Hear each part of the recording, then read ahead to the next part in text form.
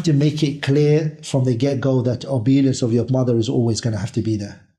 There is no way that you can be married to your wife and be disobedient to your mother. So that needs to be made clear in the beginning. But what you need to do is, you knowing both of them, their character and their personality, this is where your siyasa, you being the man in the marriage, comes into place. This is what you do, brothers. Number one, you be fair to your wife if she feels a certain way. Some brothers, they disregard the wife. And some brothers, they align with the mother. So insaf is important. Insaf means what? Justice and fairness is important. Insaf is zawja, because she's come in, automatically you pound on her, you put all the blame on her. And that's not fair. Allah subhanahu wa ta'ala prohibits injustice. So insaf is zawja. How is that? By recognizing her rights. بِمَعْرِفَةِ حَقِّهَا. Recognizing that Allah subhanahu wa ta'ala, He's given her rights. So that means you don't take everything you hear about your wife. You don't accept it on face value. You don't. That's an important point. Another one is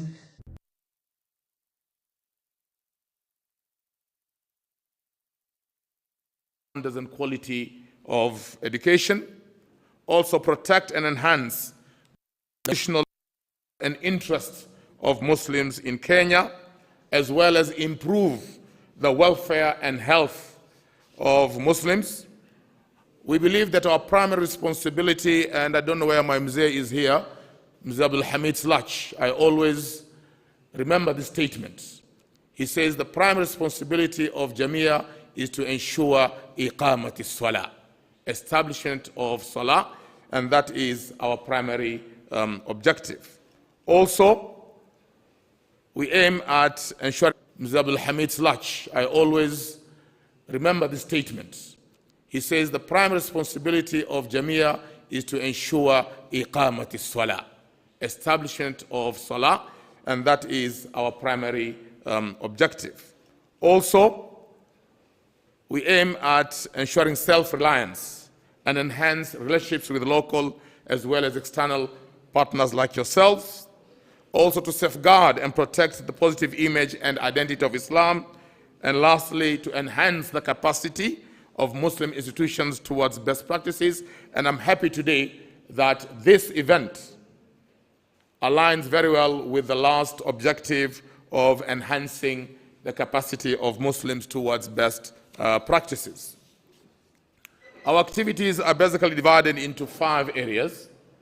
I said primarily it's da'wah, propagation of Islam, and I have my elder here, Sheikh Ibrahim Lidhome, who is the convener of the da'wah subcommittee, and inshallah he will enlighten us as to some of the activities that we engage in to propagate Islam. Secondly is education support. Alhamdulillah, on average we support about 200 students yearly through provision of full as well as partial education scholarships at different levels of education. We also have a program aimed at reducing the shortage of IRE teachers, that is Islamic religious education teachers. And on average every year we have 50 teacher trainees that we sponsor at 90% tuition fee so that eventually they can add to the capacity of IRE teachers in Kenya. We are also involved in medical assistance program. We focus mainly on persons with chronic illness, and last year we were able to assist about 311 patients who are chronically ill. We are also involved in welfare activities. Every year in the month of Ramadan, we distribute dry foodstuffs and dates in Nairobi as well as its environs. Last year, we were able to do about 1,060 families in Nairobi, and also families outside Nairobi, like in Isiolo, Makueni, Machakos, Mandera, Tana River, Wajir, Kisumu, Kakamega, and Garissa also benefited. As we are told, Muslims are one nation. We also helped in collecting funds to assist during the earthquake in Turkey, Syria, as well as Gaza, and we're still continuing on the issue of assistance to Gaza. As I mentioned, we are also involved in media activities. We have the Horizon TV. I think, Professor, you had your interview today morning.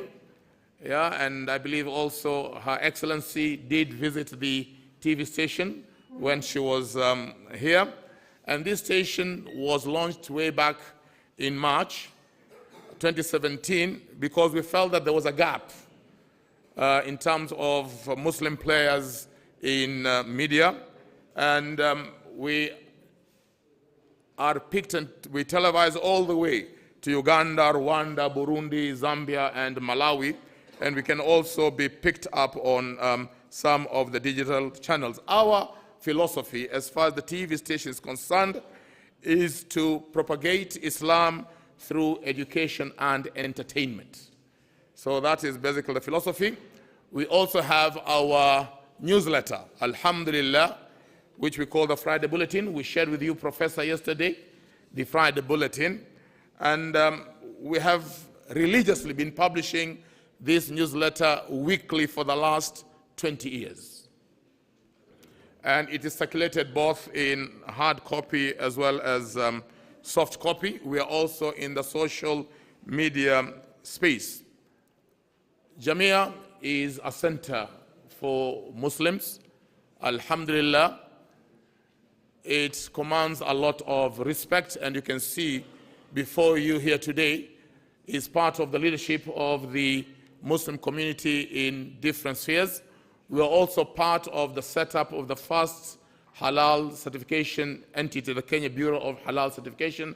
And today I'm very, very happy, Professor, and also to the Embassy of the Royal Kingdom of Thailand to have organized this. I come from the academic world, and for the first time we are having a transfer of knowledge from a scientific level, and we have a number of, I think, 4 certifying bodies here, and we look forward to partner with you, inshallah, in future to develop this area so that as you are the hub there, we also become the hub in Africa, inshallah. So shukran, and inshallah, my convener for da'wah will come in and explain more about da'wah. Wassalamu alaikum wa rahmatullahi wa barakatuh.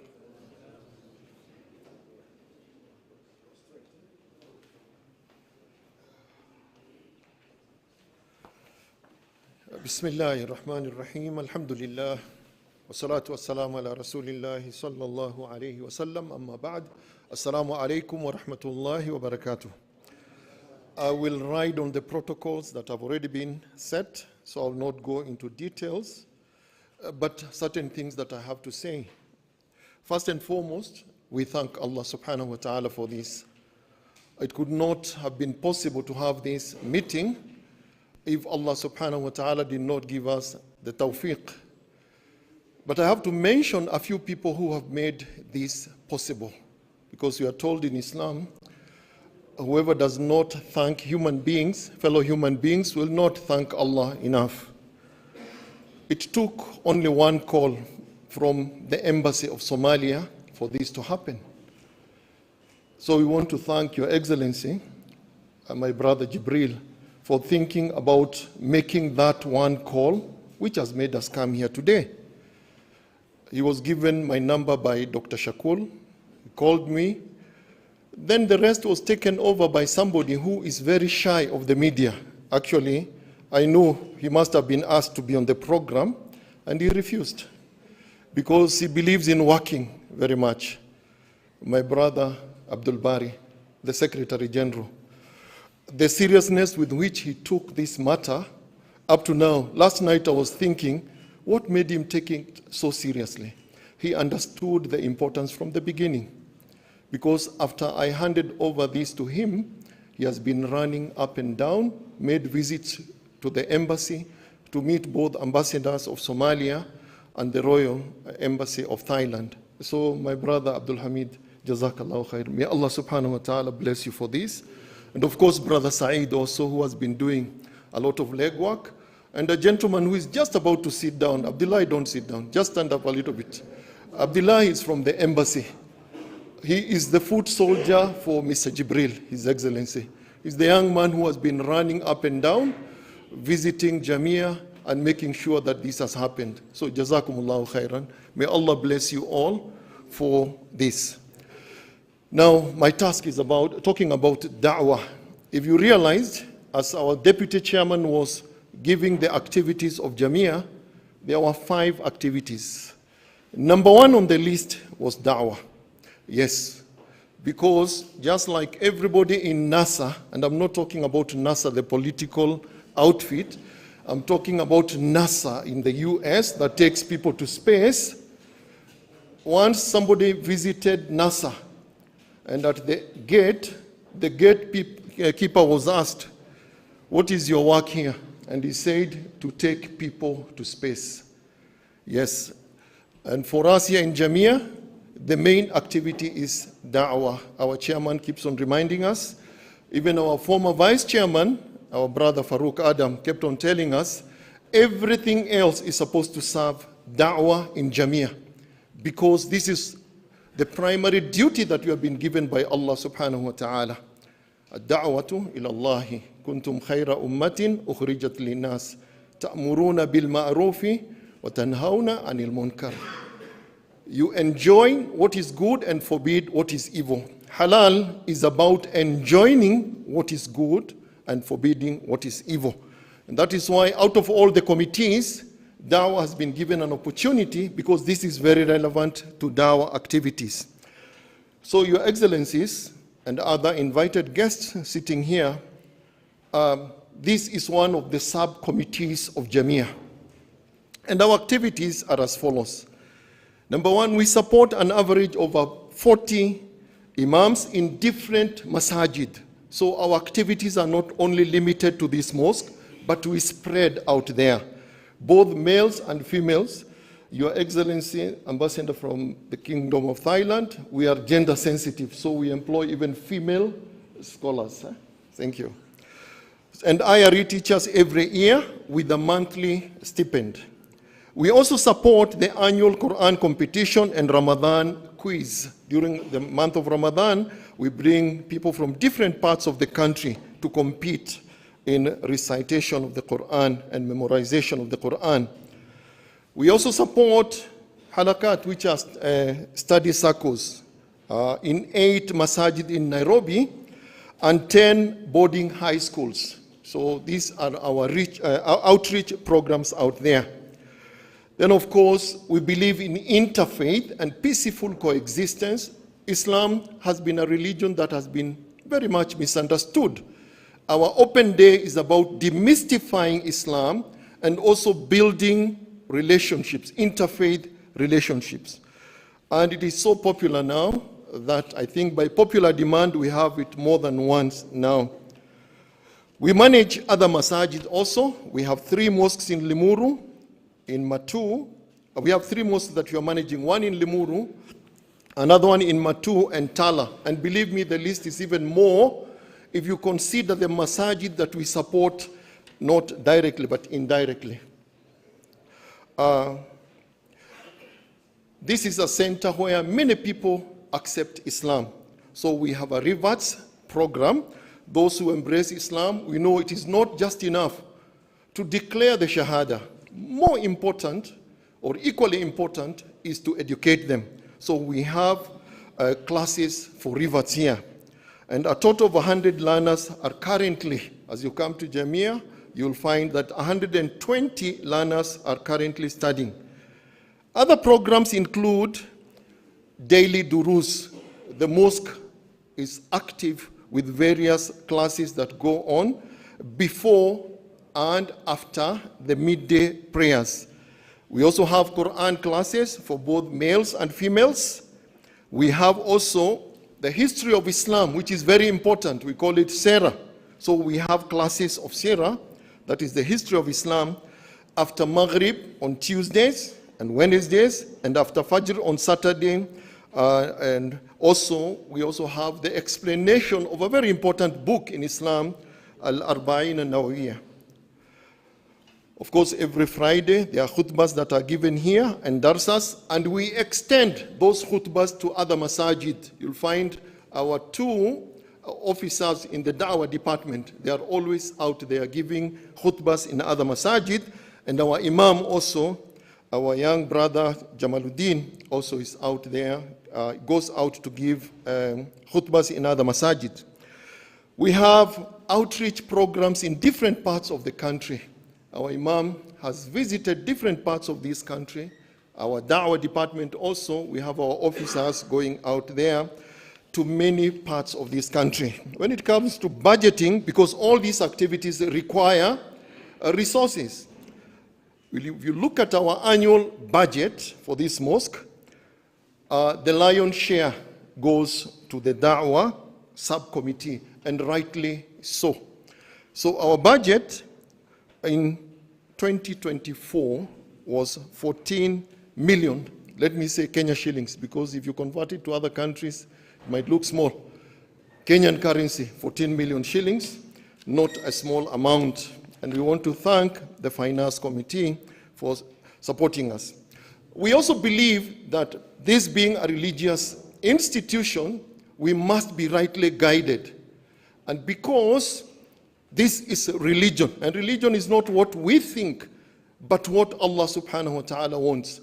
And that is why Jamia, in its wisdom, and rightly so, we are guided on all religious matters by a panel of scholars carefully selected. Our Amir is the late Sheikh Fatuhuddin Tangal, who passed away early this year. May Allah subhanahu wa ta'ala rest his soul in peace. May Allah forgive him, and may Allah grant him Jannatul Firdaus.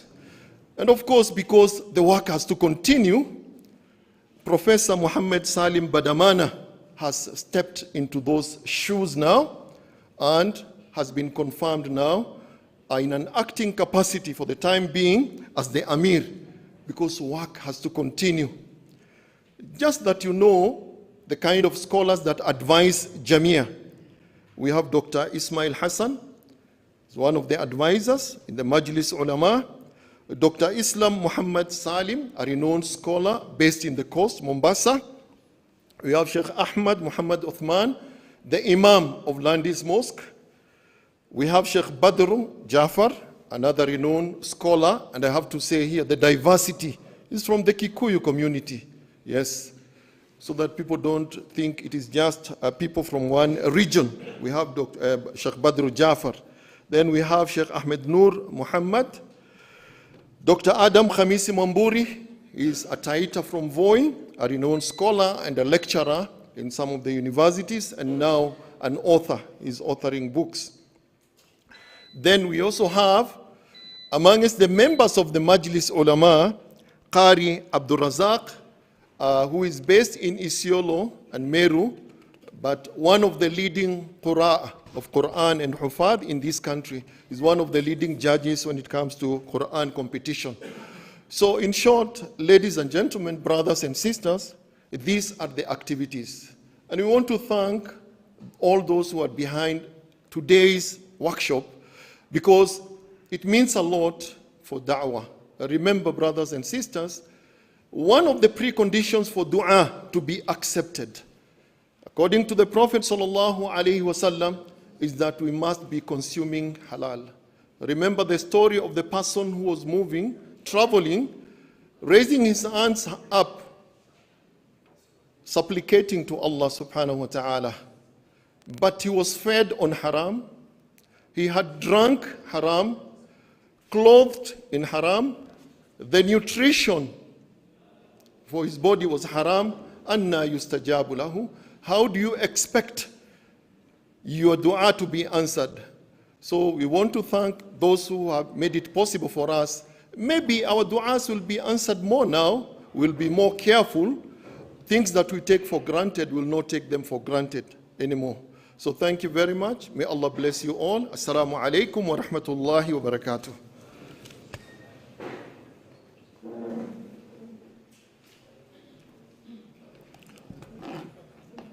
Thank you, and wa alaikum salam wa rahmatullahi wa barakatuh. Thank you, my senior, and Sheikh Ibrahim Litome. The reason I'm calling him senior is because Sheikh Ibrahim is also a lawyer just like me, but most of the times he doesn't put on what we put on. Yeah, because he's also an Islamic scholar. And I'd like also to thank our chairman and my elder, and Sheikh Osman Warfa, and Professor Isaji for that good background. I think it makes my work a bit easier. As we proceed with the rest of the program, I'd like to recognize the presence of His Excellency Ambassador Khalid Al-Kathiri of the Arab League of States and Head of Mission. Karibu, Mr. Ambassador. And on that note, I think I'll go to the diplomatic corps, and without further ado, invite His Excellency Ambassador Jibril Abdullah of the Federal Republic of Somalia. Karibu, Ambassador. As you've heard from the previous speakers, he played a very critical role in the realization of this particular event. And Your Excellency, as you come up also and as you conclude your speech, please introduce your wonderful team from the embassy, because I know they also played a very critical role. Karibu. Thank you.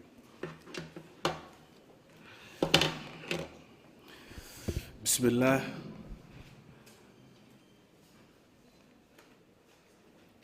And let me start by acknowledging our diplomatic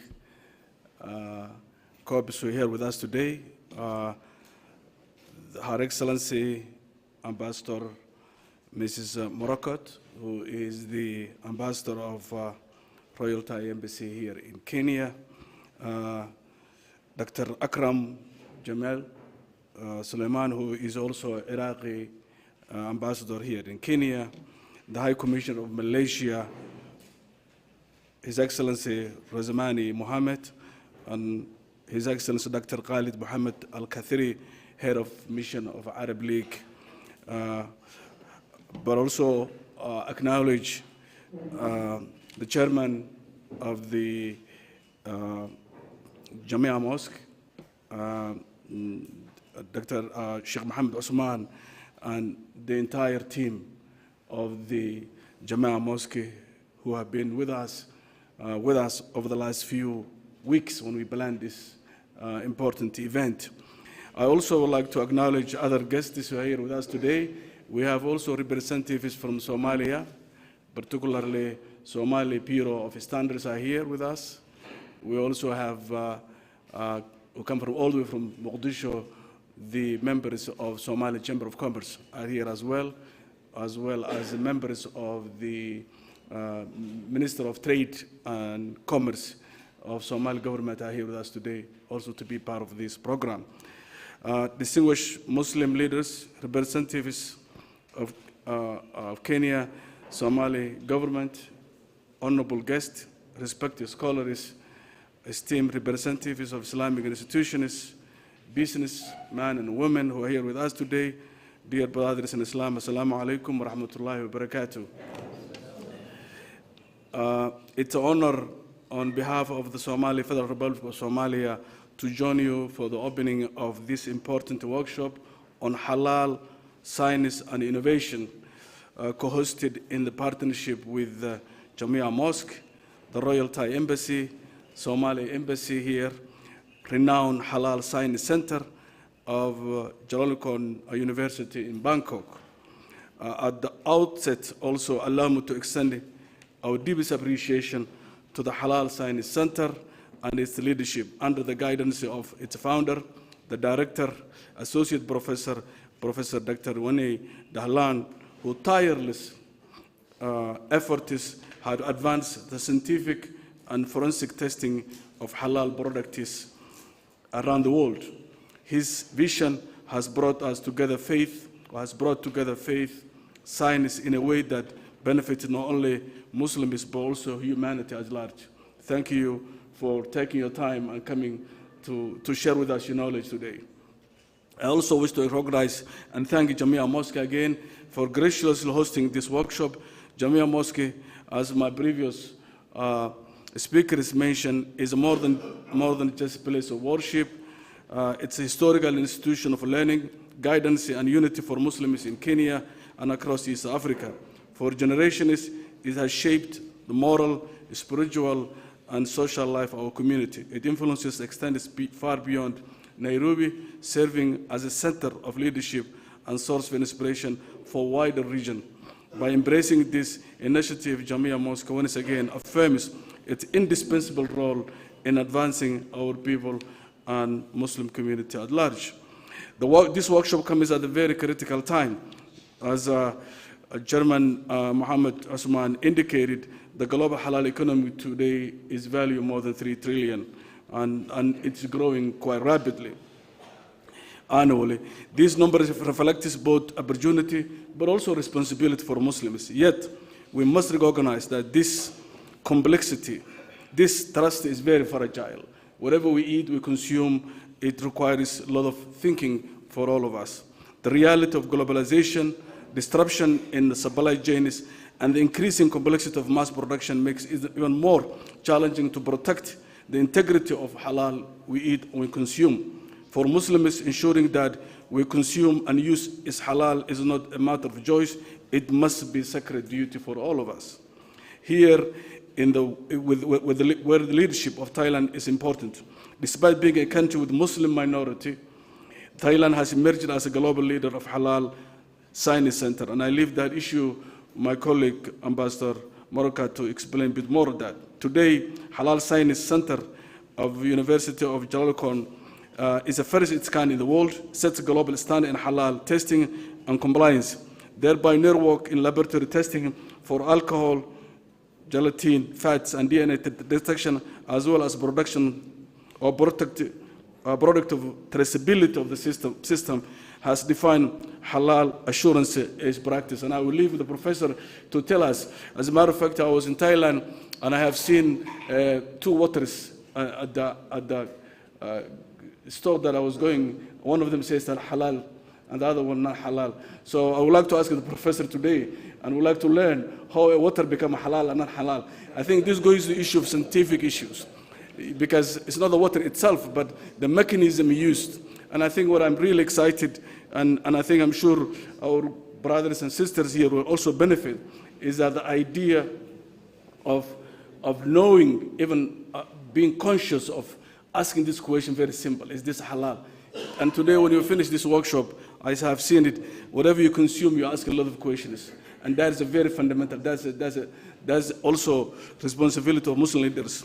It's a privilege also that this knowledge is being shared in our region for the first time. Throughout this day, we will explore jointly critical themes, the global vision of halal science in modern society, the role of science-based of halal quality assurance, the important advanced laboratory testing, an opportunity for halal trade and export. This is not merely a series of lectures, it's a platform of collaboration for building partnership between our institutions in East Africa and those in Thailand, and for the preparing of our leaders and entrepreneurs to compete with confidence in a global market. And here again, I'm thinking about the case of Somalia, where you have a large product that's brought from China, and without having any authentic scientific checking what is in there. And so we often look, when we buy products and products coming from different parts of the world, we always look, is halal, haram, or its expiry date, or when this product will expire, or issues. But that is not the point. I think the point here also, we have to look systematically, scientifically, into what are we eating. And not only what we're eating, the glass we have, someone was telling me that sometimes even the frames I make bones of dogs. So you never know what you're getting in this world. So this is a very important event for all of us. Brothers and sisters, leaders, as we participate in this discussion, let us also not forget the challenge faced daily by our community. Our markets are filled with products whose origin and process are unclear. Many consumers struggle to distinguish between halal and haram. And again, I think probably I will ask the professor also how you come up with the idea of halal certification itself. In other words, whenever you go to a restaurant, is a minority Muslim community, every restaurant you go in Thailand, you will have a halal sign. And how that comes up, how that rewarded, what are the procedures to look into it? I think here in Kenya, we have challenges because you see these signs, but who issues them? What are the procedures gone through it? So hopefully we learn from you what are the mechanisms to ensure that that kind of certification is being issued. And I think this is heavily responsibility for Ummah at large. But throughout the gathering like this, by uniting the guidance of faith with the precision of science, we can provide clarity, strengthen trust, and empower our people, of Muslim people. This is about more than certification. It's about shaping the future, a future with faith, science, and commerce come together for prosperity of our people. It's about safeguarding trust in our markets, creating economic opportunity, and preserving the identity of our community in a rapidly changing world. I wish to thank the Royal Thai Embassy, the Halal Center of Chulalongkorn University, our distinguished scholars, and once again, Jamia Mosque for their indispensable role in making this workshop possible. And particularly, I would like to recognize my friend, the Thai ambassador to Kenya, Mrs. Marakot, whose commitment and friendship have made great difference during her stay in Kenya. I think we have worked on a number of projects, and I think this is a very important project because at the end of the day of this workshop, we have more questions than answers. But nevertheless, that's the point. We need to go back with that idea. Today, we open a new chapter, one in which Africa both benefits from the contribution to advancement of halal science and innovation. May Allah best our effort to guide our decision and make this day a source of knowledge, prosperity, and unity for Ummah. And I think finally, and one of the colleagues, speakers also talk about, I think the idea here is not to lecture, but the idea of transferring technology. And I think there could not be a better place, Jamia Mosque, to take that leadership. That skill is, whether another center will be open here, whether the Halal Center will have an affiliation center here, but I think Jamia Mosque has enormous resources and leverage, as we have seen you explain to us. So I hope that by the end of this, Jamia Mosque and Halal Center will have and sign MOU to work together in the future, so that this kind of scientific-based resource is important. Finally, brothers and sisters, I think we agree in principle, because today is the introduction workshop, full day until 4 p.m. But the idea we also come out is that it might be a good idea to have a public lecture where people will not be able to attend it today, because once you go through this workshop today and go home, you have more questions. You might call your friends and say that you have to see this, you have to go through this process. Because of that, it might be a good idea that we should have another session on Thursday here in the same room, where other people, by the Asr prayer, we have more people will be able to have the opportunity to interact with the professor face to face, ask more questions. So I hope that you call your colleagues, friends, to also to attend to this event. I'm also thankful for Kenyan government. They are aware of this event. As a matter of fact, we invited His Honorable Adam Baradu, but as you can imagine, these days he has been very much tied up some critical issues dealing with the Minister of Health. But the idea is that we also, hopefully, there will be a meeting between the center and the ministry to further discussion. I understand that the center also met Kenyan Bureau standards yesterday, and you discussed about how to make sure, because that is a very important. Now, when you look expiry date and issue date, then you have to ask, is this halal, and is halal scientifically proven, so that the Muslims are getting better benefit of this. Assalamu alaikum wa rahmatullahi wa barakatuh.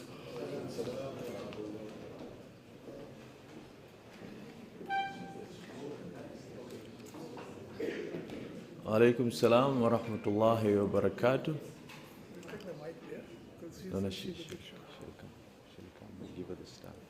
And Madam Ambassador, we are discussing your situation, so you can just come up and we'll just set the mic. Hisham? No, it's okay. There's a platform. It's okay. You're okay. Take it.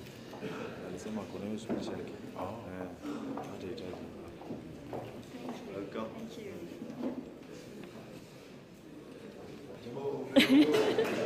Much taller. Thank you. Asante sana. Oops. Need to adjust this.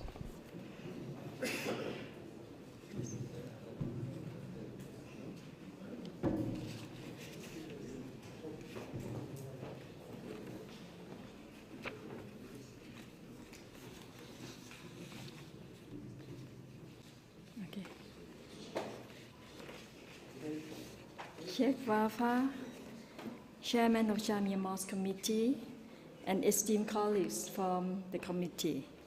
His Excellency Mr. Jibril Ibrahim Abdullah, Ambassador of the Federal Republic of Somalia to Kenya, distinguished ambassadors, high commissioners, Muslim scholars, and other guests. Jambo, Salam Alaikum, Sawadee. Peace be upon you all. It's truly a privilege for me to welcome you all and our distinguished participants today. On behalf of the co-host, including Embassy of Somalia to Kenya and the revered Jamia Mosque, we are deeply honored by your presence at this event, which certainly stands as a milestone of people-to-people connectivity between Thailand, Kenya, Somalia, and East Africa. To begin with, this initiative is a fruit of Professor Dr. Vinay Dalan, the visionary founder of the Halal Science Center, which is not only just world-leading, but also the world's first research center of its kind. Dr. Vinay widened our horizon on how science can provide reliable evidence in line with Islamic principles of halal. With Dr. Vinay's dedication and success, halal science expanded beyond the academic world. With supports from the Central Islamic Committee of Thailand, or we call CICOT, relevant authorities, entrepreneurs, and Thai peoples as a whole, halal science has since been well incorporated in our relevant products and services for those who seek halal certification with confidence. Thus, I'm honored to host Dr. Vinay and his team this week to showcase halal science to you all today. Excellencies, distinguished participants, as you may know, Thailand is a non-Muslim majority country, yet Thais greatly value peaceful and harmonious coexistence among different communities, as one of our strengths is our eagerness to embrace cultural diversity. This is tradition deeply rooted in our history and reflected in our contracts by our monarchs for centuries. To this day, His Majesty King Mahawachiralongkorn พระวชิรเกล้าเจ้าอยู่หัว or King Rama X, continues to embody this heritage, showing and following the royal works by the late King, His Majesty King Bhumibol Adulyadej the Great, who has been regarded by Thais as father of the nation, and His Majesty was also presented Lifetime Achievement Award from UNDP in the years 2006 by the Secretary General Kofi Annan. To this day, Thailand is proud to present halal sciences to serve all Muslims and those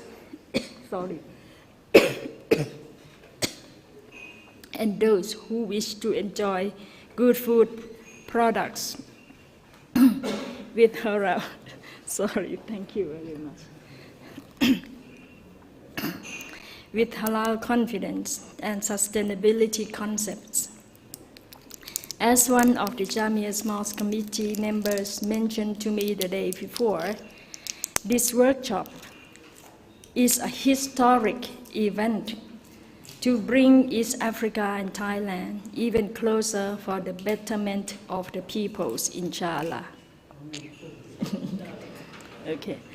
I wish to also further emphasize that the lifelong works of Dr. Vinay Dalan have been internationally recognized by many, with Dr. Vinay have been listed as one of the world's 500 most influential Muslims and the world's 16th most influential Muslim scientists in science and technology. Before I close my remarks, may I request our Chulalongkorn University's team, young and pretty Thai men and women, please stand up to show yourself a little bit.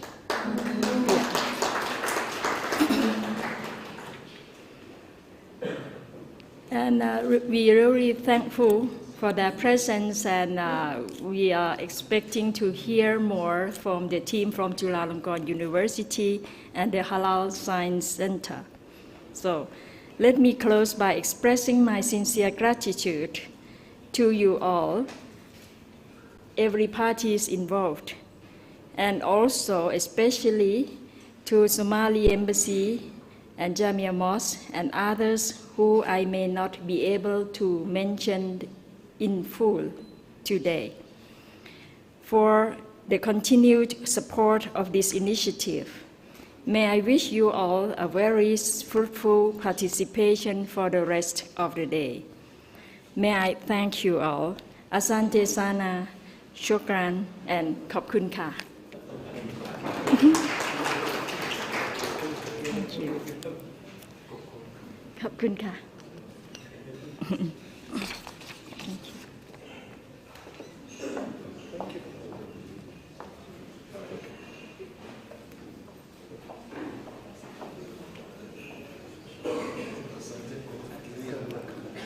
Thank you, Madam Ambassador. I think now we are done pretty much with the ceremonies. Ladies and gentlemen, respected elders, it's now my pleasure to introduce our keynote speaker. Professor Dr. Vinay Dahlan, the founder of the Halal Science Center in Bangkok, Thailand. Professor Vinay earned his PhD from ULB, Belgium, and has over 30 years of experience in halal science, delivering lectures worldwide. He has received, as you've heard from the ambassador, several international and national awards, and has been consistently recognized as one of the 500 most influential Muslims by Jordan's Royal Islamic Strategic Studies Center for 16 consecutive years, from 2010 to 2025. A distinguished scholar whose work and research has contributed significantly to the understanding and advancement of halal science. His center's expertise has helped bridge the gap between theory and practice, and the insights continue to inspire both academic and professional communities around the world. Ladies and gentlemen, please join me in welcoming Professor Winan to deliver his keynote address.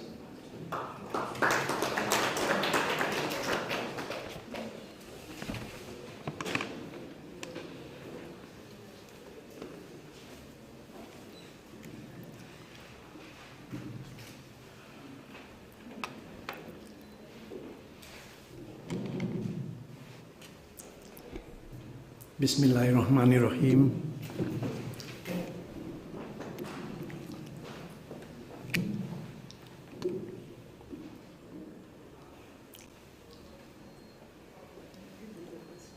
Alhamdulillahi Rabbil Alamin. Wassalatu wassalamu ala alafil nabiyah wal mursalin wa ala alihi wa sahbihi ajma'in. Assalamualaikum warahmatullahi wabarakatuh. Her Excellency Ambassador of Thailand to Nairobi, His Excellency Ambassador of Somalia to Nairobi, His Excellency Ambassador of Iraq to Nairobi, Chairman of Jamia Center, Vice Chairman, Imam, Executive Member of Jamia Masjid of Nairobi, distinguished guests, ladies and gentlemen. First of all, I would like to shukr to Allah subhanahu wa ta'ala for providing me really great benefit to be here, for sharing my experiences to all of you here.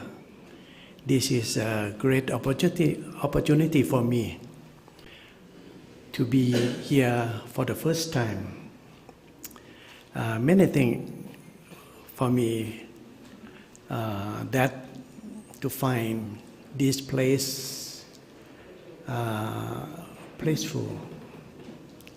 I think that this is a very good opportunity for me and my team. I have with me the new director of the Halal Science Center, Dr. Ponpimon Muhammad, the deputy director of the Halal Science Center at Chulalongkorn University, Dr. Anat Den Yingyod, our prominent scientists, Dr. Nachwa Yanya Santi Warakun, and also the director of the Muslim Center at Chulalongkorn University, Dr. Saravut Ari.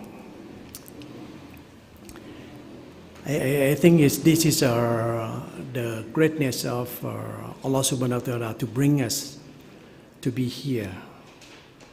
And I all the time think that this is hidayah that finally bring us to meet each other here. I would like first to present to you, this is the topic that I was assigned by Her Excellency Ambassador of Thailand, the Global Halal Vision, the role of modern Muslim society. This is something surprise maybe for you. Thailand is non-Muslim country. The majority of the population there is more than 90% are Buddhists. Only 6 to 7% are Muslim. Nothing different from Kenya. And this is a very good model to bring us from Thailand to here. And then to provide to all of you about our experience as a Muslim minority in the country, how we survive there, and how we develop the halal side knowledge at the non-Muslim country there. We all the time think that that also the vision of non-Muslim executive authorities in the country, especially from the Ministry of Foreign Affairs 20 years ago. I myself, I initiated the Halal Science Laboratory at the university as a Muslim in the university in the center of Bangkok, in Thailand. You know, Thailand was one of the biggest food producing country. We export a lot of food to the world. I, as a Muslim, regularly question time to time whether this is halal for consumption, because the majority of food ingredient or product available in the market produced by non-Muslim. Nothing different from your country here in Somalia, or even in Muslim country, because all ingredients available in the industry, they're from non-Muslim hand, how can we be sure that's a halal for us or not? Then, as a Muslim academician in the university, I was asked time to time, can we investigate the halalness of the product? And then, as a Muslim, we know that فَذَلُوا عَلَى الذِّكْرِ إِن كُنتُمْ لَا تَعْلَمُونَ. If you don't know, try to find the one who know. And Muslim community at that time, they thought that I was the one who know. But I was not. And that's why we had to find the way to learn, to know. Then I will give to all of you about our experiences in Thailand, how we survive in the non-halal atmosphere in that country. Okay. We all have a mobile phone. We have, you will see, QR code. All of my presentation inside, please scan QR code. And if you cannot scan, then our staff will bring QR code to you. Then you can, then we can go together with the slide for explaining about the information of my present today. Okay. Now I was the former director. I left the office, the directorship, at the beginning of this year. Hand over the position to our lady, Dr. Pornpimon. The time is for young generation. We have to be ready for the retirement. Then I think now the work of the halal side in good hand of our young scientists. Okay. I have maybe 2 or 3 hours with all of you here, and I try to separate, and maybe we can shorten my presentation because all of you have my slide presentation inside your mobile. Then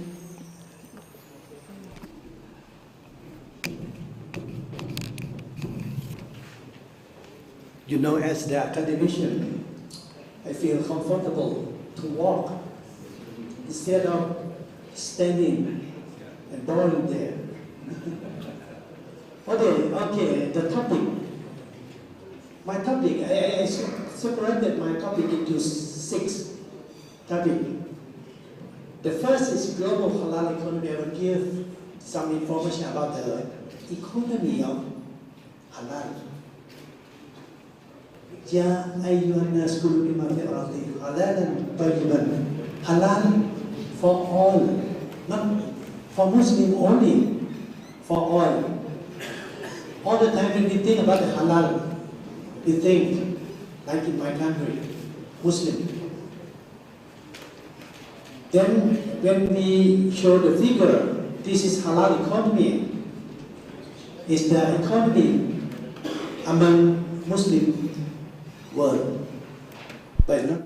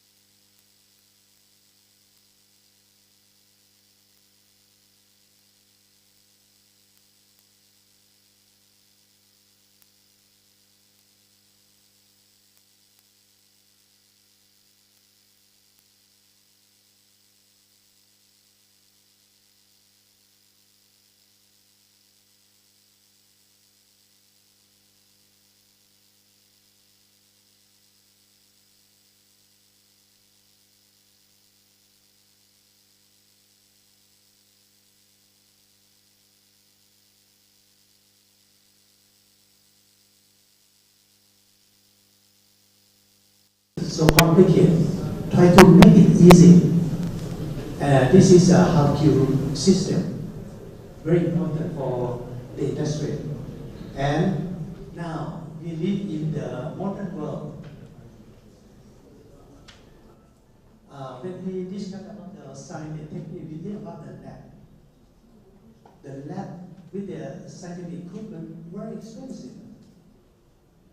Very expensive. Trying to make it easy. Then we develop the blockchain. We requested from the government to develop Halal blockchain. I will show you how it works. And the last, the modern Muslim society. I will give you something in brief about the Muslim society in Thailand. Okay, I will go. First, global halal economy. Brief about Thailand.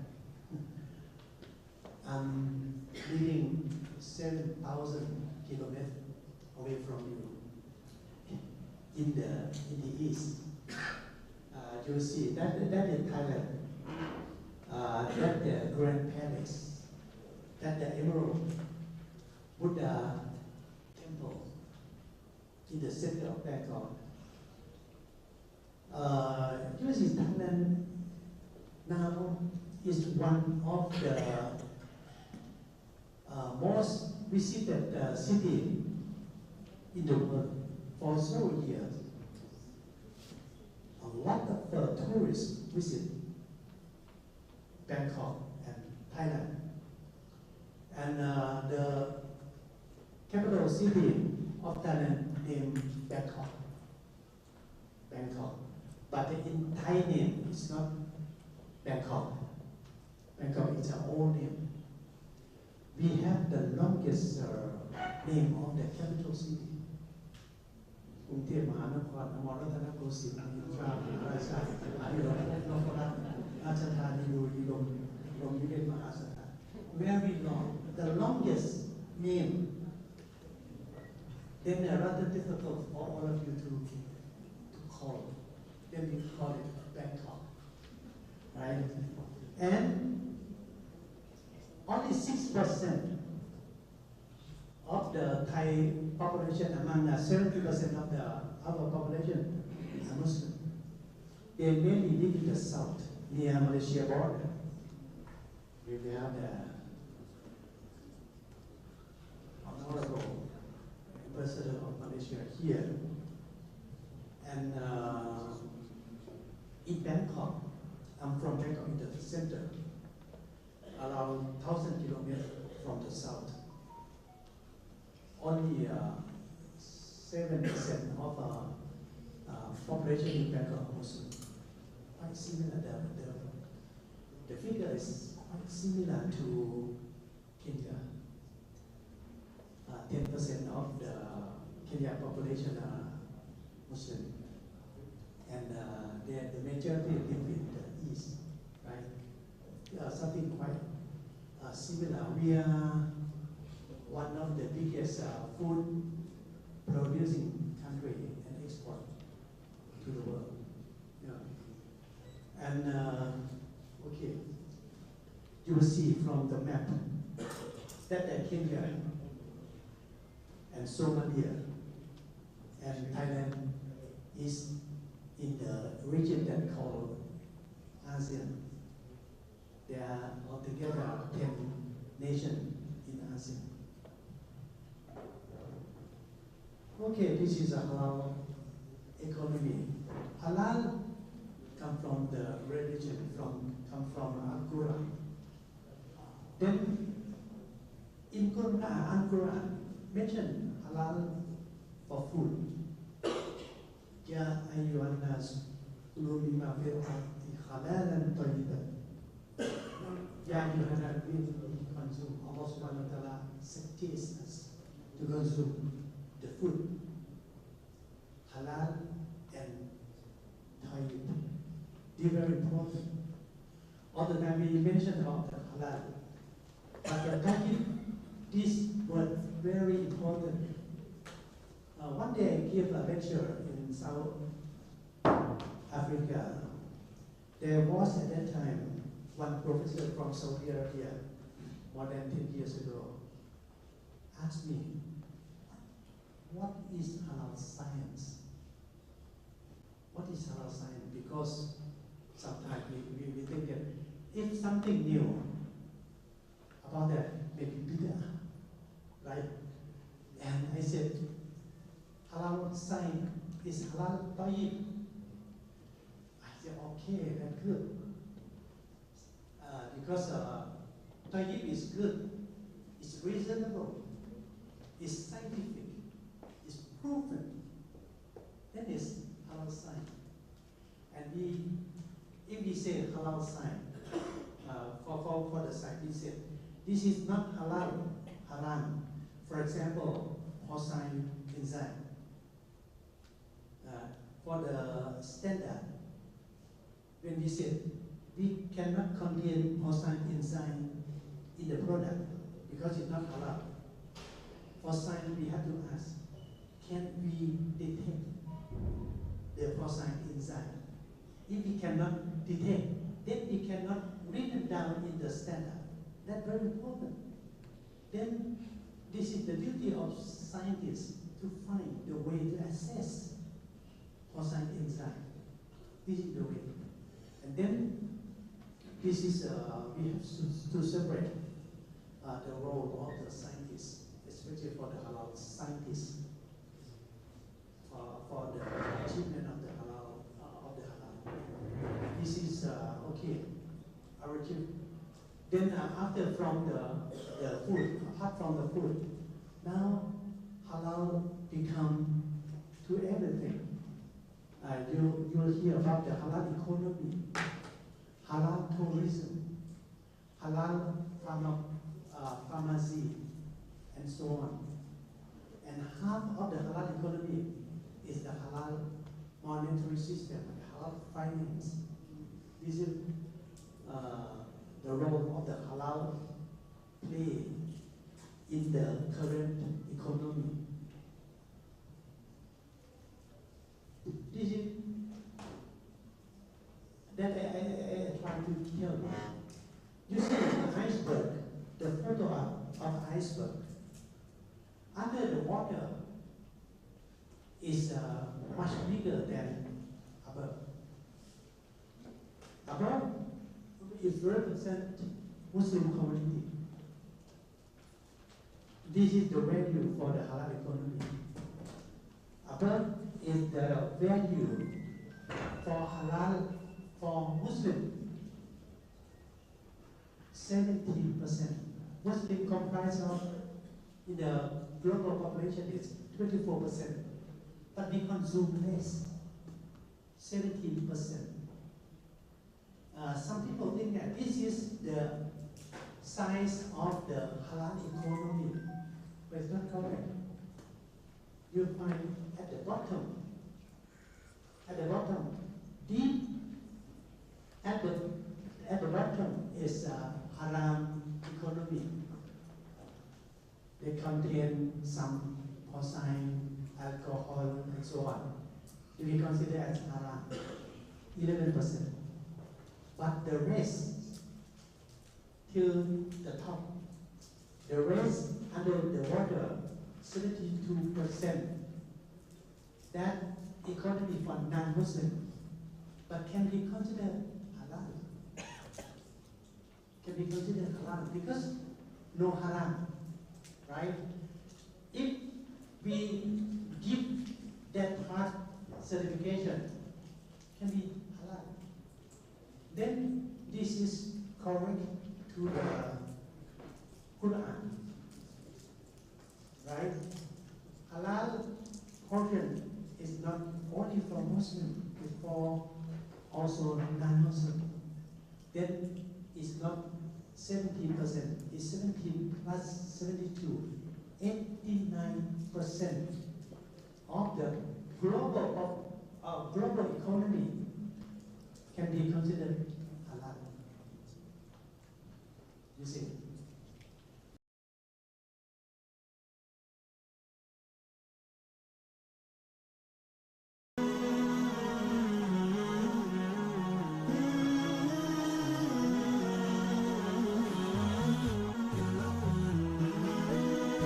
Horizon TV, the beacon for the nation.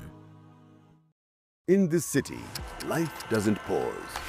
While others are fumbling for cash, looking for their cards, typing pins, waiting, you tap. Every tap, a power move. A sign, I'm here, I'm present, unstoppable. And for everyone still stuck counting cash, they're watching, they're waiting, they're behind. But you've got Premier Tap. No effort, no hesitation. Just tap, move, live. Thank you very much. Join the tap line. Join the movement. Be part of the future that's here now. No cash, no card. Just tap. Get yours today at Premier Bank. As the sun rises, so do we. As we trust it to rise and set without any worries interrupting your day. StarTime's home solar solution with solar panels, hybrid inverter, and lithium battery.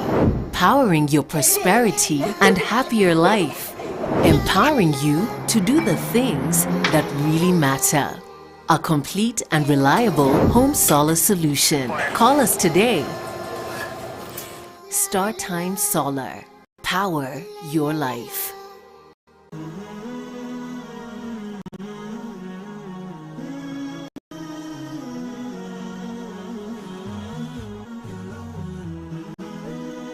Horizon TV, the beacon for the nation.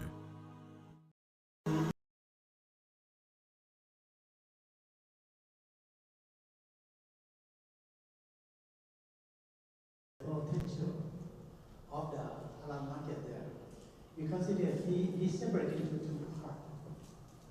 Halal for Muslim we call it tapped potential. Halal for non-Muslim we call untapped potential. Then there are potential for Muslim to find our size of the economy. This is a administrative pyramid for Muslim in Thailand. In Thailand, we have the act. We call the Islamic Organization Administration Act 1997. In Thailand, there was an act mentioned about the authority of the Muslim community in the country. We separate like a pyramid, Muslim into several levels.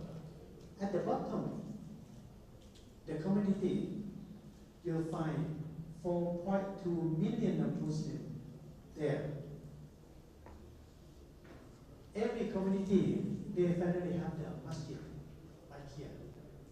And the masjid have executive committee of the masjid. Altogether, there are 4,100 masjid in Thailand. In Bangkok, only there are 184 masjid in Thailand.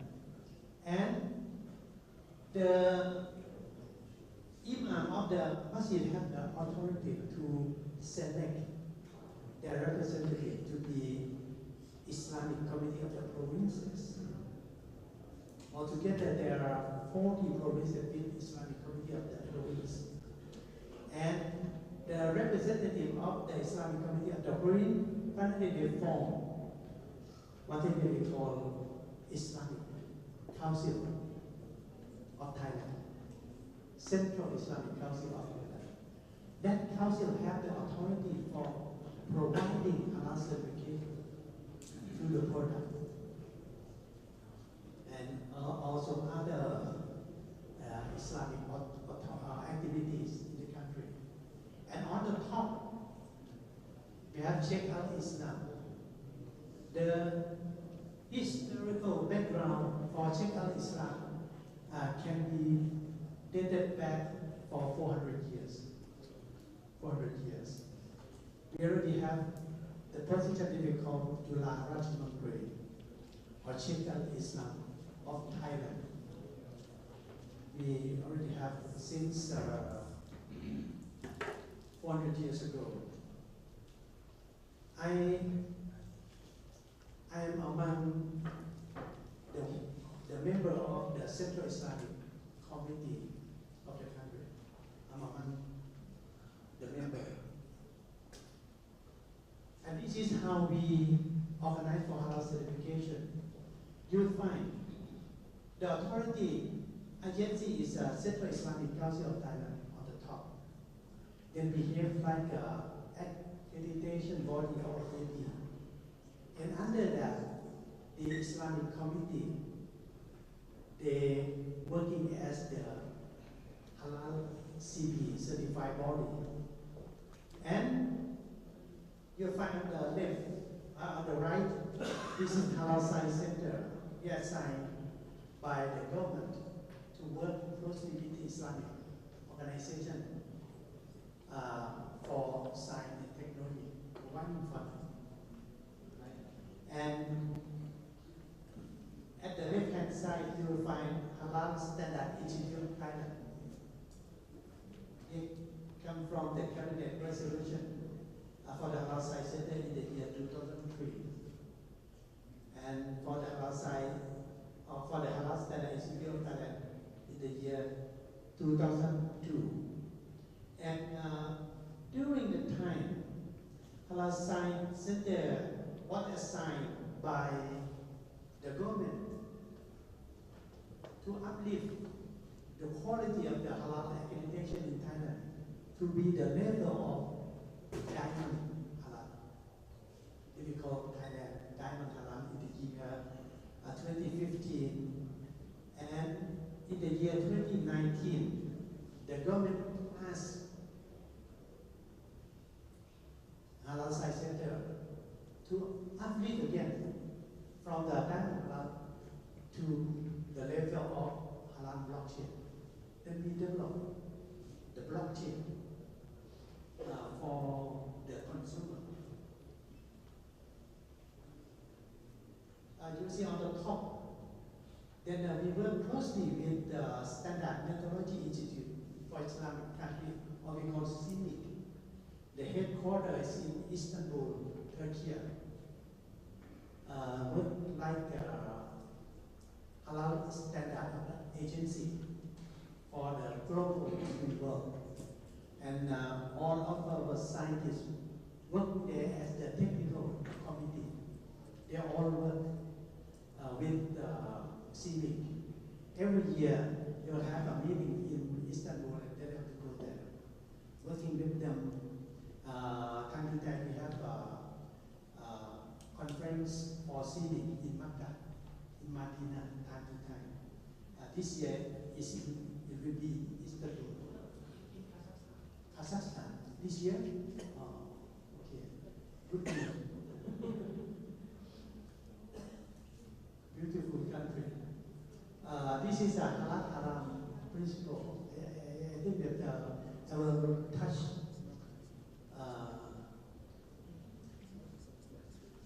briefly about the principle.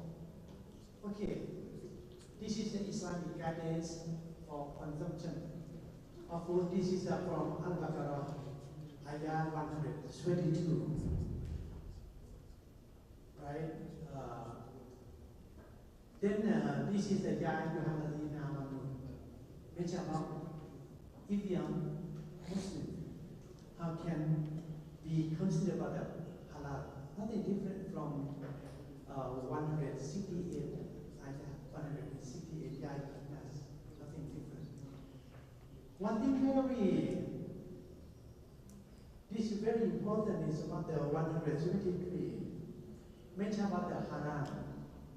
One that Allah subhanahu wa ta'ala forbid us not consume all kind of haram, carrion or animal not slaughtered according to Sharia.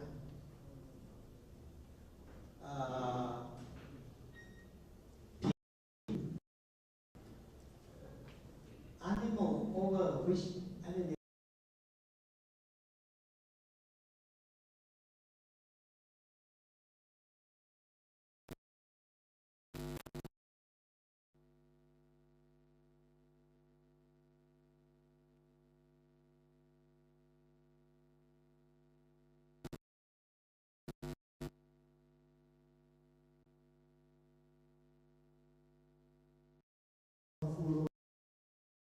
forgiveness,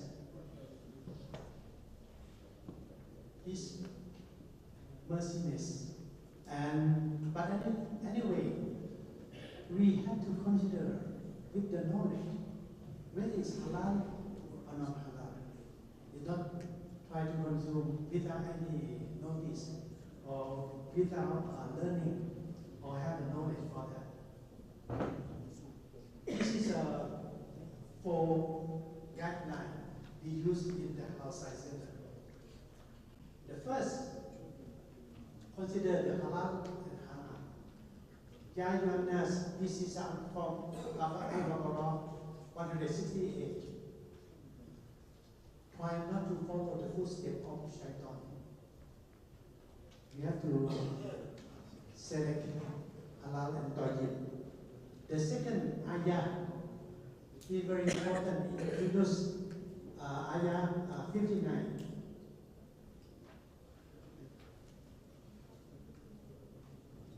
If we have to say this is lawful, halal and haram, we have to follow the guidance from Al-Quran, not to say by ourselves or from our feeling. Al-Anbiya, this is also very important. وَمَا أَرْسَلْنَا قَبْلَكَ إِلَّا رِجَالًا نُوحِي إِلَيْهِمْ. Allah subhanahu wa ta'ala sent messenger to the world with knowledge. With knowledge. And this is the guidance to us. فَاسْأَلُوا أَهْلَ الذِّكْرِ إِن كُنتُمْ لَا تَعْلَمُونَ. If you don't know, find the one who knows. Very important. And the knower mentioned in Quran use the word azikri. Azikri. Azikri. We don't know what the meaning of azikri means. And we try to find, and then finally, from the last ayah, Al-Kahf, ayah 60, Majma' al-Bahrain, Majma' al-Bahrain, may refer to that knower. Majma' al-Bahrain means to say combined, to see combined. Maybe this is the hint from Al-Quran. The people who know both sides, or more than both sides, about the Sharia together with science technology, we don't know, but some ulama said should know both sides. Right?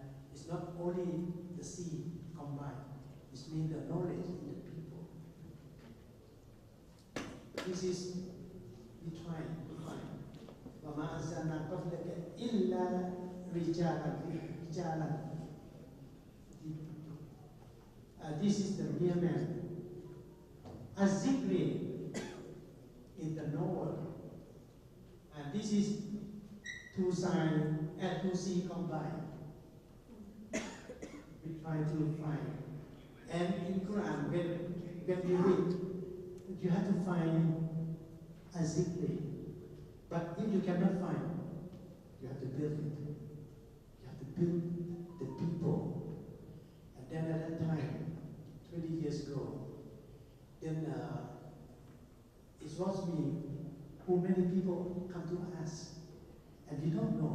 Finally, we have to decide to build the Zikri up. And now we have 7 PhD in science technology working with me. Yeah. And then time to time we discuss about the Sharia. We have the committee for Sharia to giving us the knowledge on Islam. Okay, this is the way we build up the system. And we developed a system that we call 2AI.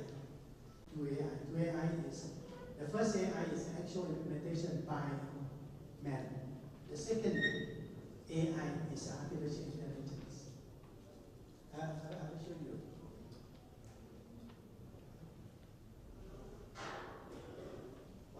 Yeah. Okay. Yeah, this still okay. Then see from your mobile. This is something like the people who say this is halal or not halal should be ulama, not the scientists. The scientists work something like a nurse in the operation room. The surgeon, ulama, who do the operation. The scientists work like a nurse to provide the tool to the ulama. It's not us. We never give any fatwa hukum for the halal. We give only advice, especially the information from the scientific to the ulama, and then let the ulama make decision. This is the way we work at the Halal Science Center. We work closely with the Central Islamic Community of Thailand. I will give you, this is a very important this is a very good case. It happened in Indonesia in the year 2001. This is the case. You see from here, it's about one chemical called INS 631 at the bottom. In the industry, they don't know what the name of that chemical. They know only the number. INS 631 is a disodium inositate produced from tapioca, natural product, tapioca halal. How to produce? Use bacterial fermentation, also halal. They grow bacteria by using culture media, also halal. They use protein to provide to the bacteria from soybean, halal. The problem was that the protein, to hydrolyze protein, to cut down protein into the pieces, they use enzyme from pig. Halal? We don't know. We don't know whether it's halal or not. But anyway, Muslim community refused in Indonesia in the year 2001. There's a big scandal in Indonesia in the year 2001. It happened again in Pakistan in the year 2009. You see, it's not only one chemical. We found at the Halal Science Center other 85 chemicals quite similar to that INS 631. It means that still many chemicals with the same property as INS 631 available until now. This is when we consider about the Sharia, because to prepare this, they use plenty of water to flush out. Can we consider as istilah? We don't know. We have to discuss, but we have to provide the knowledge to the Sharia people. They use plenty of water, and until then they change the chemical structure. Can we consider istihala? Then we have to provide the knowledge to the Sharia people. Also, 2 or 3 years ago, about the vaccine. Here, this is a vaccine 2 or 3 years ago. To develop vaccine, they use a virus. But to flush out virus from the container, they use protein called trypsin. Some trypsin, they're from pig. Can it be considered as halal or not halal? We don't know. to procedure can be considered is the halal or is the not, or even darurah is essential. This is the knowledge from scientifically we have to provide to our ulama to protect ulama from the day after. This is very important. Then we have to provide the knowledge. This is the role of science and technique that we call halal science. We have to discuss together with our ulama. Then I think I spend time enough. Then we have the time to break, to rest. Then we come again to continue our presentation. Thank you, Professor. So I think you made my work easy. And so let's just make it quick because as you can see the momentum is gathering, yeah? So let's just take not 5 minutes, 2 minutes, pick our tea from outside there, and then we proceed. So that we don't lose the yeah. So while we are taking, I'll give an opportunity to our guest, the Mosque, the head of mission of the Arab League, to make a few remarks. As the guest certainly taking the tea. Thank you very much.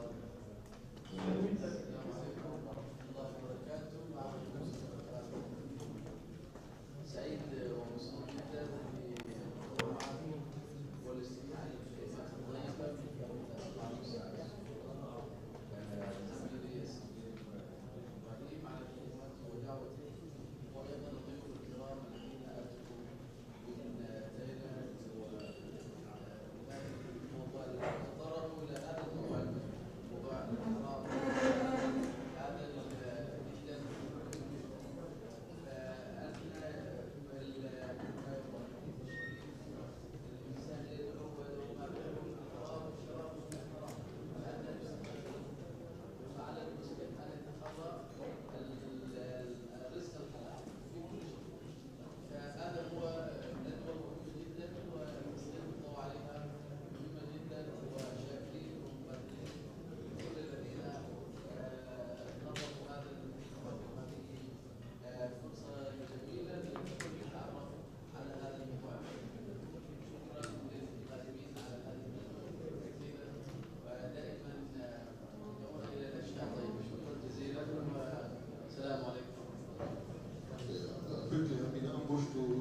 translate. I'm not the best in Arabic here, but I'll quickly do the translation from His Excellency Dr. Khadi.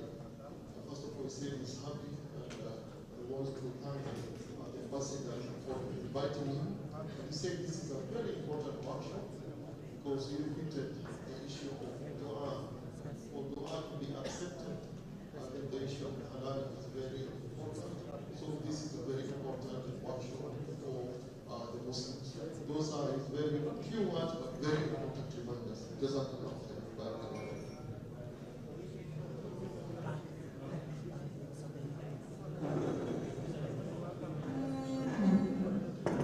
We will also keep our guest, also the ambassador for Malaysia, also say a few things. We might not get a chance to.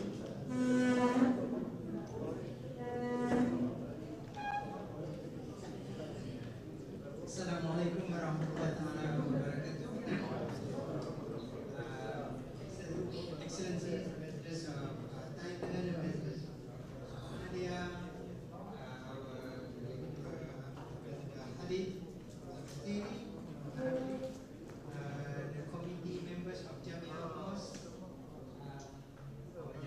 Professor Dahlan, Vinay Dahlan, sorry.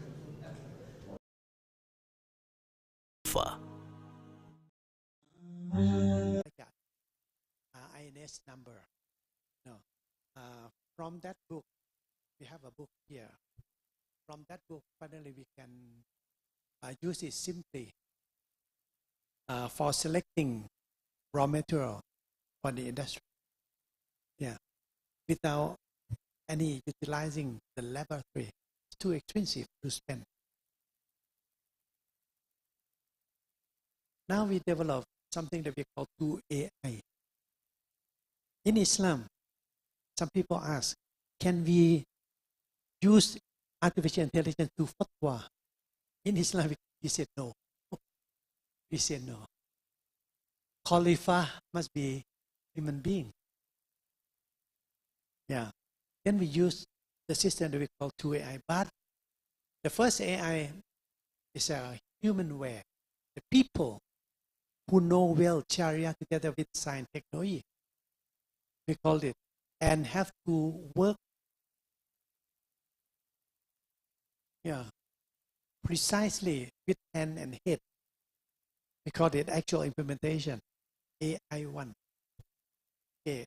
AI2, then finally it becomes artificial intelligence.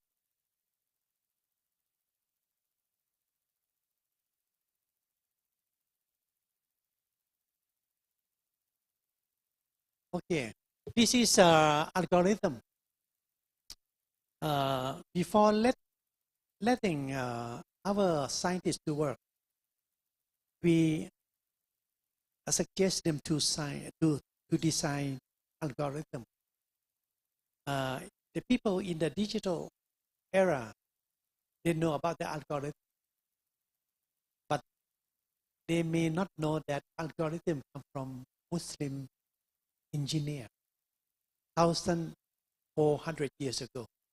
Al-Khwarizmi design algebra, mathematics, and algorithm. Algorithm is come from the name of Al-Khwarizmi. Then we use the system of Islam. This is how we develop algorithm. And we have MOU signing with the OIC agency. You see, in Makkah Forum, during Makkah Forum this year, with the ICCD, Islamic Chamber of Commerce and Development in Makkah. And this is, I will skip this topic. Halal standardization calculus system, you'll find all. If you like to know about this kind of literacy, let's talk to our ambassador. Yeah. Then you may send some people, scientists, engineer, to visit Thailand. We already implement the system in 1,172 factories countrywide, and more than 200,000 workers already educated in the system.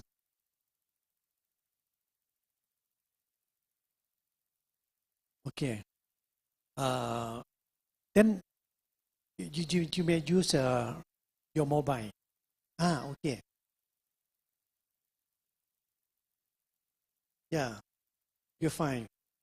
Then we separate our system into 4 phases. First phase is for the lecture. Then to visit the factory.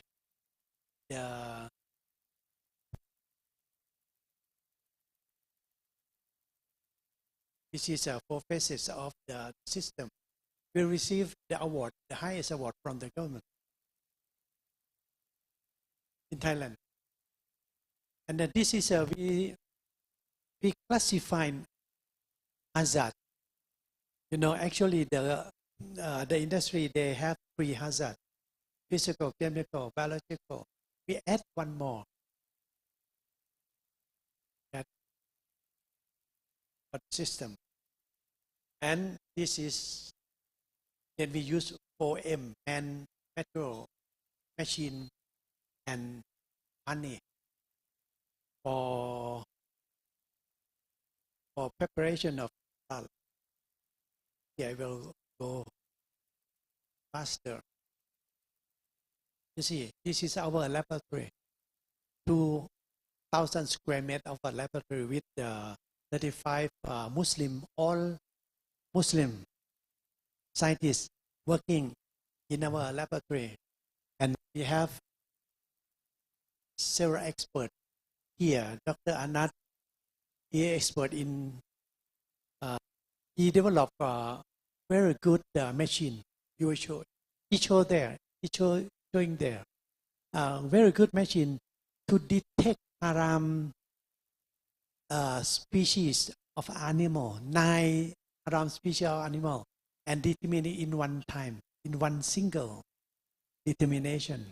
He patented his machine already, and then it make it very easy way. And I published a book. This is we published together with the American Islamic Association. We call IFANCA. This is a book we develop a 4 technique for analyzing haram. Here. And you see, Dr. Pon Pimon, she was sent by OIC, CIMIC, to Uganda for giving a training to 30 Muslim scientists from 13 African countries, training there. And she also sent to Bangladesh and Saudi Arabia for giving training. And if Somalia, together with Kenya, would like the expert from Halal side in Bangkok, I asked her if she can come here for giving us some training to the scientists here. She said, very happy to do it. To discuss with our person. Okay, this is the H number. Make halal accreditation very easy. This is the H number. This is the first ever book for halal. Then they're easy for analyzing of. This is the detergent that we use in the factory. We develop ourselves and fatwa by ulama, the biggest ulama. One of the ulama became the Sheikh al-Islam of Thailand.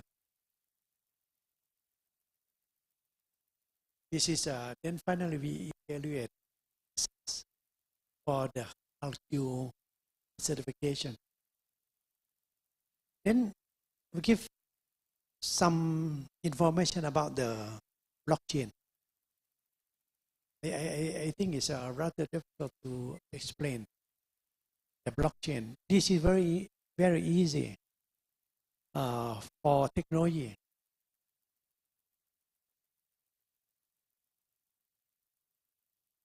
This is how to develop blockchain. We separate the technique to 4 phases, to 2 phases.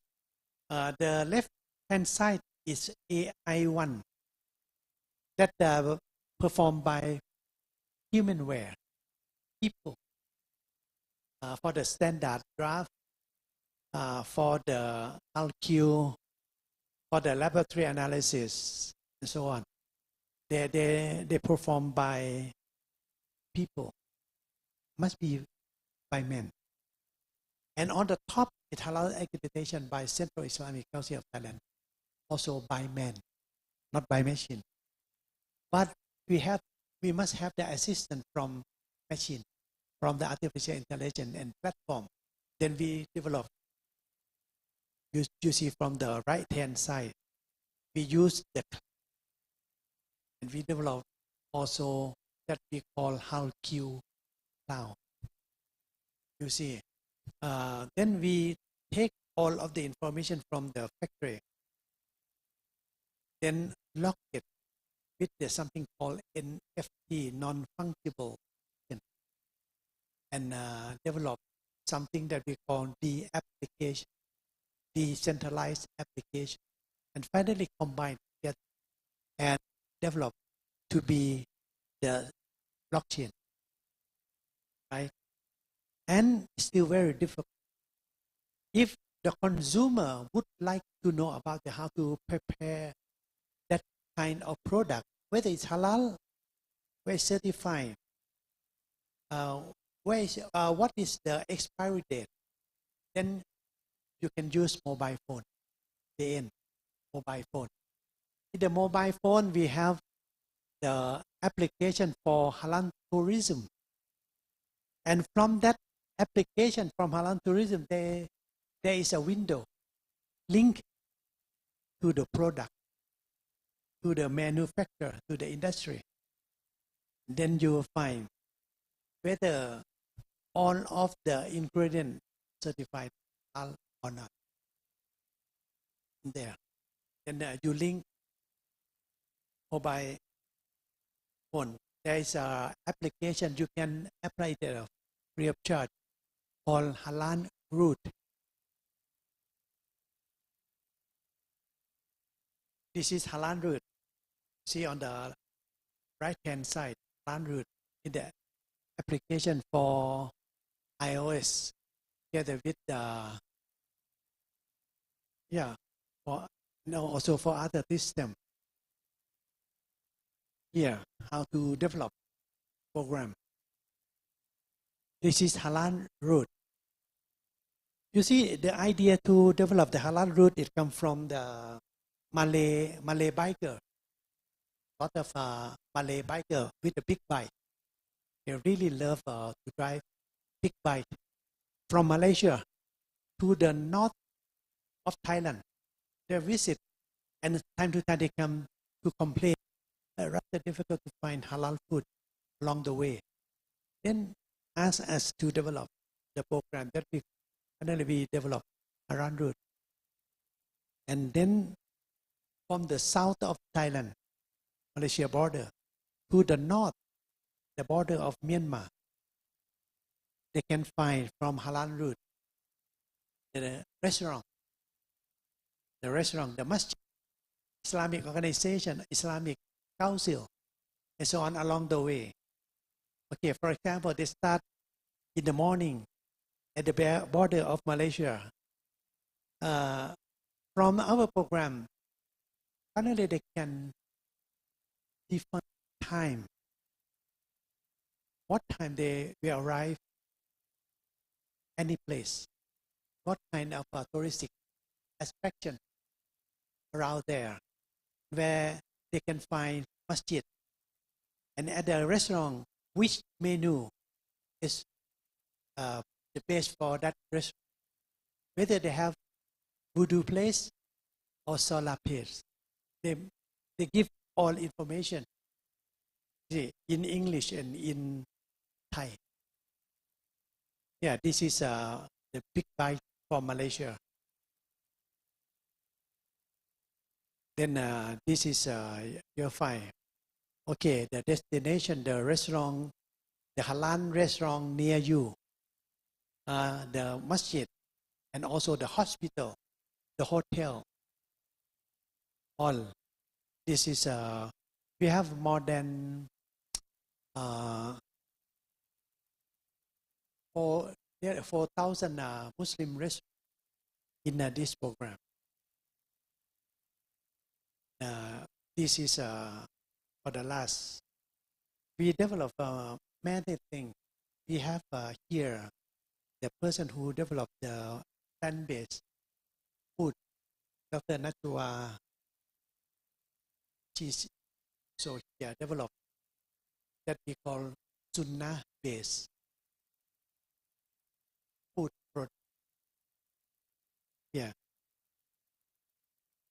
From Habatus Saudi, from the Sunnah plant that we developed finally to be some food supplement. Yeah. Using our technique to coat protein, some kind of phytonutrient inside, then finally make it to consume easily in food supplement. Then we develop many innovation here. You see, I will not give some. This is a research and innovation, and we also develop some kind of precision agriculture in the north. Methodology for that. This is a try to shorten my. You see, this is Thai. In Thai, THAI, there's also THAI. Thai. Thailand Halal 2AI square. We separate AI into two dimensions. Each one square have 4 corners. Then when it combined, there's 8 corners. Right? The Islamic architecture. This is the model of the Thai Halal 2AI squares. Then this is the way that we try Islam with Thailand from the Halal Science Center. I think that try to some for discussion and also for having a group photo.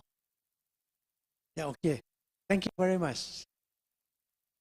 Thank you very much. Wabillahi taufiq wal hidayah. Wassalamualaikum warahmatullahi wabarakatuh. Alaikum salam wa rahmatullahi wa barakatuh, Professor. And we reserved the last 20-25 minutes for a question and answer session. Then later on we'll do a group vote. But how do I handle it? Well, let me just pick randomly, yeah? So anyone with a question, just lift your hand and then. But very interesting things we've had. I think for me what was outstanding, Professor, is you've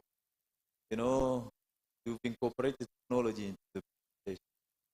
Otherwise, if you had not shared the QR code on our phones, you will have lost. Yeah, so it was good because we could, scroll as you do your presentation. I think that's good visualization. So I'll give you numbers so that we move fast. So we have number 1 here, number 2. So get your number 2. Then the 2 sisters, 3 and 4. Then 1 more. Then we go for a second round. Okay, good.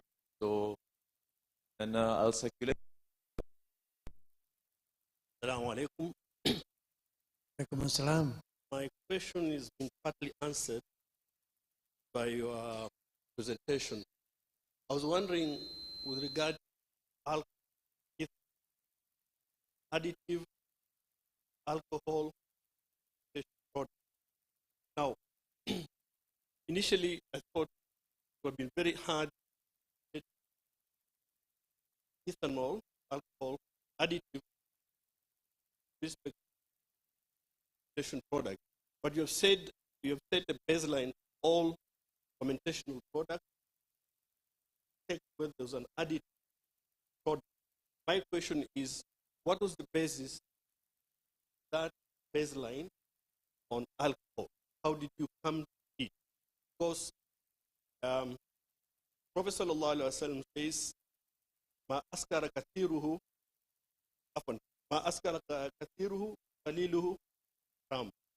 So I would really like to know how that baseline the alcohol said. Yeah, thank you. Very good question. And there's many hukum for. And one of very good example about Iraq more than 2 years ago. In Iraq, they have ministry, Sharia, the Islamic scholar. Then the Ministry of Public Health requests, because at that time, Ministry of Sharia said, okay, the product in the country must have no alcohol, not at all. Because 1 drop of alcohol, if make you calm, then even the small amount prohibit. Right? That from hadith.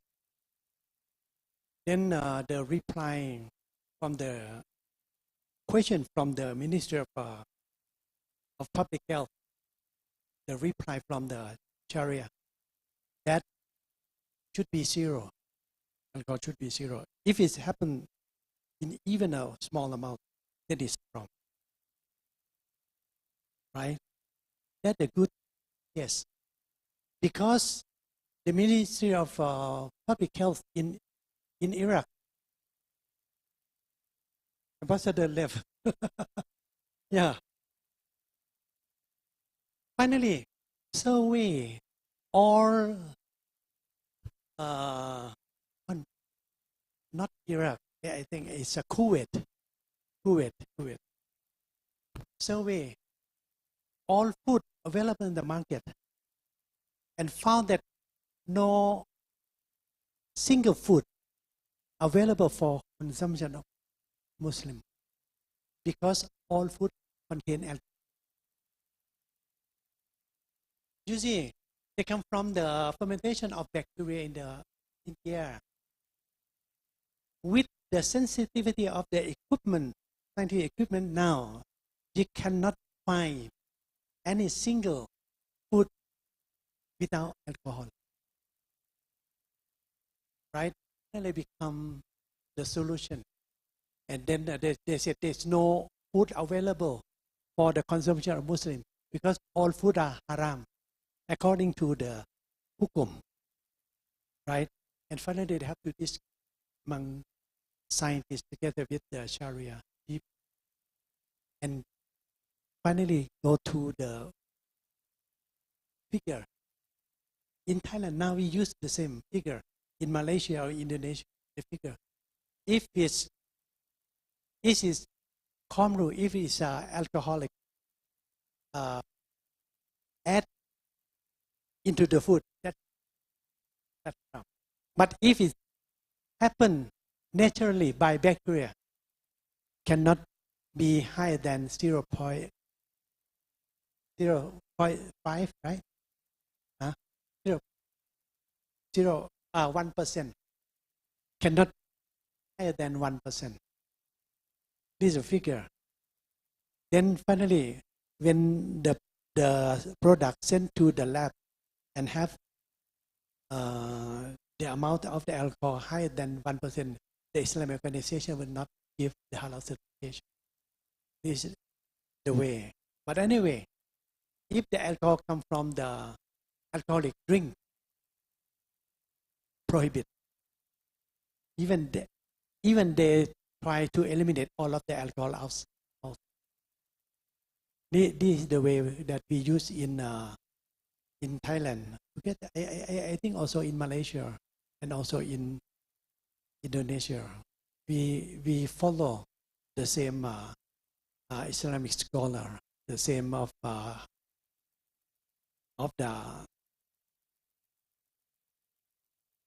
school of thought.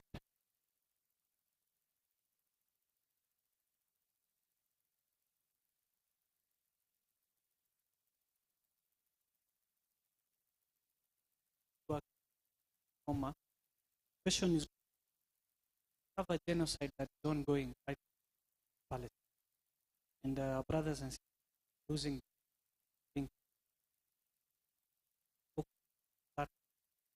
net product. So my question is, in Thailand, do you issue halal license to those? And if not, how can that be used?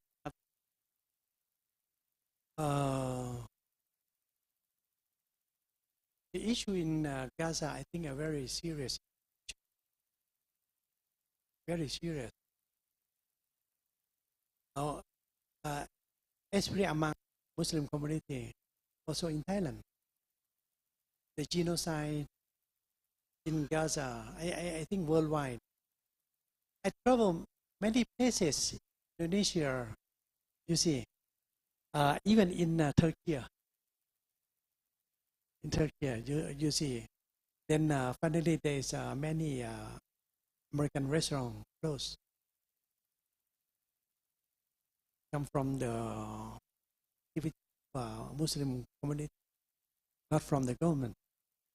In Thailand, the same. Actually, we never have a halal certification for the product from Islam. For Thailand, we don't know normally. I think this is we keep in mind. It's about the politics. But anyway, we cannot, as Muslim Ummah, we cannot accept such inhumane activity happen in Gaza. So we cannot accept, right, until now. But anyway, I'm a politician. I'm not a politician. Then I try not to touch or that kind of issue. Not my specialty. We have Dr. Sarawut. He's a director of the Halal of the Muslim Center in Chulalongkorn University. He time to time have review from the radio, television, so on. Something that happened in Palestine.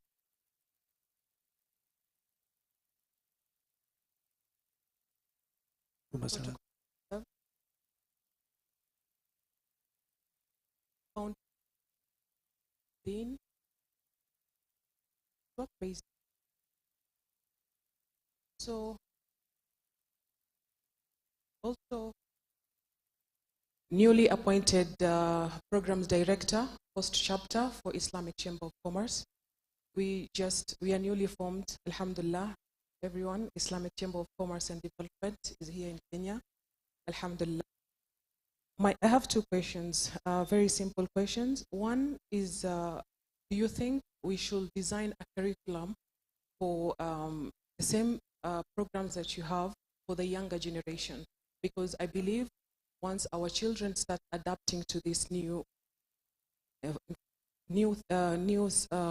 state, it becomes easier for them once they're. And the second question is, what strategies has Thailand successfully implemented to position itself as a hub for halal businesses and industry, and how can these lessons be adapted to in entrepreneurship in Africa? Thank you very much. Thank you. Very good question. For the curriculum, in Thailand we have organized by several Islamic organizations.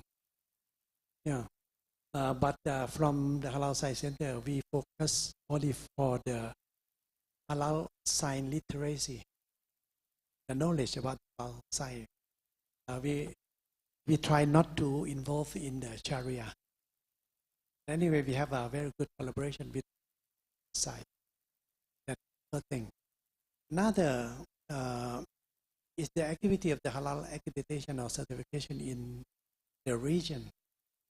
Malaysia is very, very strong, but it's very good standard. Then we work closely in the group that we call Indonesia Thailand Good Triangle. Dr. Ponpimon, representative of Thailand in that committee. Yeah, we have a very close collaboration between three countries, Indonesia and Malaysia, for the developing of the technology together with the curriculum. Yeah, we work closely together. And one thing that we try, so that, you know, for Thailand, Malaysia, Indonesia, or even for Kenya or Somalia, we are not competitor. It's not the halal certification from Malaysia compete with the Thai halal certification, no. We think that the competitor, the real competitor is a non-halal certification.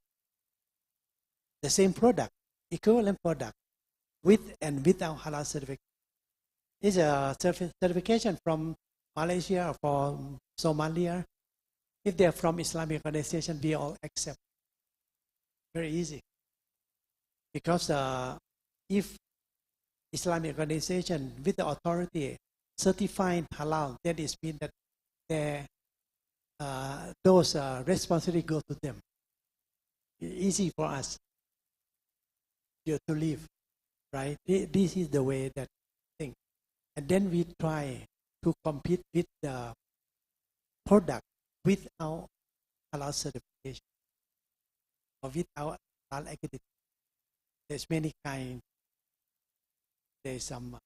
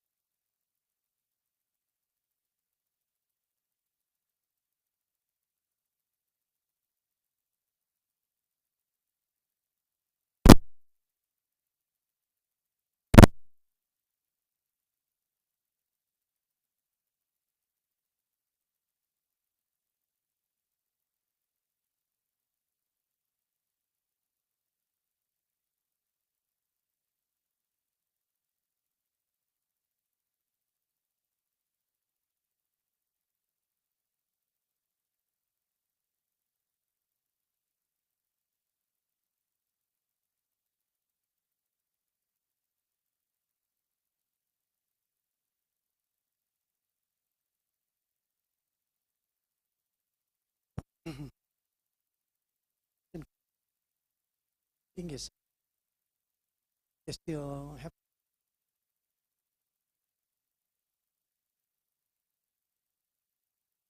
no codex to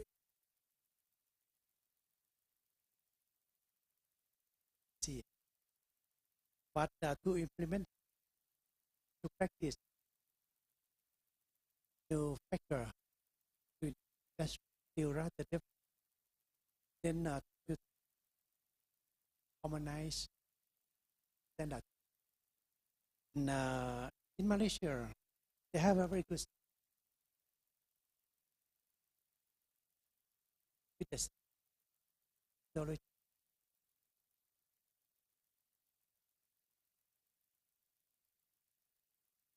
Malaysia Yakin the work. Then, as a consumer, the academician, we have to wait for the governmental agency to have that combine their standard. And for the literacy, I think for the halal now, we focus on the general knowledge. General knowledge. You know, we follow for the halal of use sunnah, sect, ijma. Conclusion of during first 300. And one thing very, very interesting about the how to tell you, sorry, halal standard, you have to give a credit to Malaysia. Malaysia request for the to have two codex agency under UN. Ask the codex to have the halal standard in the year.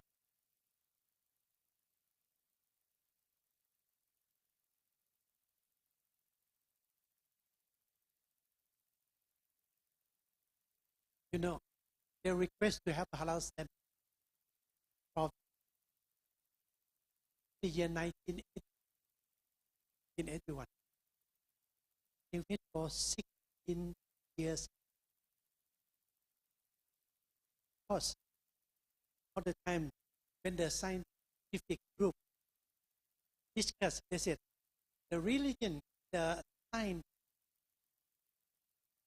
cannot have the standard of the religion or the science. But finally, the conclusion after 16 years,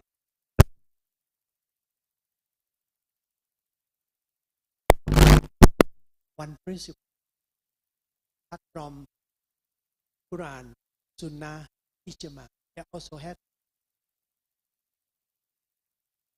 Yes, they have the problem because in the science standard, they have to be able to update, have to be updated every.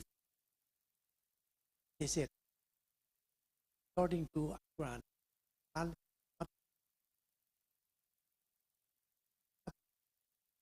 just no single word can be Quran. Finally, they still one principle. Yeah, you have to come. For example, some never mentioned in Sunnah, Ijma. They're available in current era. Then finally they can with former Quran. This is finally get for principle. This is the way that we have to give as the phrase. But that, then there's some specific already side.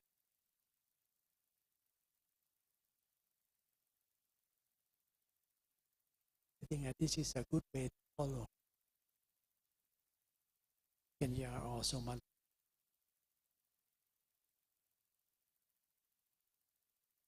Professor,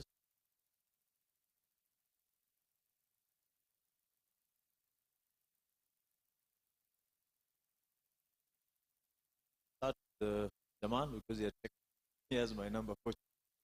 Phase number 1, the pillow number 2, assistant number 4, the other. Then the professor number. Just take your numbers. Please, because that does in the evening, just close it. Maybe we can write down the ones who have press.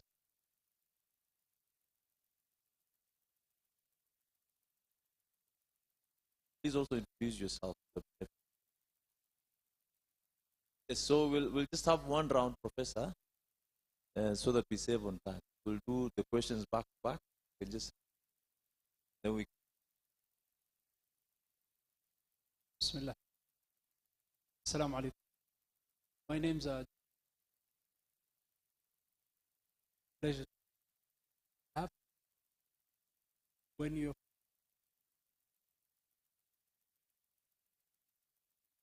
different schools of thought.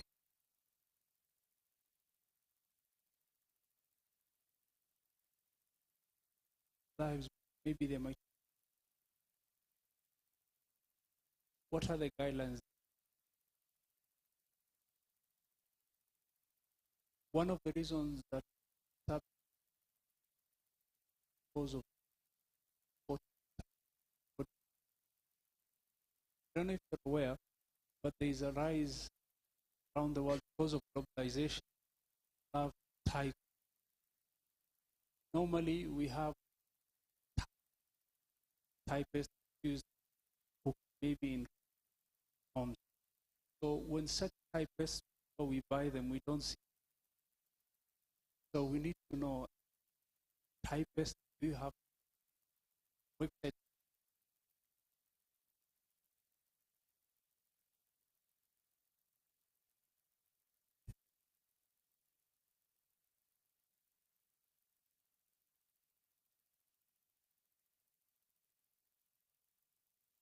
My name is Bilo from Special.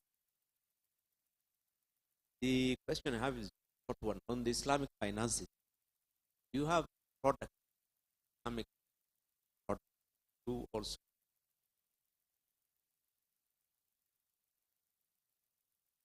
Halal.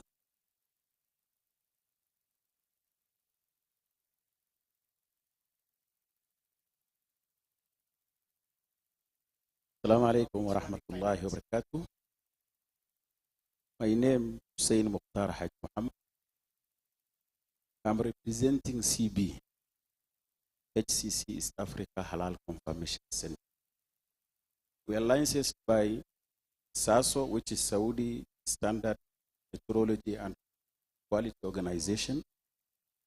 We are also licensed by SFDA, Saudi Food and Drug Authority, also IAC, which is Emirate International Accreditation Center, also the Ministry of Industry and Advanced Technology.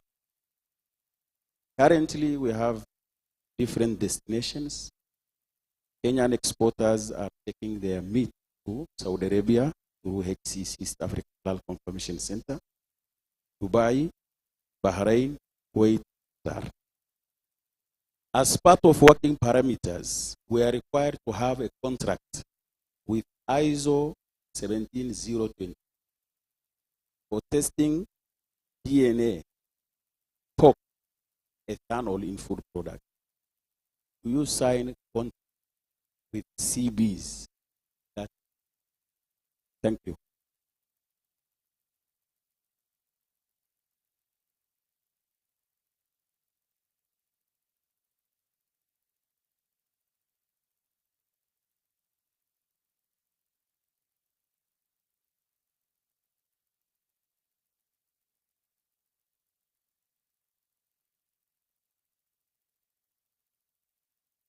Question to check with regard to certification, always very easy to meet the hygiene requirement standard for halal. However, the other aspect of non-halal product and segregation has always been a challenge, being that not all industries are halal certified. So sometimes you get scarcity of product, or you are restricted to the few suppliers you can engage with. The biggest question is it possible to have a halal certified kitchen that is producing both halal and non-halal product while you are observing segregation and the cleaning process of halal? And is there any kitchen that has ever been certified while it's having both products produced in the same kitchen, and how was that achieved? And if there is one within the nation or outside, would like a recommendation for us.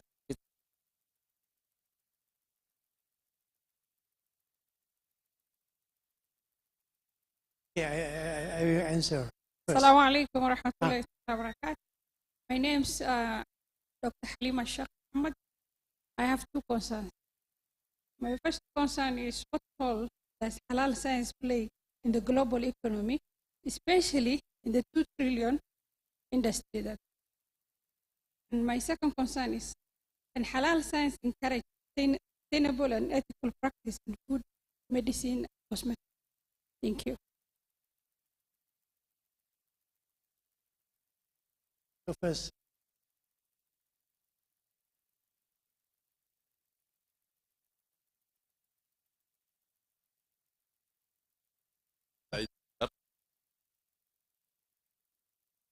Thank you very much. The question is sharing Islamic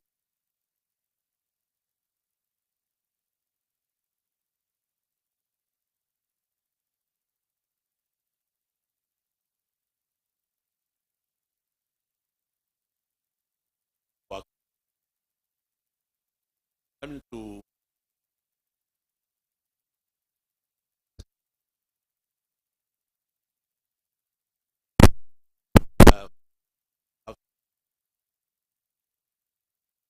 find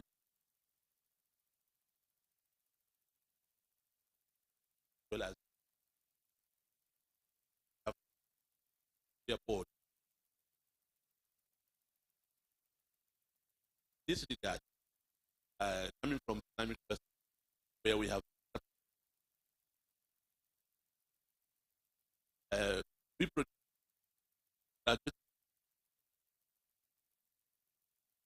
now I believe in knowledge work those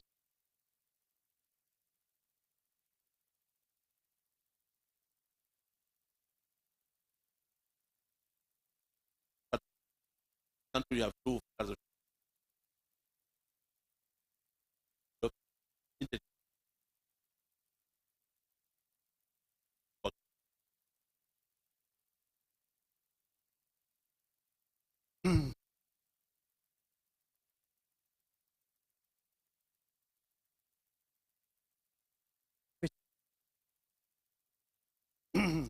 in the standard see get the already mentioned. Then if there is two different opinion from two different masjid, then the Islamic organization from the buyer, seller, you have to.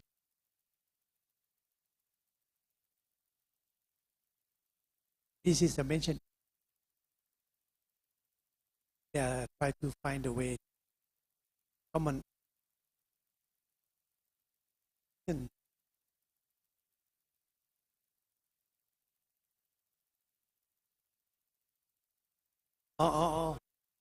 Source.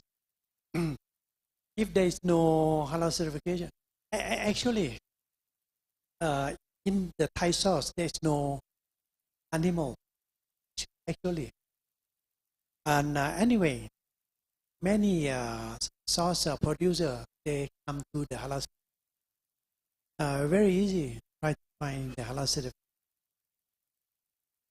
It's the easiest. And then you give the responsibility for hukum to that Islam.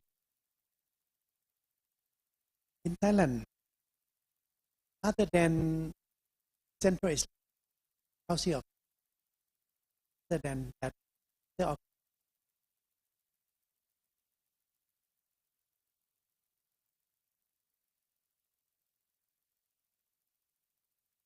doing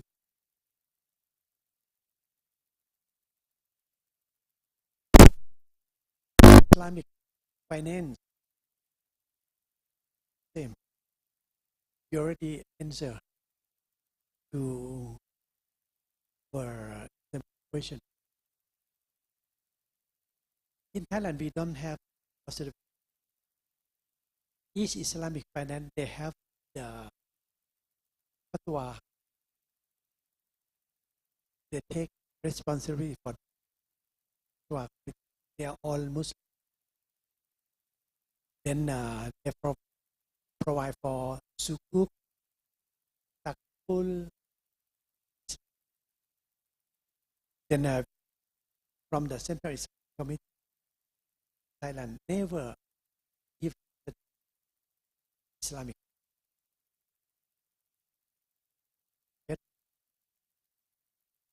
Committee on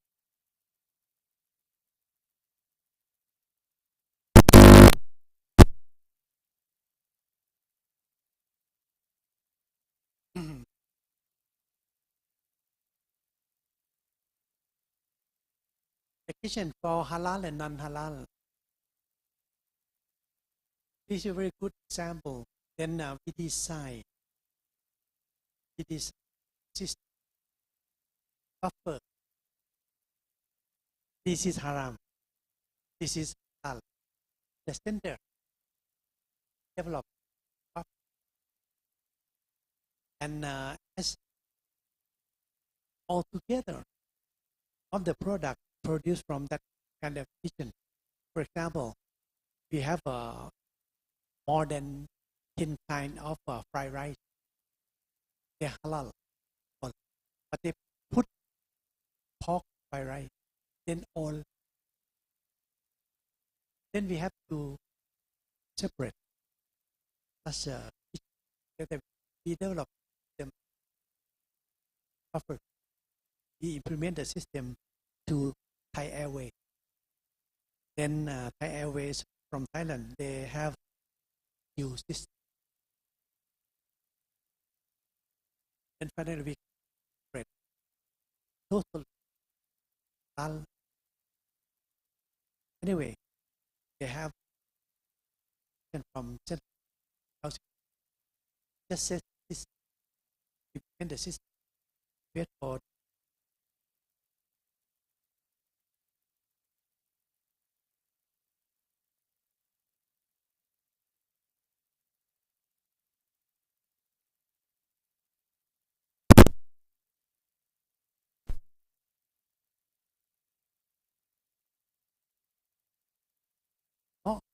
you mentioned about the ISO, right?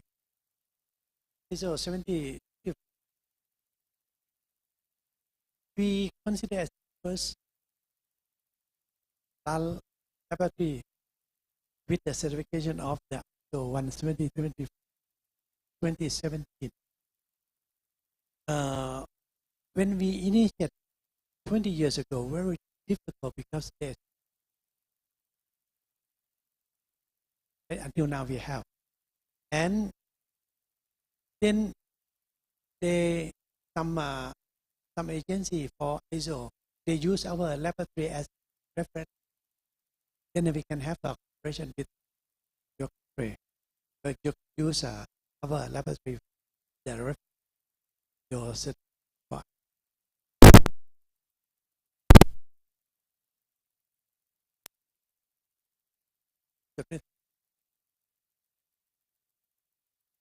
Doctor, right?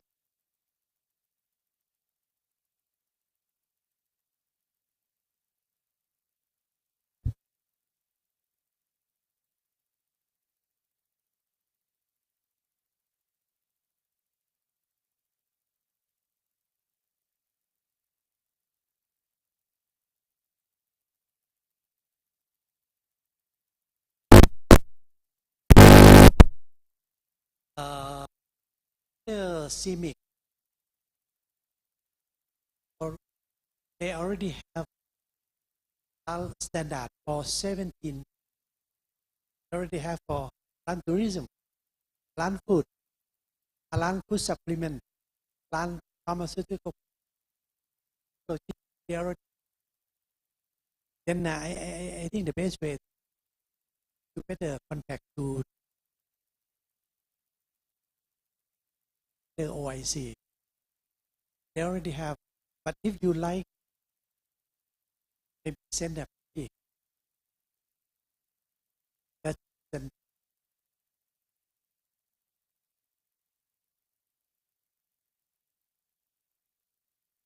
Thailand.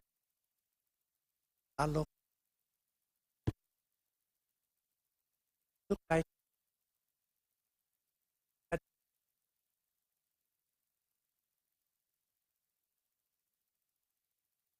now we have the product Thailand certified halal 200. Not much. In Indonesia, they have, as they told me, maybe 10 million. 10 million items. Malaysia also have more. Yeah. But in Thailand, we have from the 200. Hope that you will have from Somalia and Kenya more and more. And especially for the ordinary consumer, and then look at the finally the gift we develop the digital technology in order to prove the trust.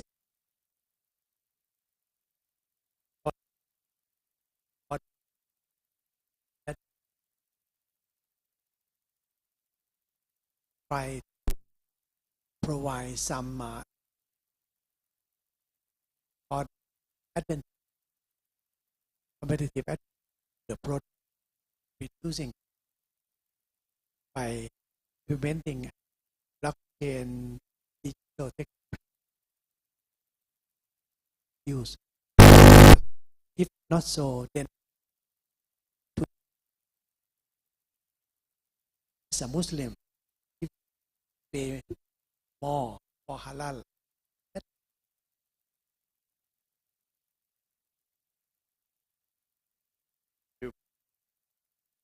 Is one that yeah, we'll try address it because the adhan will go off any minute. Going to the adhan is have like 10 minutes. But our media help us open. One will have here the banner. Yes, and also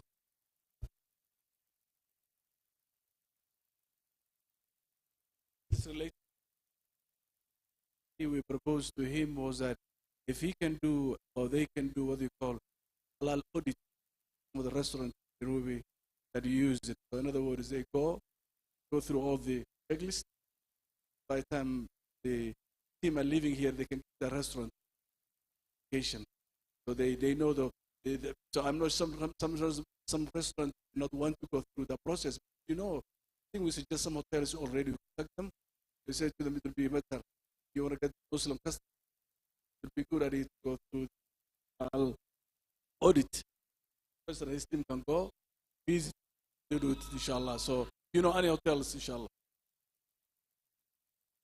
you will take the photos as the adhan is.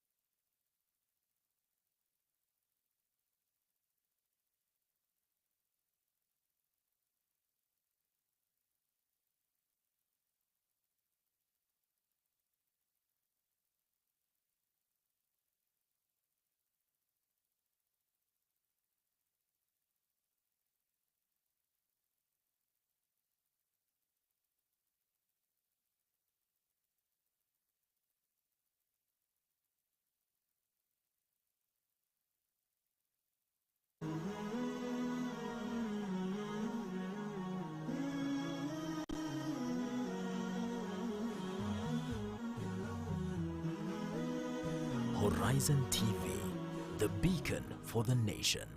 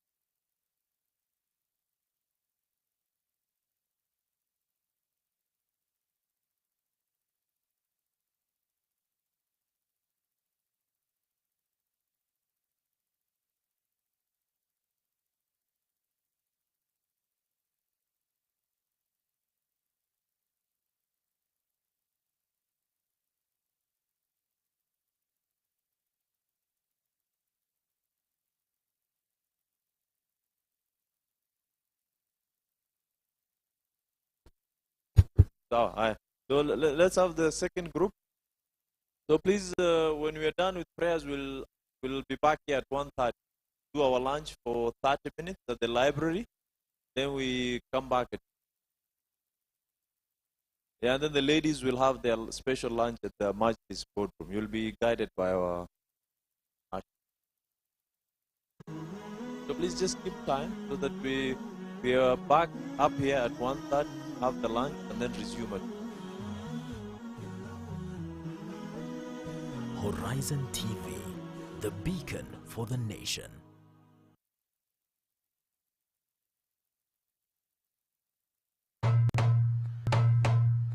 Maybe one more with me.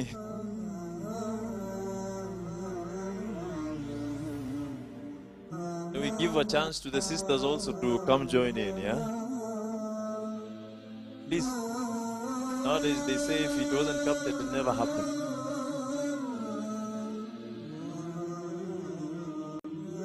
Father, our sisters also.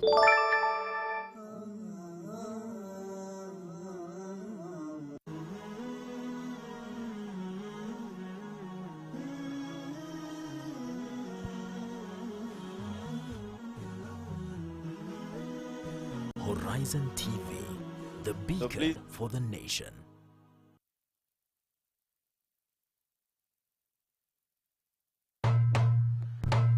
Our sisters, please, just one photo also.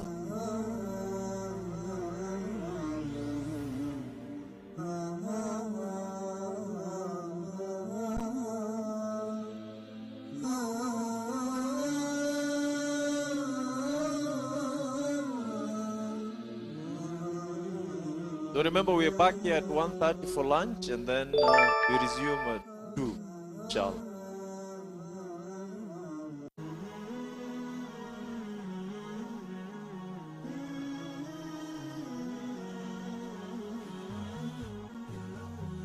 Make sure you smile, yeah? Horizon TV, the Thailand beacon for the Halal. nation.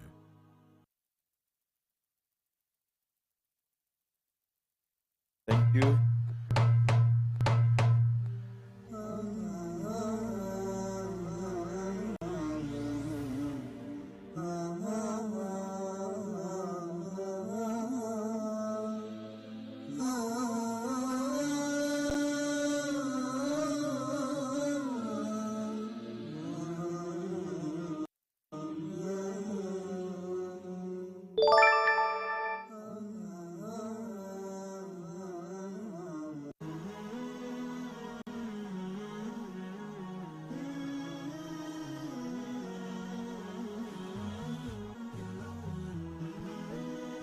Horizon TV, the beacon for the nation.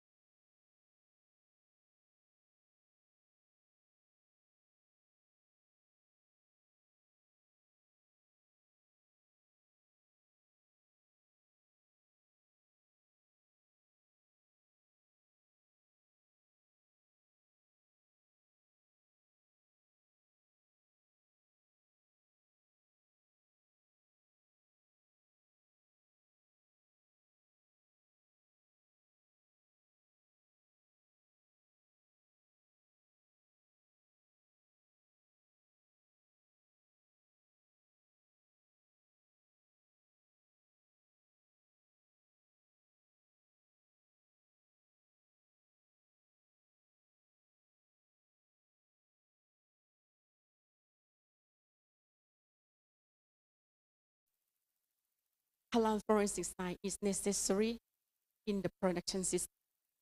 The first reason, advancement in scientific technology that create new products and processes that may involve hidden ingredients. And the second reason, haram substance can enter to the production line, either intentionally or intentionally. And the third, raw material often have unclear origin, come from multiple sources, and the production process are highly complex. And the last one, stakeholder may lack a clear understanding of the Islamic requirement because sometimes the stakeholder non-Muslim, which increase the risk of mistake. Therefore, halal forensic science provide a scientific way to monitor, detect, and ensure that halal products remain free from contamination.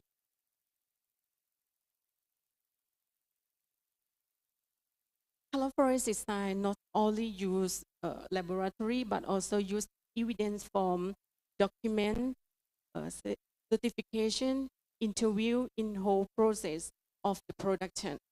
The first step is raw material, production, finished product, logistics, and production and product in hand of consumer. This is the overall forensic science. So I will talk about the halal forensic science laboratory in the halal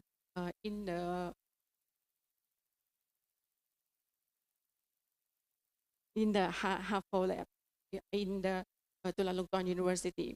This slide presents in the key analytical service that support halal verification through advancement scientific technique in four main areas. The first is fatty acid analysis. The fatty acid analysis conduct of use gas chromatography or GCFID or GCMS is to analyze fatty acid profile that determine source of fat and oil used in the product. And the second one is ethyl alcohol, performed using headspace GCFID or headspace gas chromatography to detect the quantity of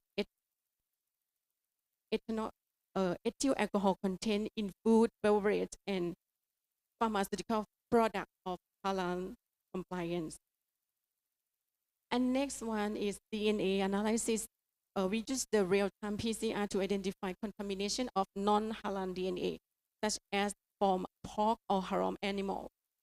And the last one is gelatin testing. Gelatin testing involves the hydroxyproline analysis to indicate the presence of gelatin. And we use LCMS to determine the animal origin of gelatin, whether it's come from bovine or pork. Let me brief about the method of the fatty acid profile by using GCFID. This slide shows the analysis of fatty acids in fruit products such as oil, butter, or dairy products. And first, we perform lipid extraction and esterification, and the sample of analyzed by GCFID or GCMS, and which separate the fatty acid and produce the chromatogram from the profile. We can identify which type of fatty acid present, which form vegetable oil or from animal, which is from vegetable fatty acid or animal fatty acid. Next is explain the ethanol content in beverage using headspace GCFID. And beverages such as the alcoholic drink or even natural fermentation products like a soy sauce or or beverage contain ethanol. To check this, the sample is placed into headspace sample with the GCFID. And then the gas analyze, the result appear the chromatogram.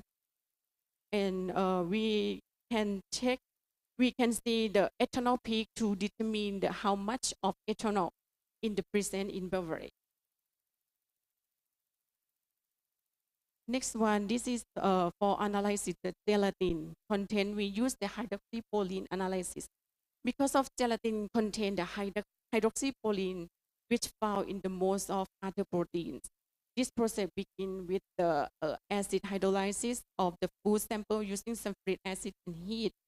And then we which release the hydroxyproline, and then we detect hydroxyproline with colorimetry analysis. And the intensity of the color using measure with spectrophotometer and compare with the standard curve to quantify the amount of gelatin. For detection of porcine or and bovine DNA in gelatin capsule, we use three advanced methods. The first is real-time PCR. The real-time PCR detects the quantity of animal DNA with high sensitivity. And then digital droplet PCR for more precise and absolute quantification of the DNA. And the last one, LCM-SMS. LCM-SMS to identify the specific peptide from gelatin, confirm the animal origin or the protein level. Okay, this slide shows the highlight here, the international recognition of the analytical technique for detect non-halal material.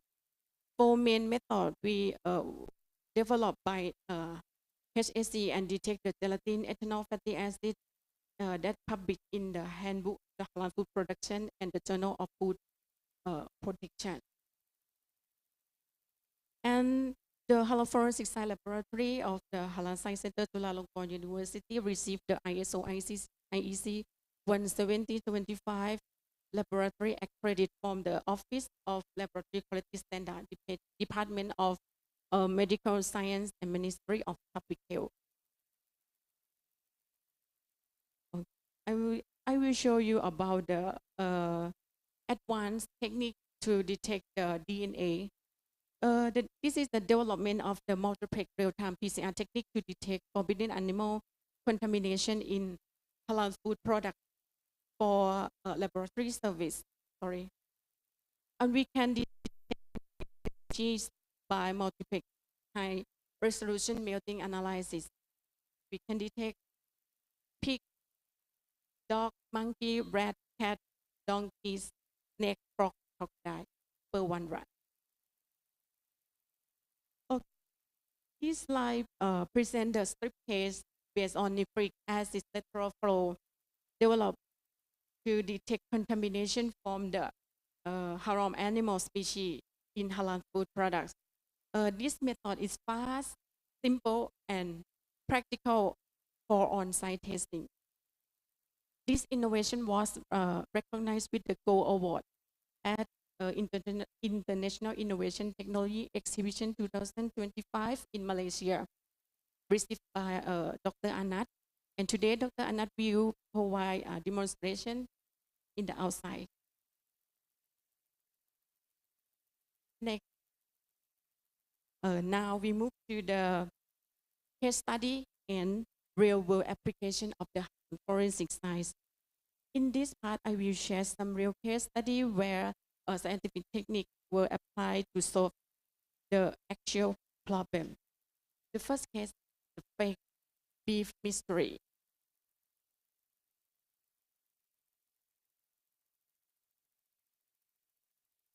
During COVID-19 pandemic, when at that time, people spend more time at home and cook their own meal in the house.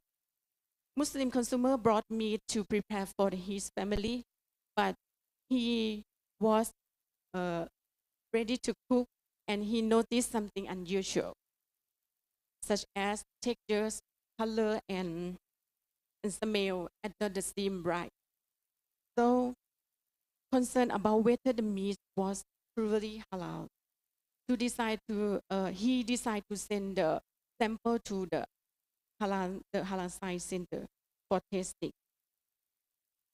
After we received the meat sample and extract it with the DNA analysis using real-time PCR, one of the most sensitive techniques, we detect both bovine and porcine DNA, but the results show the peak of porcine DNA higher than bovine DNA, meaning the beef meaning the pork was contaminated with beef. The peak of pork beef. So after the first test show pork in beef, the news spread quickly.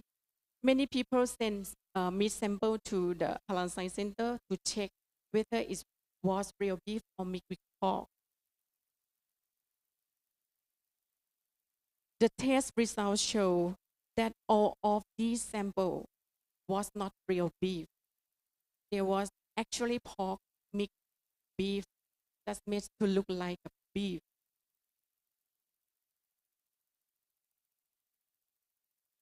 Pork dipped with the cow butt.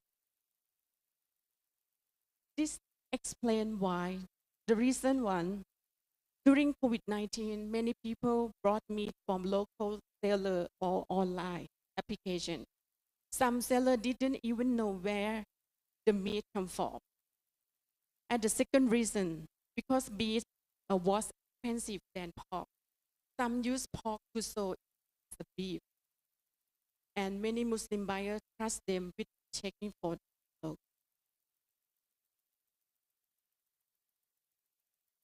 As a result, some of this fake beef enter to the production process.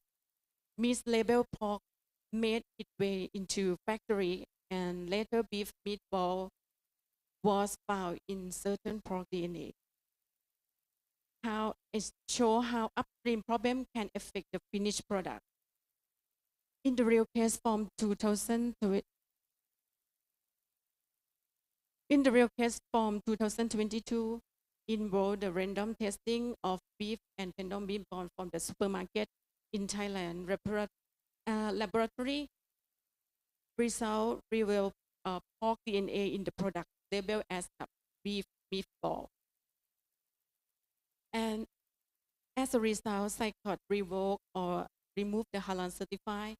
SICOT means the Central Islamic Council of Thailand, and issued the consumer warning. And the police launched an investigation into the source of the fake beef. This is a real situation. Okay, next case study. We didn't stop at the lab testing, and we also applied the HowQ system. HowQ means Halal Assurance Laboratory system.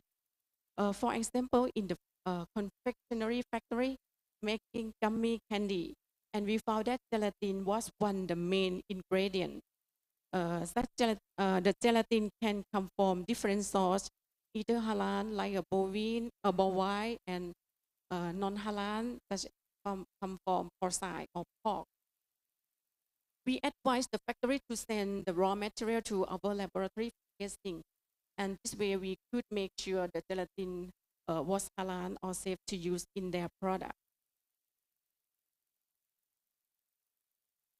In this case, we use both real-time PCR and LCM-SMS to test the raw material of gelatin. The result confirmed the presence of DNA and peptide from both porcine and bovine. When traced back to the factory, we found that the same production line was used for both types of gelatin, then causing the cross-contamination of the gelatin.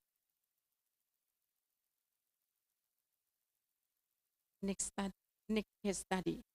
Our laboratory doesn't work only halal issue, and we also support Thai entrepreneur. For example, we help verify authenticity of crocodile meat using DNA analysis. The exporter want to sell crocodile meat to China, but the buyer asks for proof because of meat look like a chicken. Using DNA testing and we use the HIMA analysis, we can confirm that the species is the real crocodile meat and help build trust in the export process.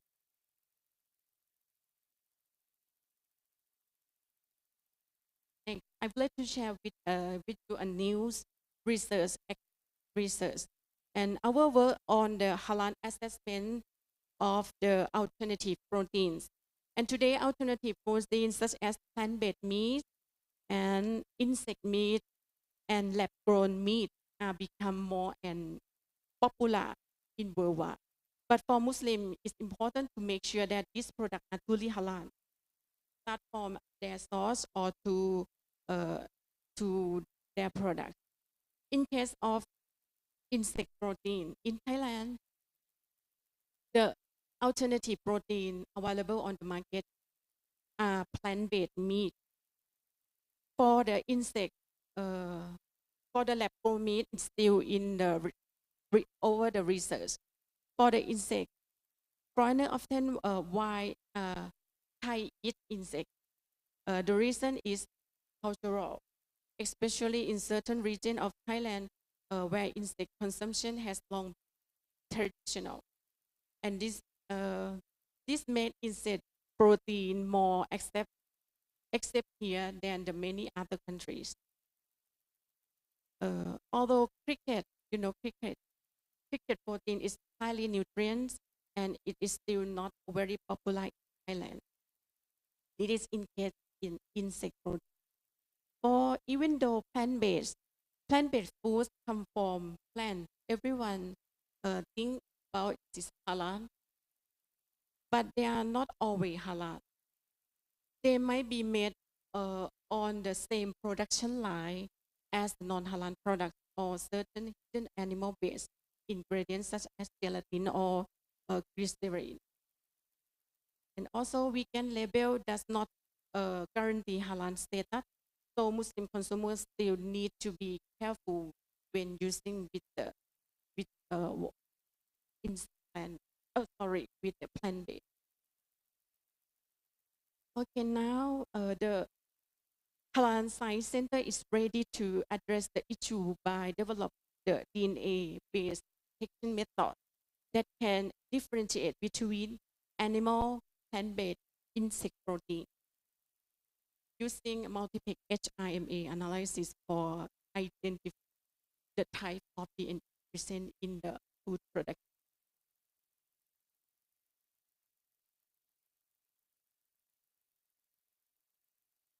Next part. Now let me move on to how we empower halal in Thailand and abroad through training and recognize the technique.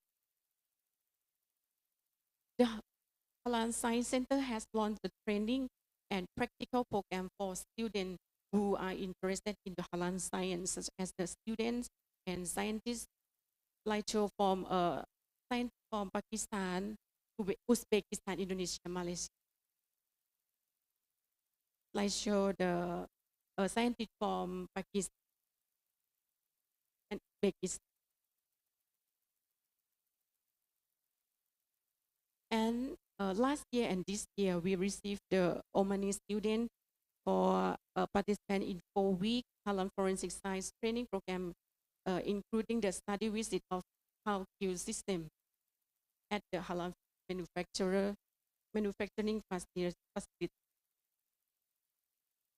And Thailand has joined the Standard and Metrology Institute of Islamic Country, or CIMIC, as the observer countries, and represented by the Halal Science Center, which the participant in the technical committee in the many standards.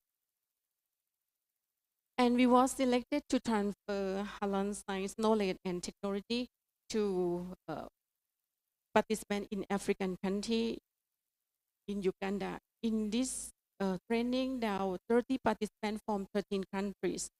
The program was recognized in collaboration with Comsec, CIMIC, and Islamic University in Uganda. And we were invited to transfer knowledge and provide practical training on Halal science participants in Asia country. And this training conducted with the International Medical College and Hospital in Dhaka, Bangladesh, in collaboration with Comsec, CIMIC, and Islamic University of Technology in Bangladesh. And we were invited to conduct the training and share technical knowledge, Halal forensic science analysis method, and inter-laboratory comparison technique with participants from OIC country. This training took place at the FDA laboratory in Jeddah, Saudi Arabia. Before I close, let me summarize the key takeaway from today's presentation. The first, we have developed advanced technique to detect substance. And second, we have used these to solve real problem in product in real life situation. And third, we have shared this knowledge through international training programs, so others can also benefit. And fourth, we have promote scientific-based method that follow Islamic principle. And finally, we have connect science and religion to build global trust in Halal system. And so in short, Halal science is not only about technology, but also about create trust and confidence for Muslim and for everyone. The last one. I would like to invite our audience to participate Thailand Halal Assembly 2025. It will be held on 18 to 19 December at Admiral's Hotel, Bangkok, Thailand. This consists of the International Halal Science and Technology Conference and the Halal Science Industry and Business Conference.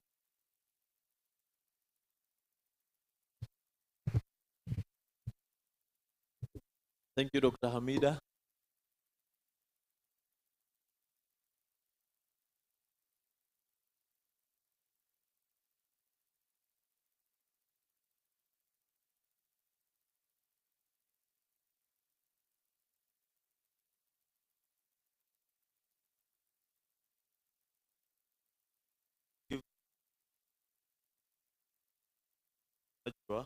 Kenya. Round start.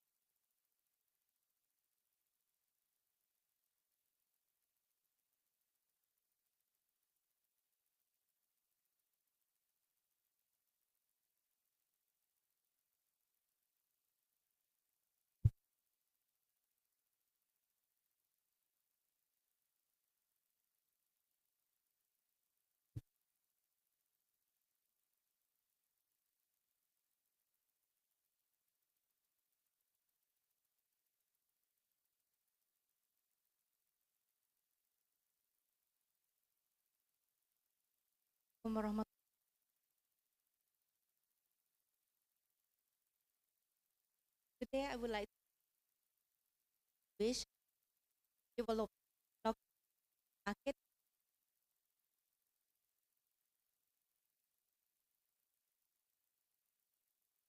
As you can see that right now, nowadays, people will be concerned just tell another concern, ethical concern.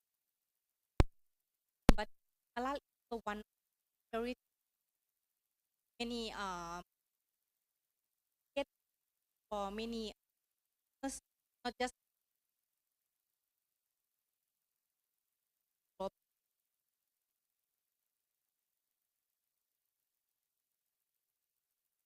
so our vision is drive the future of we build traditional and modernity, developing novel food, health, and lifestyle which product that environment by appearing global and health conscious audience.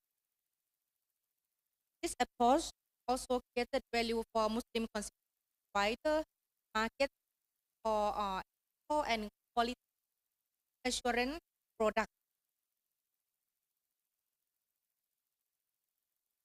That halal.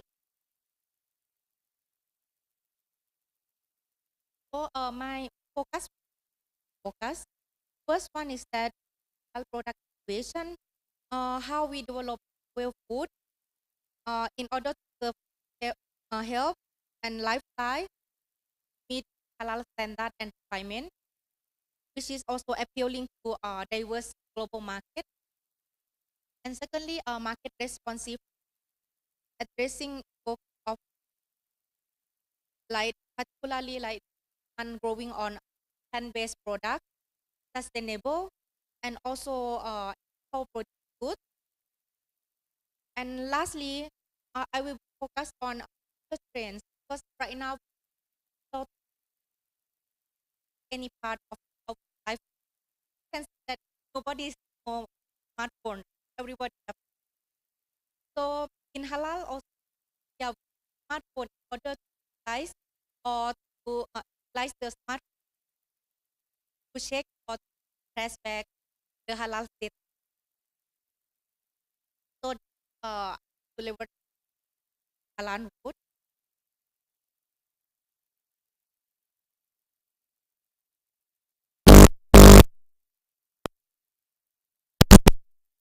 For the halal science, halal science center we have done 20 years of halal and innovation. So we have the forefront of innovation, translate research into and focus on healthier food or oil or alternative functional food for patients. And another one,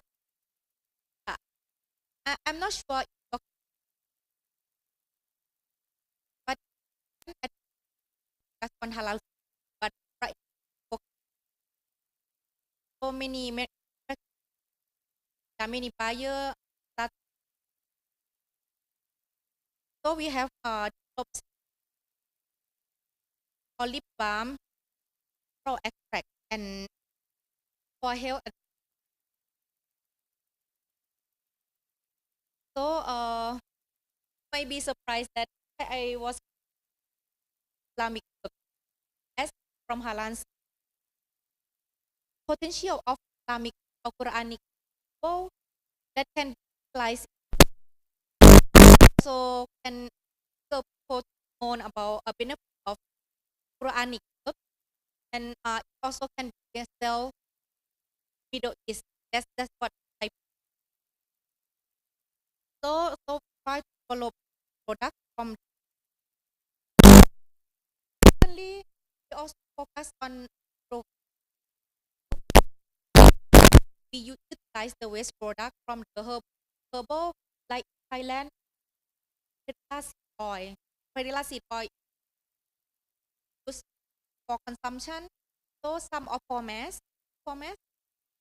taste oil formats. So that formats the cost. And another banana. I banana also fun. So we use slice a lot of banana, but was practical and showcase like of.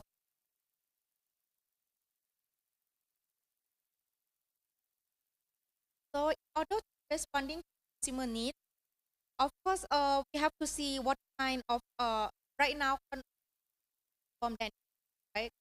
They can take so they much so they will look for something that they prefer like as I said that about plant-based product. So in order to plant-based product with new coming from animal and then this our food coming from okay we would just on and of course when we want uh, for us similar to animal meat but that and the normal egg but for Muslim was as Dr. Hamid or that it can be good type so this is our that's why we have that can be our reason. And secondly some customer So let's so they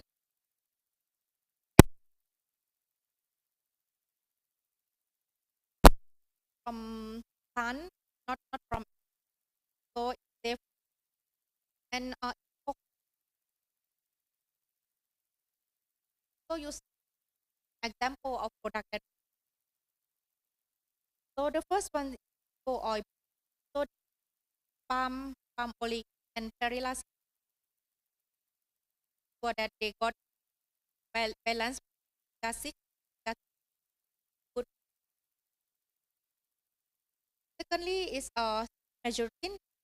So this is normal that they have high fat, but trans fat so is more healthier than and also have omega.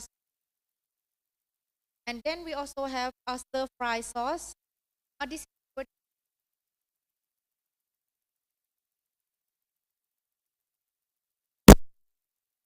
and fry and also because they added omega and omega 3 inside.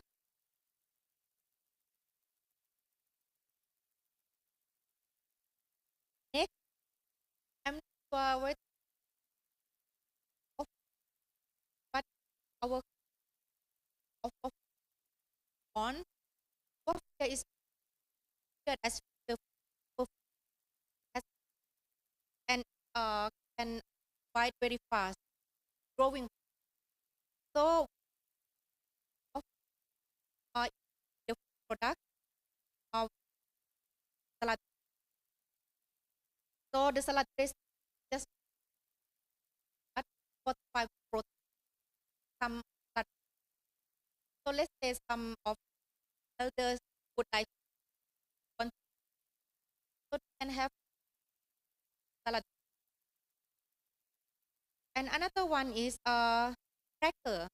So we use taro, put taro with cracker, but also added waffle. So the cracker have 45 with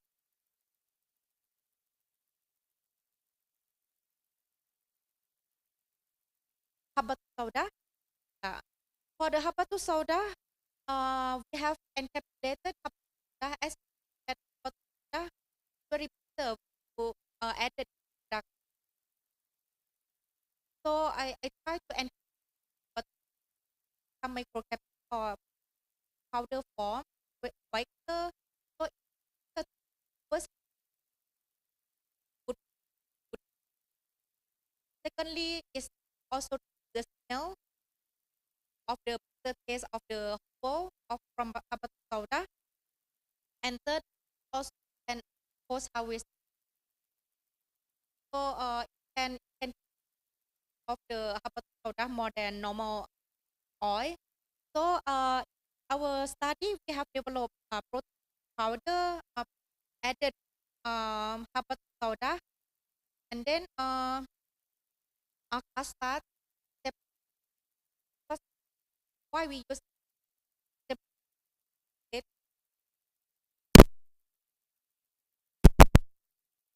good and added habatus soda.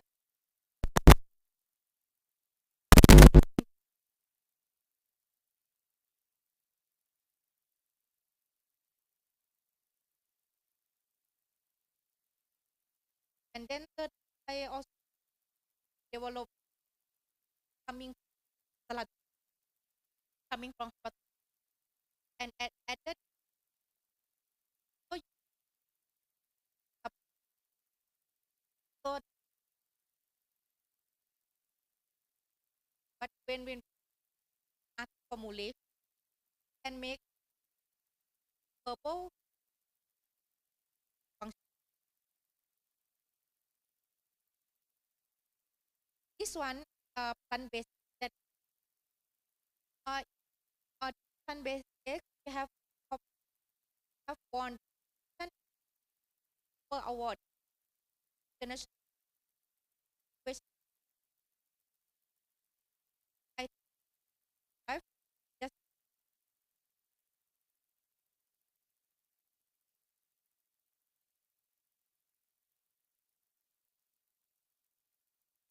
our halal cosmetics,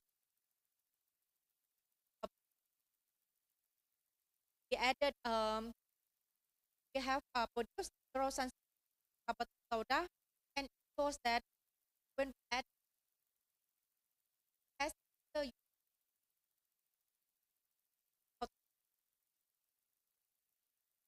and also enough for and and also for that very effective the people.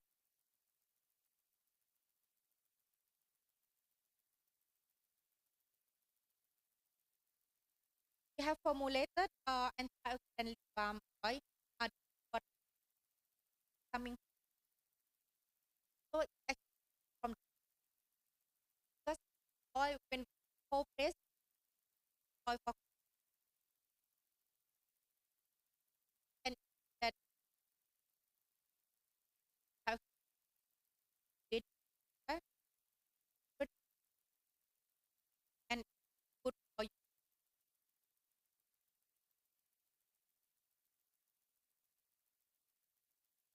Next, this have one from but and we have one high tech and then the of so the so you can try but you can buy good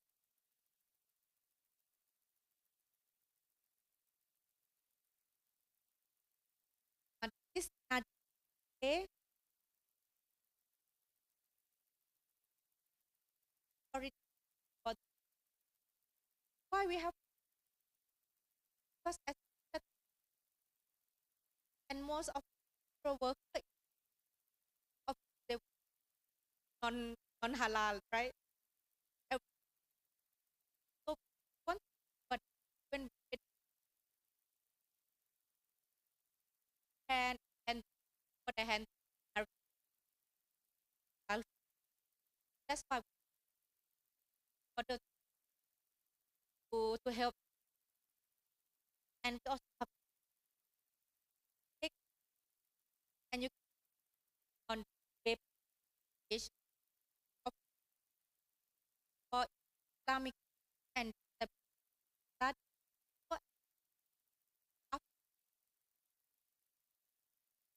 after the process fatwa on our product and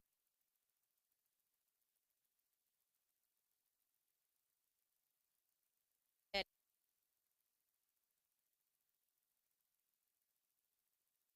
halal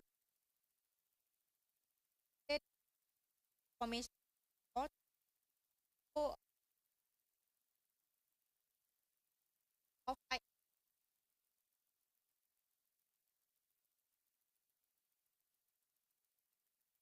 can can I go so triangle game.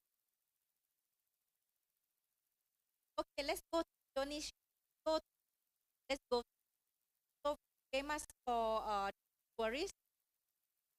So as that the global halal food projected very high, around 300 million by six. So it's can afford of for Thailand and I'm as can the main focus for our Thailand also considered as friendly destination. The photo here, but surprised that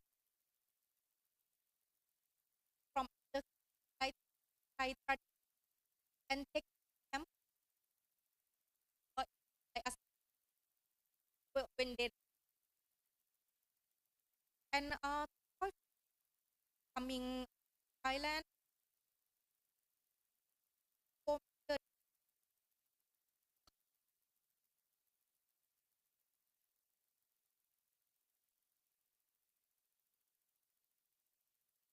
I said so because of product byproduct and many growth of halal tourism revenues.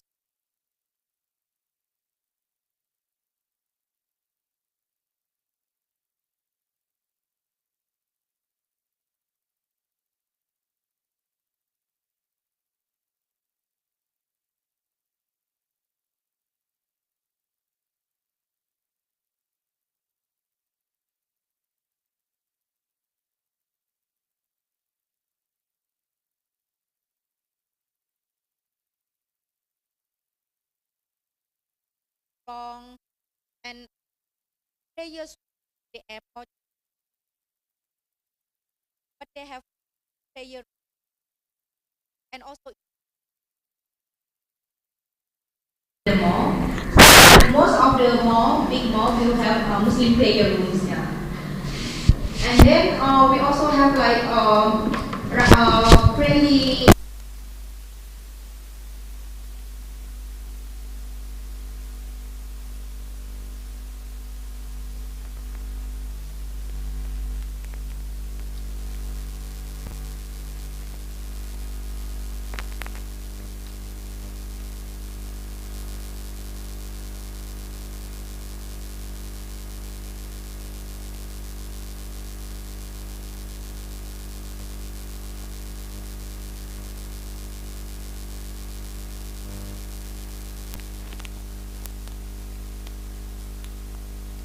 Like tom yum or pad thai, but actually there are many halal food, not just only Thai food.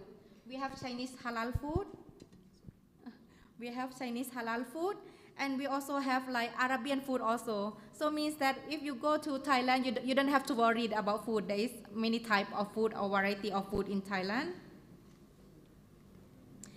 And this is how application how to utilize the application. So you can navigate and discover restaurant, mosque, and halal hotel or halal friendly accommodations, and also you can locate the restaurant.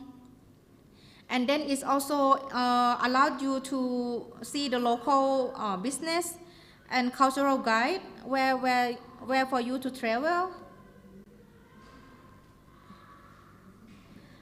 So this is how the application look like when you register.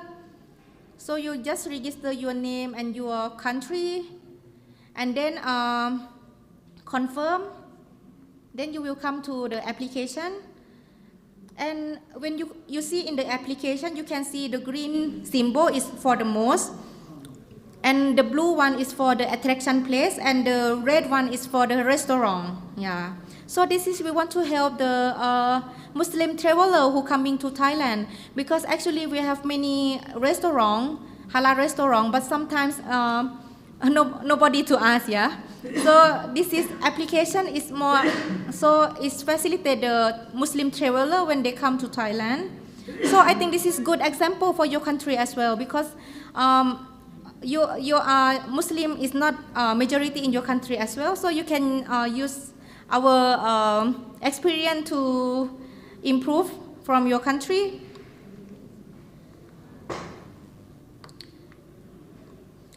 And you might be surprising why we have to do Halal Road app. Why is it? How is it alignment with our mission in the Halal Science Center?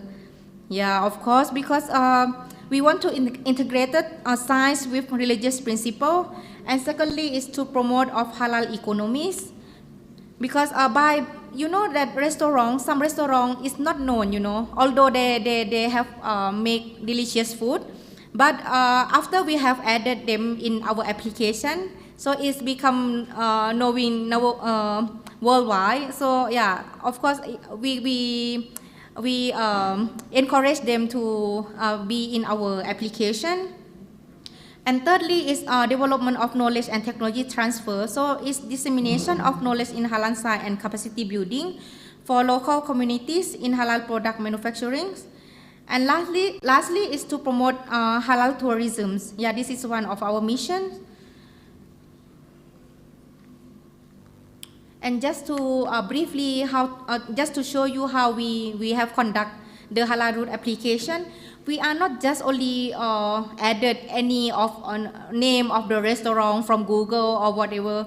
Actually, we do real survey. Yeah, we go and ask the willing from them. Yeah, we survey and we see, okay, this restaurant is okay, the owner is Muslim, and is clean and hygiene. So after we conduct the survey, we ask them to fill up the form in order to make sure that they are willing to do in our projects. Yeah, and then after that we assessment for the sanitary, which is under our HowQ standard, because we have implemented HowQ system that Dr. Vinay mentioned this morning. We simplify from the manufacturer to the restaurant. Yeah, so the restaurant have our HowQ system to make sure that we can trace back that what kind of ingredients they are using in preparing the food. Of course, we have to see the food additive that they have added in the food when they are cooking as well. And then we also see how they're handling the food and the workers, the sanitary of the workers. Yeah, so this is what we have done. So we have rechecked and to make sure that they are ready to be in our system, so that we can make trust to the Muslim traveler. When people see in our application, they can make sure that, okay, this one Halal Science Center have already checked, so this is the one which is the good restaurant and halal restaurant. Yeah. So I will show you, this is the photo of on-site. This is a Novotel hotel. Yeah, we have audit at Novotel hotels. Yeah, and then also the Sophia restaurant, which is very famous restaurant in Thailand, is near Al Miros Hotel, Muslim hotel in Bangkok. And I just want to show you that when you see in the application, for the restaurant which is we recruit or in our system, we will have set up the HowQ system. We will label as HowQ Verify, and it will label in the application as well. Yeah, this is just to show you so that you may understand more on our applications. And next is we also do, as I said, that we want to promote SME and ESME in for Muslim communities, right? So we have done video. I'm not sure whether you know about Reel in Facebook. Yeah, we promote them in Facebook, in TikTok, and also in page. And we also have TV Ramadan program. Yeah, in Thailand we have TV Ramadan program every year. Yeah, so we promote halal route in the TV Ramadan program, so people may know more about the halal restaurant, which is the new one.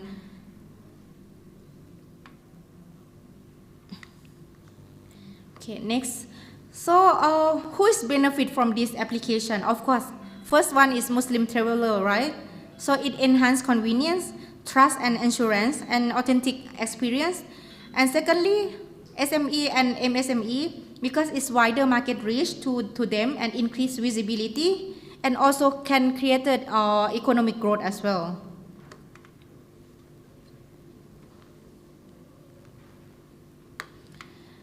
And yeah, the benefit of this digital transformation is proving the economic growth. So it can say that it improves connectivity, seamless connect between travelers and halal providers. And then also, it also give data-driven insight, which is enable business to understand demand and tailor offerings. And then it's also innovations, yeah, because we always have to adjust according to demands of the consumer. And in our application, you can also comment when there is anything that you feel like, oh, this is difficult, how to use this one, can you change to this platform or whatever. You can make application, and we try to improve according to the consumer needs. And last one is sustainable growth. Yeah, so this one can create sustainable growth in terms of tourism. So that's all from me. Thank you.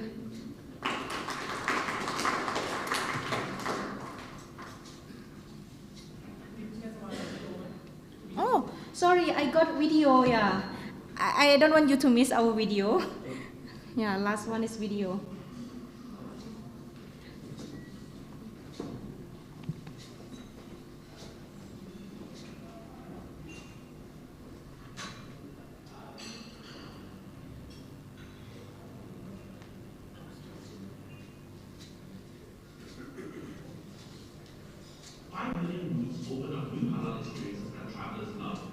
Restaurants, accommodations, mosques, and attractions across Thailand, available on Android and iOS. In the non-OIC group, Thailand's potential in tourism management and understanding of the Muslim lifestyle continue to make it an attractive country for Muslim tourists. The Halal Science Center at Chulalongkorn University recognizes the importance and growth opportunities in Thailand's tourism. So they have developed an application to assist and accompany travelers through Halal Route. Halal Route is like a friend that helps make your travel experience easier as you explore Thailand. Halal Route will assist you in finding halal restaurants, accommodations, mosques, prayer places, and attractions all across Thailand, from the southernmost to the northernmost parts of the country. The Halal Science Center at Chulalongkorn University is recognized as a leading institution in halal innovation and quality assurance in Thailand. One of its most remarkable contributions is the development of a halal standardization system known as HAL-Q, Halal Assurance Liability Quality System. This framework was nationally awarded in 2013 for its excellence and impact on the halal food industry. HAL-Q is designed to be implemented in halal food production processes across both industrial plants and restaurants.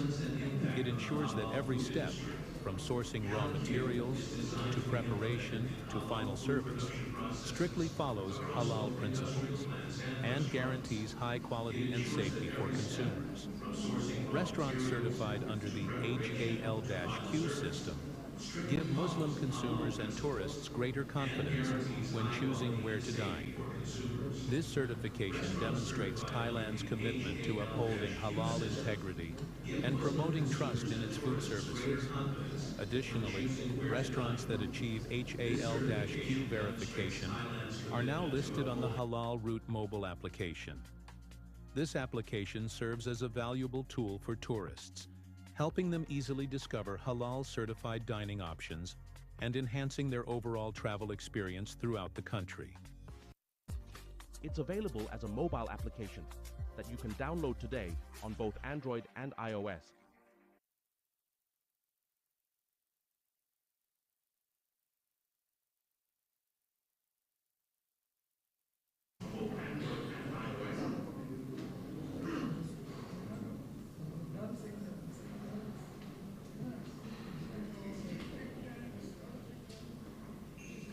$5 million routes open up new halal experiences that travelers love.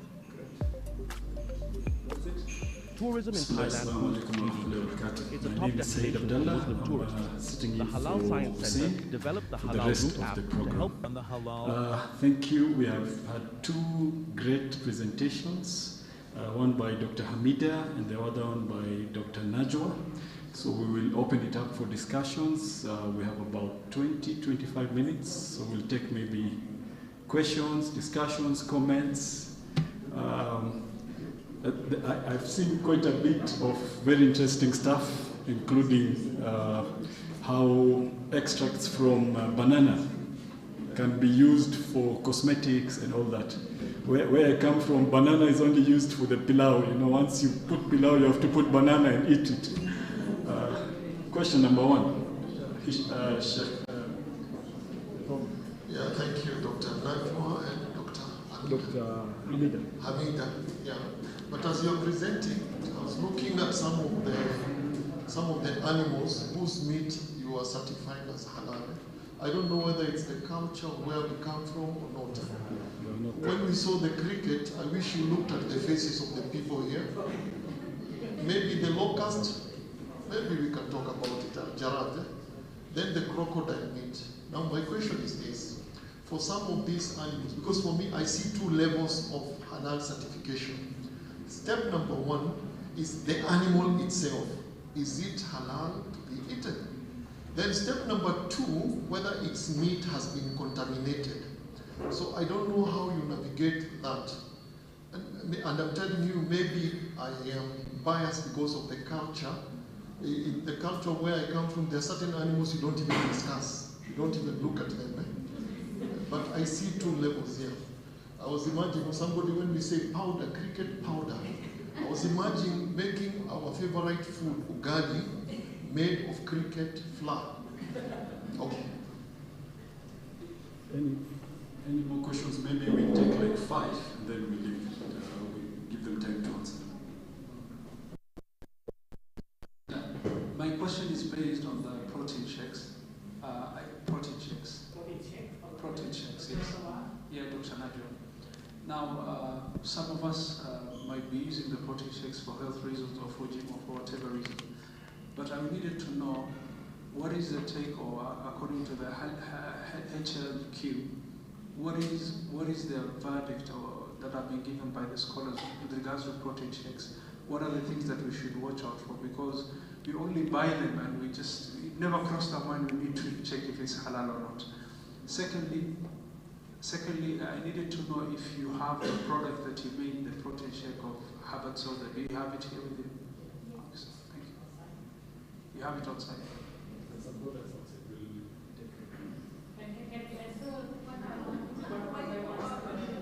You forget. So let's take 2.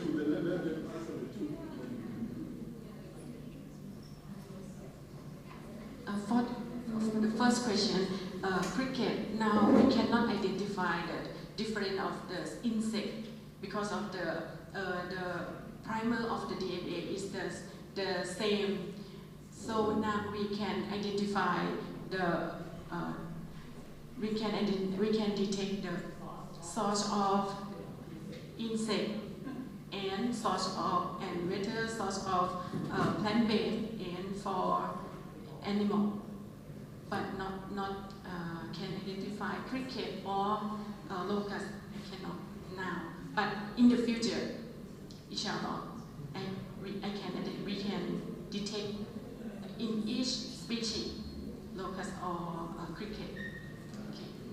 So for the crocodile, do you first of all certify from the scholars whether crocodile meat is halal before now you go to certify whether it is contaminated crocodile meat or not?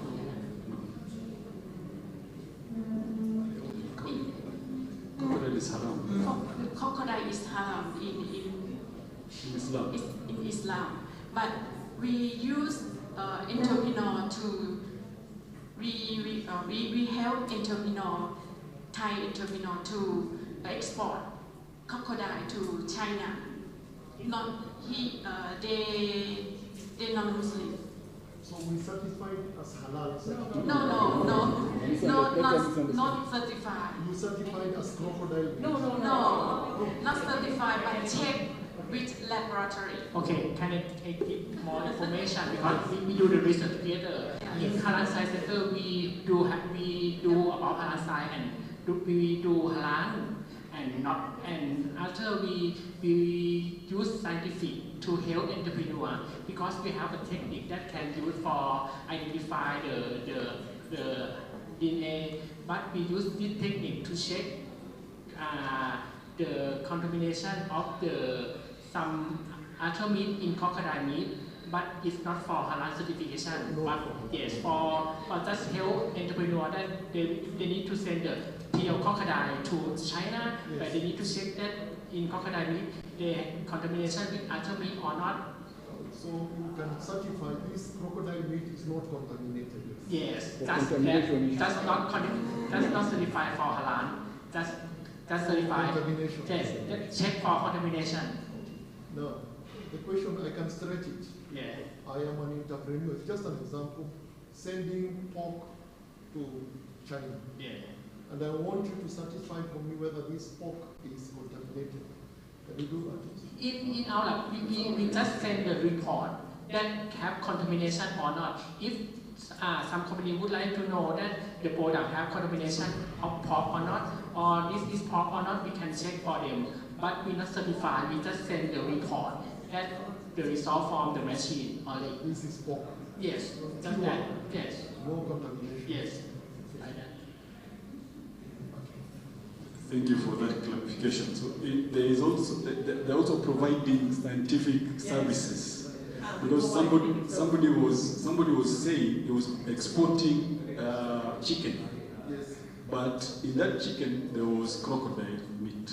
That was the this. Exporting crocodile meat. Yes, and also checking that. Thank you. I think the next question comes to Dr. Yeah, if I'm not mistaken, the second question is you was asking about how Q system with my proteins shake, right? But I'm not the company. I'm a researcher. So I look for the proteins which is coming from. I look for the proteins raw material which is I see that which is halal. Yeah, and then I select that one to make protein shakes. Yeah.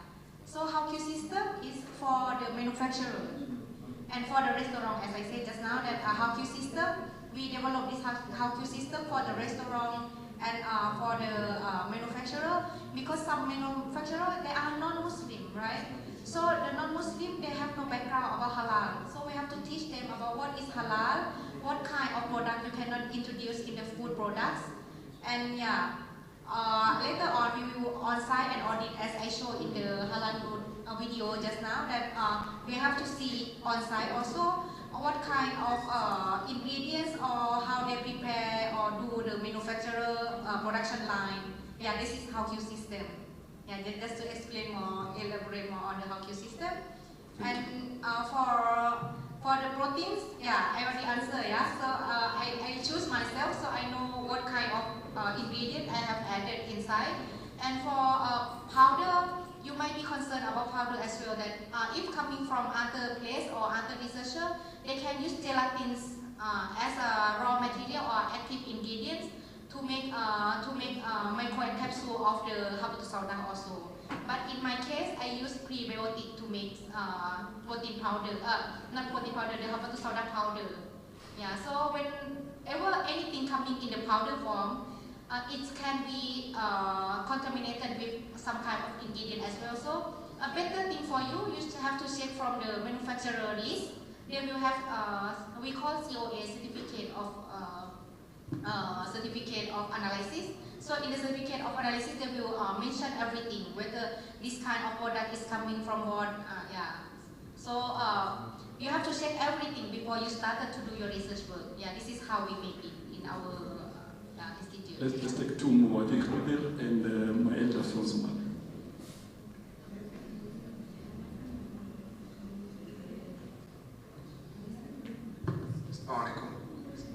My name is Khidr. I have a question regarding your app, the Halal Route. We are also a tourism strong country, and I was wondering whether we could easily replicate what you have with Halal Route. Would you be able to help us? Because you already have the platform. If that is something of interest, then we can talk with the stakeholders here and see how we can incorporate, the same technology. So if that's of interest.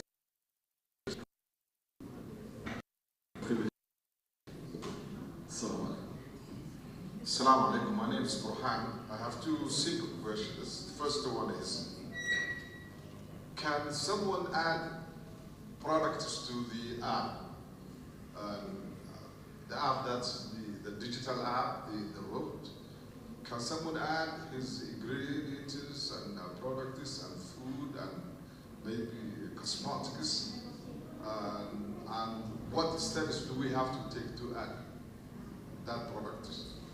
That's the first question. Second question is, some of the innovative foods and health foods Najib was showing have an hour, which says metal, gold, or silver.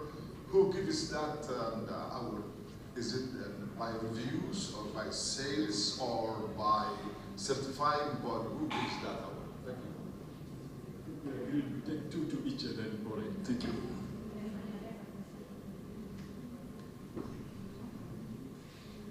For the first one, actually we are more than willing to help you for organize or helping you how to make the halal food. But firstly, you have to have like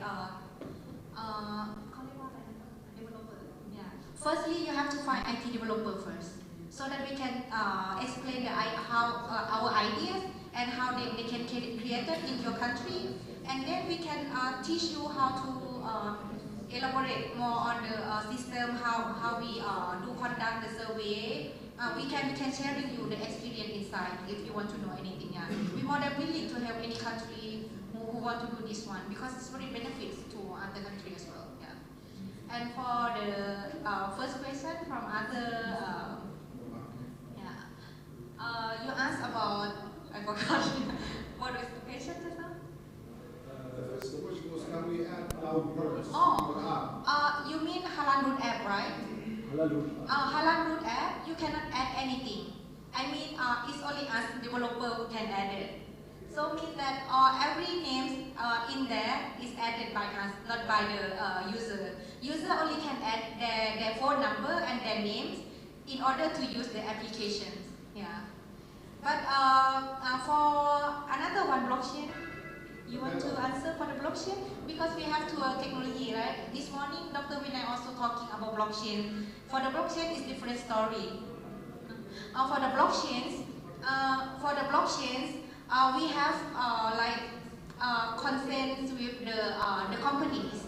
So every company have to agree with us that okay, in order to make sure that this one is halal or the status is halal, you have to add every information regarding your ingredients inside. And then we are the one who trace back whether it's correct in accordance to what they have agreed with us or they have submit to us. Yeah, and then secondly,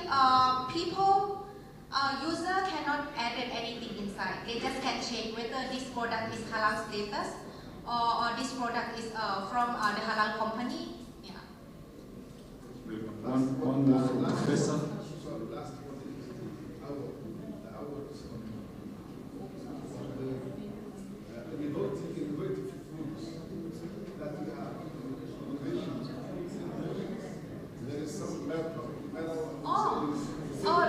That one, okay. That one is international award, not by us. International means many countries joining together, right? So this I think is in Malaysia actually. It's near our country, so we always go to compete there. Based on sales or what? It's government, right? It's government. I think it's from government, international, many joining government. Because for researcher, we have to go for compete the innovation for the government award. So sometimes it has like in Europe or in other country and in Malaysia. But Malaysia is near our place, so we go to Malaysia to save our cost. Yeah, so we go to compete over there. Yeah, not us giving us by myself. No. Yeah, it's recognized by international award. Yeah.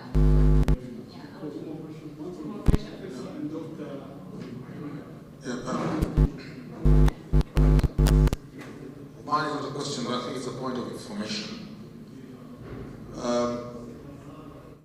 Last week on 20th of August, I attended the launch of Halal Africa application here in Kenya. So, and the man behind it is here, Faisal Qasim. So, we have started the route of Halal route. He started it. I don't know why he's been keeping quiet. But I asked him two questions, and I think you've seen those questions have emerged. I think for the Thailand experience is that you have the lab that works very closely with the council to certify. And remember, I asked you that question. What are the checks and balances that are in place in the app? Okay, let me finish. There are two questions. You didn't answer then, but they are emerging here. And I think they're very pertinent. What checks and balances exist to ensure that whatever companies are uploaded in the app are truly halal certified? Secondly, what checks and balances are there to monitor that they stay halal. And also, I remember so that is, why I'm saying this is because it looks like there is a knowledge gap. Yeah, so we have here started. The former staff of Jamia Mosque. Secondly, was a proposal that was made by His Excellency, the Ambassador for the Federal Republic of Somalia, about an MOU. I spoke with my Secretary General, I don't know where he is.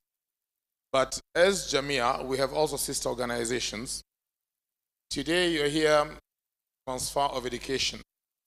I'm looking at more transfer of knowledge, skills, and expertise.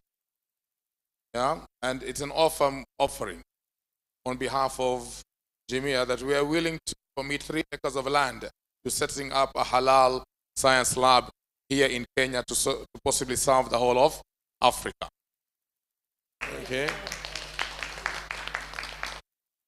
Lastly, is statement that the ambassador made, His Excellency, about you auditing records. I think it's important to acknowledge that in Kenya, already, to the best of my knowledge, and I came to understand this, I think 2 days ago, that we have 4 halal certifying bodies in Kenya. Okay? And I think you spoke about one. I think Sheikh Abdul Latif, Abdul Karim, you are under Kenya Bureau of Halal certification. I think it's important that there is close collaboration between the existing certifying entities and yourselves, as opposed to you moving in and conducting audit. Then the question would be, where is the monitoring and follow-up? So I'm very happy that we're here. So we do have some basic structures, and I think we now have an opportunity to upscale them, yeah, to a level where eventually I've given an offer on behalf of my Secretary General to set up that. And I think the Vice Chancellor of Islamic University of Kenya, I've seen you have a training for the young halal international scientists, I think. And also, we've noticed that you did have a visit from Kenya, but it was at the ministry level. It's even in your magazine that you had a delegation with the other African delegates who visited Bangkok.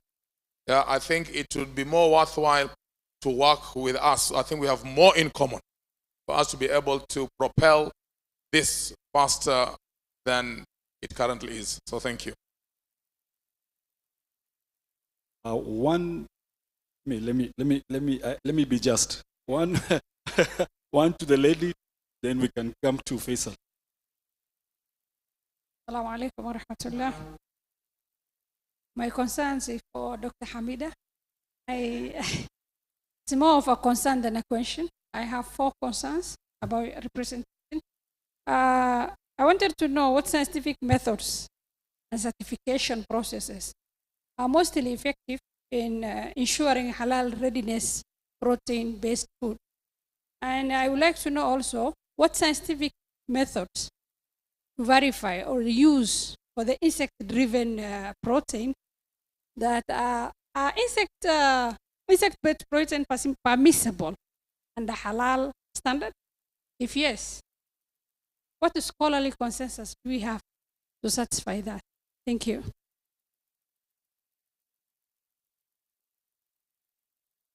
Give us some answers or at least some comments. But before that, I think we have one vital announcement. Those who have come and they need certification for this workshop, this training, you'll take the code from the screen. You get your certificate on your phone. Give you it the good old way. Just take the screen code and you'll be able to get it straight away, inshallah. For the first question, the technique that the key technique of the halal science of the Halal forensic science is the DNA technique that that we use the real-time PCR to detect animal in the same as the insect protein. We use the real-time PCR, but in the real-time PCR, in many applications to detect animal.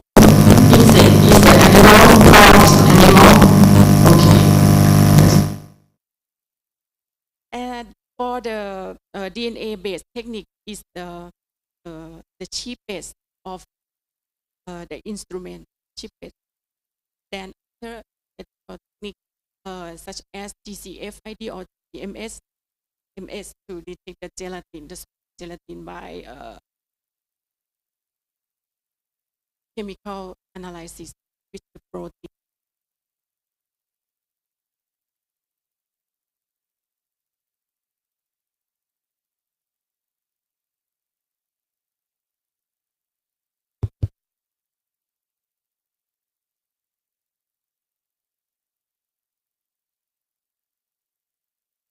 Bismillah. Assalamu alaikum wa rahmatullahi wa barakatuh. So first of all, thank you for this opportunity. Second, thank you, Professor, for highlighting that. For me, I came to learn, of which I am really learning a lot. So basically, to answer the concern the Professor mentioned, of which you've really brought out very. Before I answer the question, it's important to give context, right? So in Kenya, we have a lot of halal players. We have a lot of halal, but the biggest problem is that one, we are quite fragmented. So we have the Kenya Bureau of Halal certification and other certification. We have, for example, you can see Ishmar Expo are here doing a lot when it comes to SMEs, supporting them and their hustles through the bazaars. We have the likes of Jamia supporting the rivers. So we have a lot of players, right? But we are a bit fragmented. That's one. Secondly, there is the aspect of assumption. So because I'm a Muslim, I went to understand, and the fact that I'm Muslim, I don't think I need certification by virtue of one, being Muslim and I know my religion, and then number two is that I will try to the best of my knowledge and not necessarily the scientific knowledge and the Sharia knowledge. That are really coming up as a challenge. So basically, as Halal Hub Africa, Naam, yes, we have the platform and we are currently onboarding. So what is our metrics of onboarding? As Halal Hub Africa, we are focusing on the promotional bit and organization of the industry. We already have bodies that are certifying. They are doing a very good job. For example, people like KBHC, Sheikh Abdul Latif, they have over 20 years experience in the industry, certifying people, of which they've learned and relearned, they've skilled and upskilled and all that. So we definitely don't want to go and replicate whatever they've been doing together, the secretariat I can see there over those years. So what we want to do is to fill a gap that is there, which is the organization and the promotion of the industry. For example, Ishmar Expo doing a lot of expos in the outskirts. But again, if you're looking at, for example, the population of Kenya, give or take, the population of Muslims is around 22%. So if you're looking at the growth of halal industry, then you really need to tap into the 78% that is outside there. That is our aim. We really want to correct this misconception that halal consumables is only meant for Muslims only. So we want to see how do we expose this? How do we expose the industry? How do we get more investors into the halal industry? I'm sure Professor and my senior here, Bilokero, will confirm when it comes to halal finance, it is something that's already taking shape. People are taking up Islamic products which are Sharia compliant. So what about the other foods? What about the consumables? What about the sausages, the processed meats and all that? So basically, as Halal Hub Africa, what we are doing is that we are piggybacking information that they already have. We onboard them into the system and we help in the promotional bit. Ishmar Expo doing these things. How do we chart new markets? Let's onboard who is there and move forward. And to address the second challenge of assumption is to come up with incentives. Like inshallah, this year,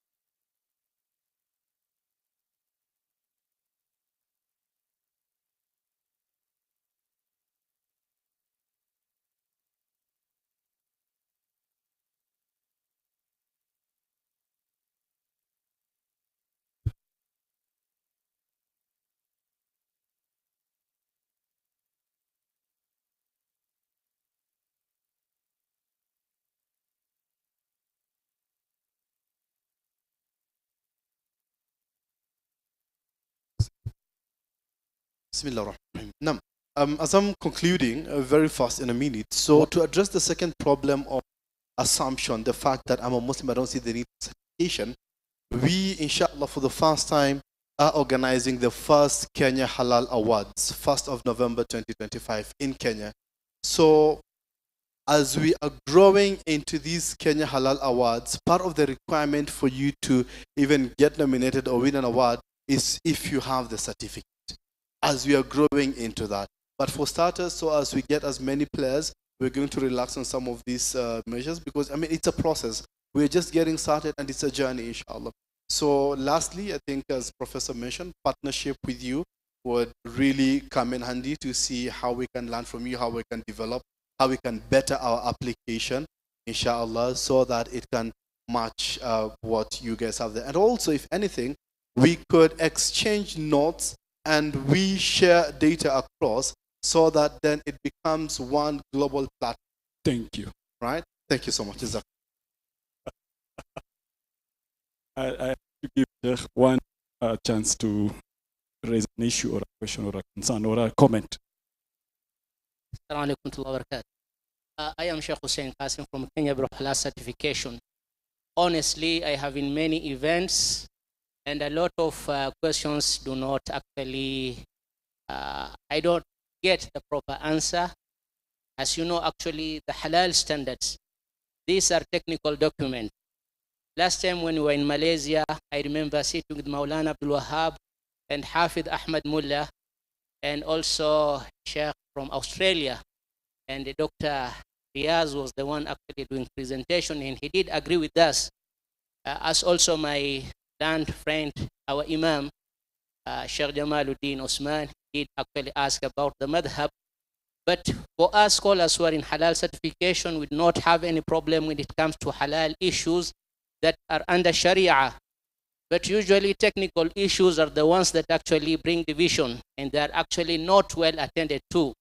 So it is up to the panel of the scientists actually to come up with a proper way of filling the gap. Like today I was just talking to the professor in the morning and he gave me a very positive answer about for us who go to audit different companies. It is not necessary that I get a sample, I go to the lab so that I can get the result and then I can give my feedback to the company that I want to certify. It is rather we should have a kit that I can run a rapid test and then get my result. But alhamdulillah, he promised that there is now a gadget that already it is out. But always my concern, it is about how we can harmonize the standards. We are well actually versed in standards. We Kenya Bureau of Halal Certification. We use MS 1500, which is a Malaysian standard. But however, we have the CIMIC one also. We know it very well. The MUIS, GCC standard also, GSO. The problem usually raises when it comes to accreditation. There is a lot of money and you need to be actually accredited with all these organizations so that actually you can use the standards. So what is the way forward? I remember coming across also a company that we had certified and they were exporting a product to Thailand, and then they asked us if we're accredited by the organization I saw, CITCO, the Thailand one. How do you call it? Yes. So this is the problem. How can we address this problem if I'm already actually accredited and accredited by JAKIM? Why should I go for other accreditation for my actually certificate and the product that I have certified to be accepted on the other side that they are using a different standard? Shukran Jazilan. I don't know whether I want to give them time to answer or we break for Salah, because Salah is called, and that will be the first answer we deal with, and then we'll go to Professor Ray for only one extra presentation, which is very brief, and then we'll have the exhibition, which is outside. So shukran, jazakumullah khair. Let's go for Asr. The answer will come after Asr. I think it's a good way of breaking.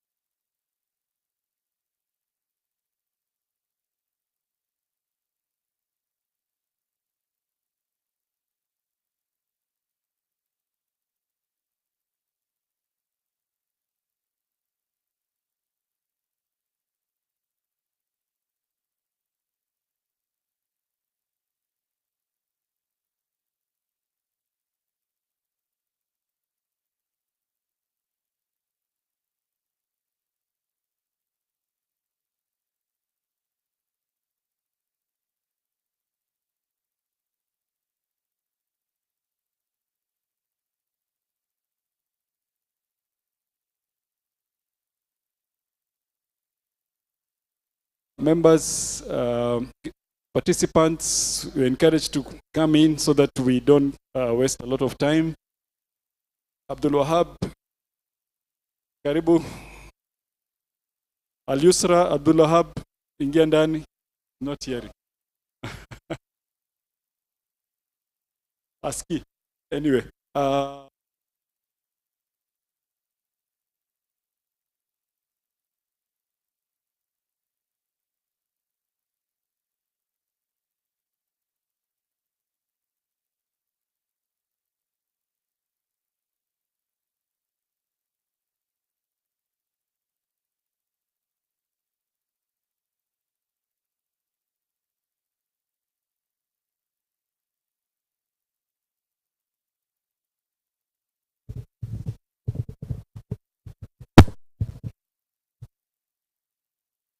بسم الله الرحمن الرحيم الحمد لله رب العالمين وبه نستعين لا حول ولا قوة إلا بالله العلي العظيم السلام عليكم ورحمة الله وبركاته. First of all, I would like to thank you, organizing committee, that you organize a very important event, important workshop today. Actually, I am not a Halal scientist. I am a director of the Muslim Studies Center at Chulalongkorn University. Our center is under the Institute of Asian Studies. So we conduct a research on the Muslim world, both domestically, in Thailand, and also internationally, the Muslim world as a whole. My topic today is about Thailand Halal success story, policy, infrastructure, and industry alignment. This was assigned by Dr. Anas. Dr. Anas told me to come and deliver this topic. So actually I'm not the Halal scientist, but I'm a social scientist. The topic that I'm going to deliver, briefly explain, is about Thailand's strategic location. The second point that I want to make is about Thailand at a glance, and we will come to Thailand food industry. The fourth point is about Thailand Halal industry.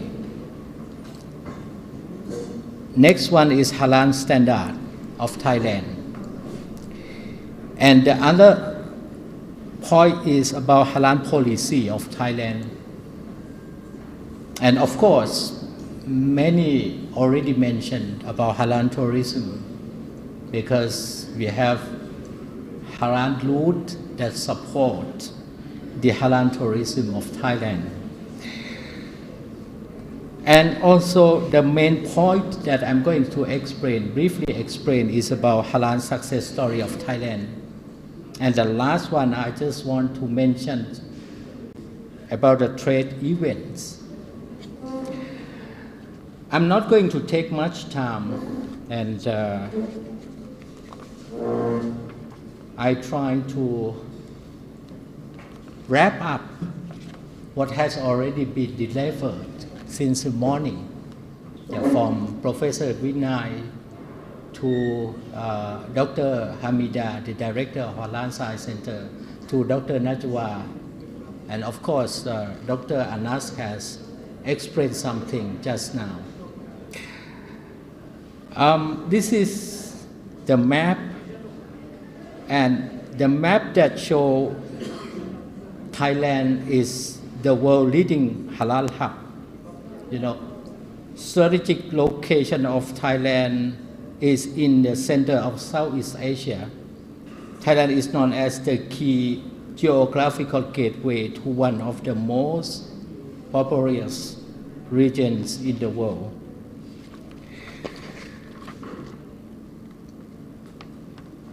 So, a society living in harmony amidst diversity, as mentioned by Professor Vinay in the morning. A nation with a long and rich history, Thailand has preserved its unique identity and traditions over the centuries, while also welcoming diverse culture reaching its shores as the kingdom increased its contacts with the outside world. Thai people are well known for their friendliness, generosity, and tolerance, regardless of gender, race, and faith. Thailand has a population of about 65 to 67 millions, consisting of three major religions. Around 89% of Thais are Buddhists. Of course, the Buddhists are the majority. But the Muslims are the second largest religious group in Thailand at around 10%. Christian and other represent 0.7% of the population. All these groups live in harmony and enjoy freedom to practice their respective beliefs as guaranteed by the country's constitution, and His Majesty the King is a patron of all religions in Thailand. Next is about the food industry. I think Professor Vinay already mentioned in the morning. I'm not going to take much time on this because Thailand is one of the top exporting food countries in the world.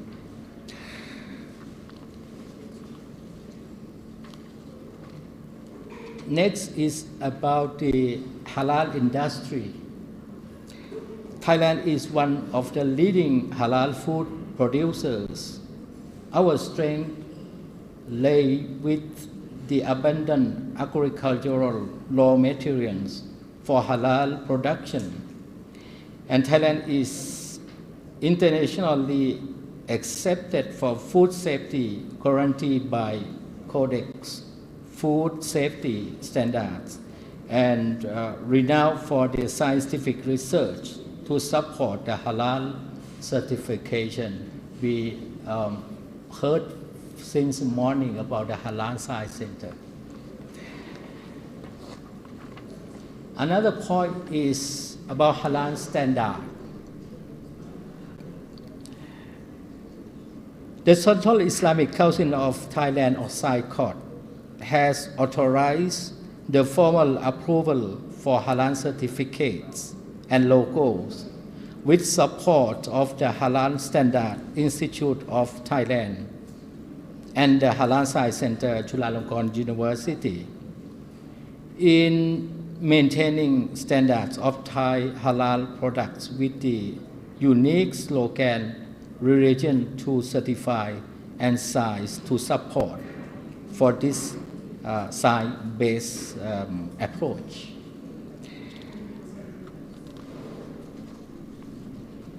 Another point that I'm going to explain is about halal policy of Thailand.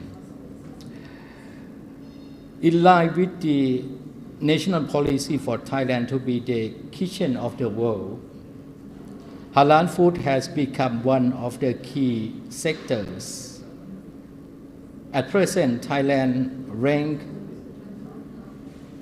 10 among the world's largest halal food exporters, generating a significant $6 billion USD each year. The Thai government aims at promoting Thailand as one of the top exporters of halal products and services within the next 5 years. To achieve this goal, the government try to formulate a strength action plan focusing on strengthening Thai halal certification body, trust building of Thai product through Halal standard, science, technology, and innovation. Strengthening the production knowledge and management system from farm to consumer. Expanding markets and logistics. And the last that we are going to do is creating consumer confidence both domestically and internationally. Another point is about halal tourism. So with the increasing number of the world's Muslim population, we have like now 2,000 million Muslims around the world. Thailand also increased its halal business to include other non-food products from textile, garments, cosmetic, to tourism, medical wellness, and related businesses. Thailand is outstanding in the field of tourism, as we know, thanks to its superb tourism structure and abundance in resources, which has generated major income for the country. According to the Global Muslim Travel Index 2019, before COVID-19, Thailand was ranked second as the top non-OIC most popular destination. Halal tourism, especially medical tourism, is the main attraction to Muslim visitors. The halal facilities related to medical care, wellness services, and hospitality has been improving. So this is halal medical tourism as a regional medical and wellness center due to its high standards.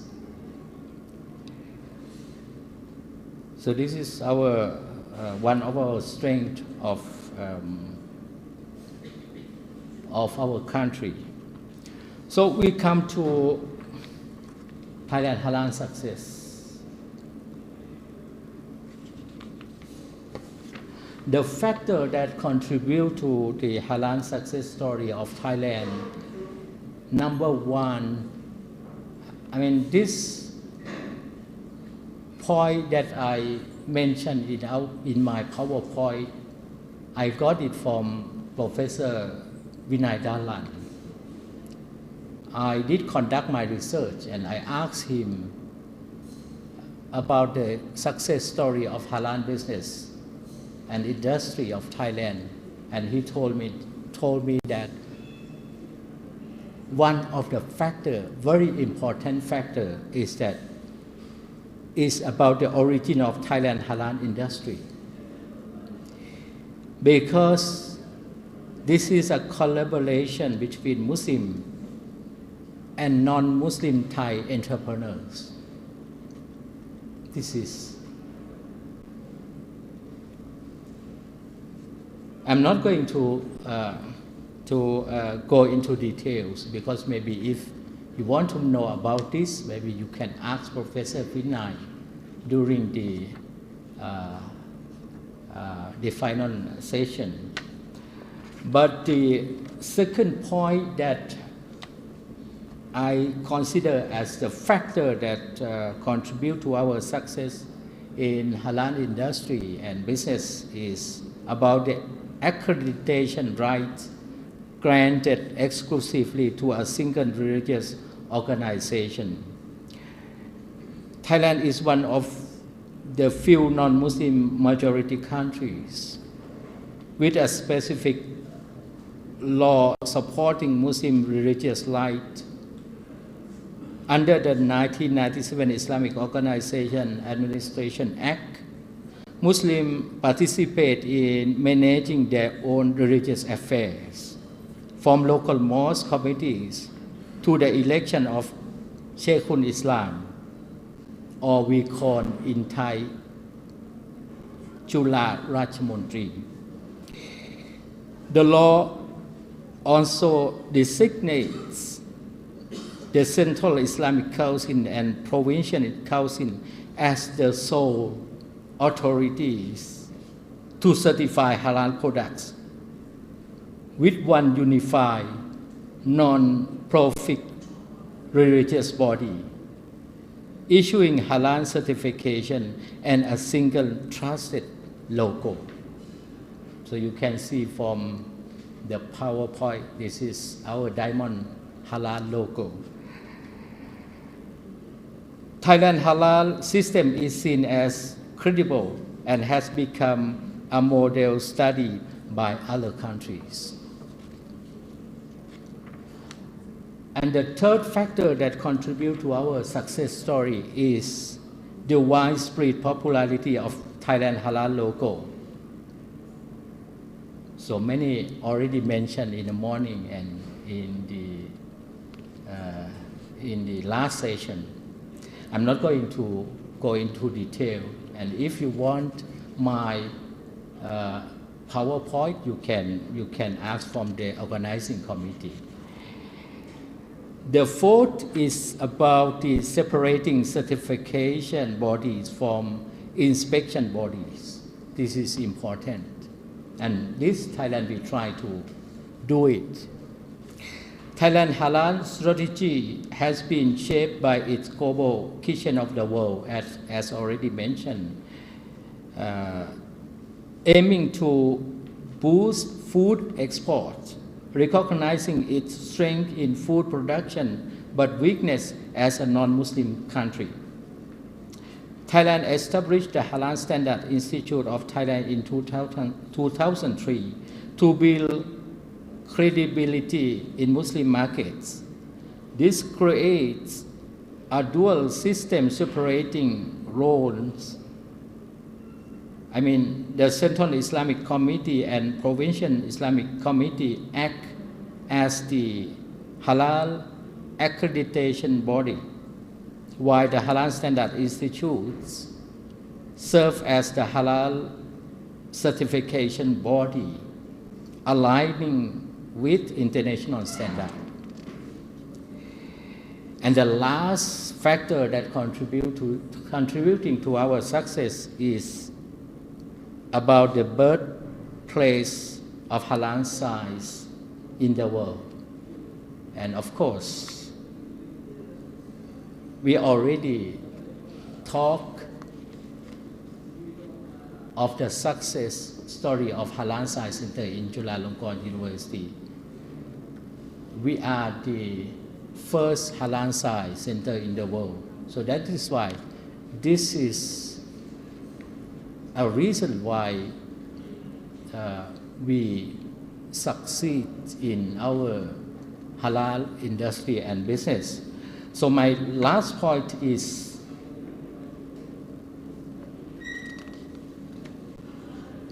about Thailand trade events.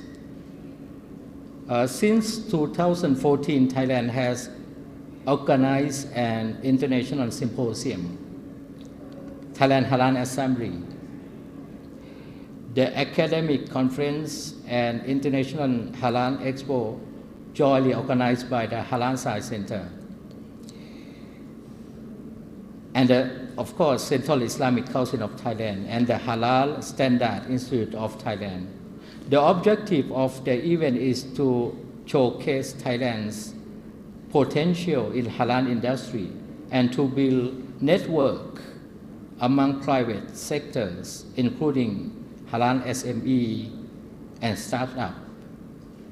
The event is scheduled in November. I don't know, because the director of Halal Science Center is she was already mentioned. And the latest event we organized was in 2024, this year alone. So last year. So this is the point that I want to briefly explain. And This is Thailand experience, and I emphasize again, I'm not the Halal scientist, I'm a social scientist. So I want to learn more about Kenya's experience of Halal industry and developments. So maybe from now on, we can share, you can share with our team about your success story of Kenya Halal industry. Thank you very much. Wabillahi taufiq wal hidayah. Wassalamu alaikum wa rahmatullah wa barakatuh.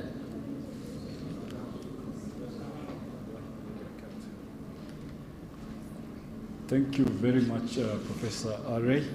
I've just learned separation of certification versus inspection. I think this is something that we have to learn here in Kenya, and we are seeing Professor bring that out quite clearly. Next, we have to agree. Are we going to be here for another 30 minutes? Because I know with so many professors here, we can be here the whole night. So let's agree on 30 minutes maximum. We have a mini expo. There are products from Thailand, halal products from Thailand, right out across. And Dr. Anat, I think you'll be taking lead on that. I don't know whether you want us to proceed and you can show us some of those products. I think maybe we can bring them here, or you want us to go out. I stand to be guided, Dr. Anat. It's all outside. We can all go out and take a look at the products and see, and maybe consolidate any other questions that we need outside it will give us time to stretch also. I know people have been sitting the whole day. So we have those products. We ask humbly that those who are interested can go out, see those products, and also ask one or two, and maybe inquire. Those who want to import, we have businessmen here, we have captains of industry, Faisal Qasim. Sasa ndio unafaa kung'ara, so that we do that. Or we could give Sheikh to give us a vote of thanks, so that after that we leave it open for people to go out and also interact with those products. When people, the second option is better. Yes. Then when we go out, people can leave at pleasure, and those who want to ask more questions, the team is around to answer those questions. The chef might start to speak to an empty hall. Once people have left, good. So Sheikh Jamaluddin, I think the floor is yours. You can come and give us those words of wisdom. Shukran.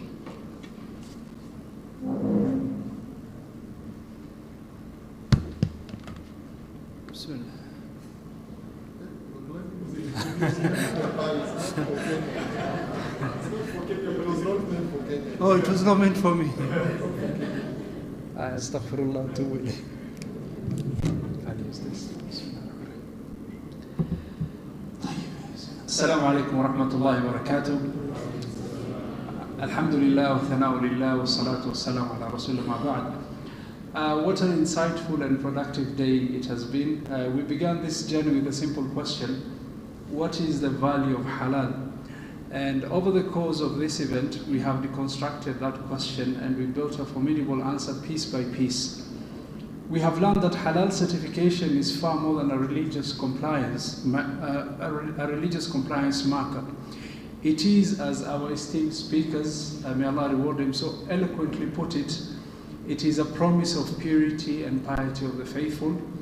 It is a benchmark for unparalleled quality, safety, and ethical integrity for all consumers. And it is a passport to the immense multi-trillion-dollar engine of the global halal economy. We have explored the intricate science behind the standards, the rigorous audit processes, and the powerful economic models built on this foundation of trust. The conversation in these halls and during the networking session have been a testament to the vibrant and dynamic future of this industry.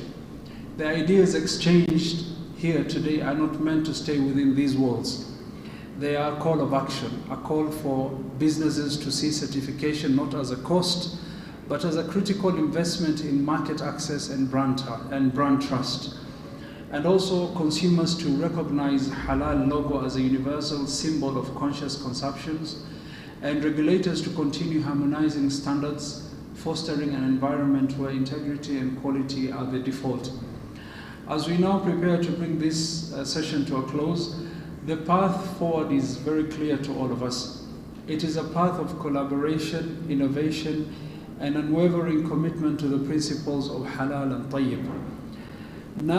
By the grace of Allah, none of this would have been possible without the collective effort of many dedicated individuals and organizations.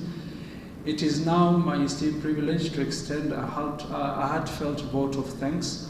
First, our profound gratitude to our distinguished speakers and panelists. We say thank you to you, and we say Jazakumullah khair. Thank you for sharing your invaluable expertise, groundbreaking insights, and visionary perspectives. You have challenged our thinking and illuminated the opportunities that lie ahead, opportunities that we are not even aware of. And to Jamia Mosque Committee, we thank you for your unwavering support and believe in the mission of this event, and your belief in the mission of this event have been its backbone. Thank you for your investment and also for your support. A special acknowledgement must go to the organizing team, to the team that worked tirelessly behind the scenes long before any of us arrived. From conceptualizing the agenda to ensuring every single detail today runs seamlessly, we see your hard work, and we are deeply grateful, and we thank and we pray that Allah subhanahu wa ta'ala rewards you for that. And also to all of you who attended, we thank you for your active participation, your thoughtful questions, and your engaging discussions. You are the lifeblood of this event, and you are the ambassadors, inshallah, who will carry these ideas into your organizations and community. And finally, we give thanks to Allah Almighty for blessing us with the knowledge, the well-being, and the opportunity to gather for such a purpose, for such a purposeful endeavor.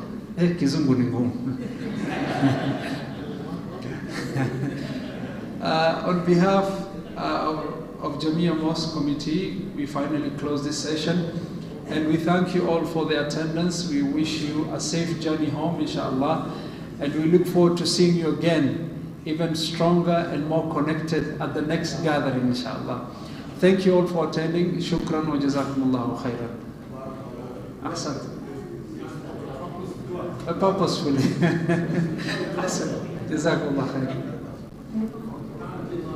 سبحانك اللهم وبحمدك نشهد أن لا إله إلا أنت نستغفرك ونتوب إليك.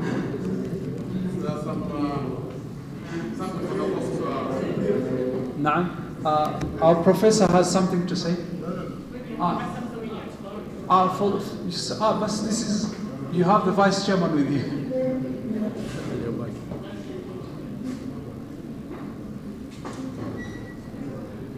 We need to take the photo.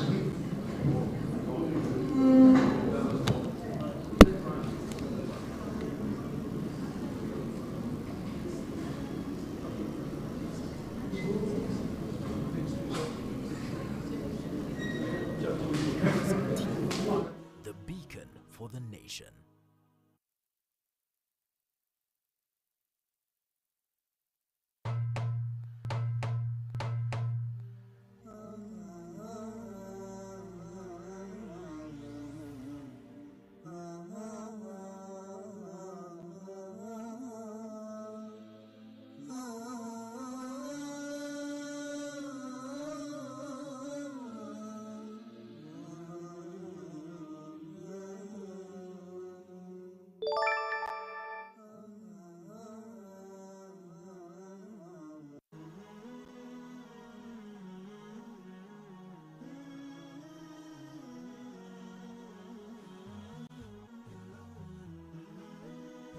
Horizon TV, the beacon for the nation.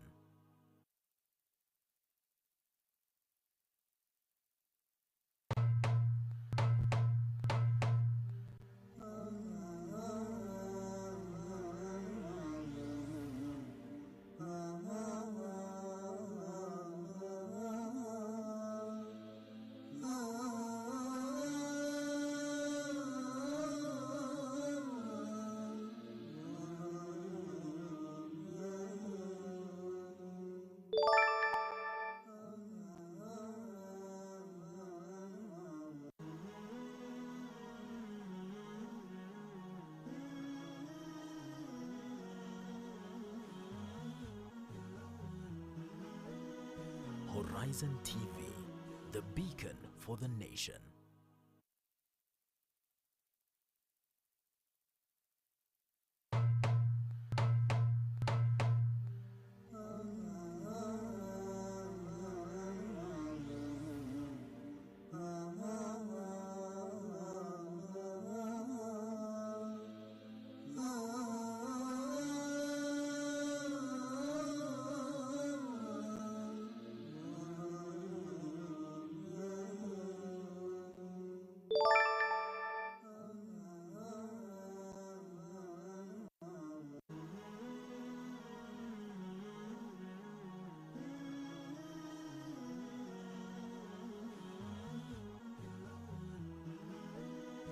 Horizon TV, the beacon for the nation.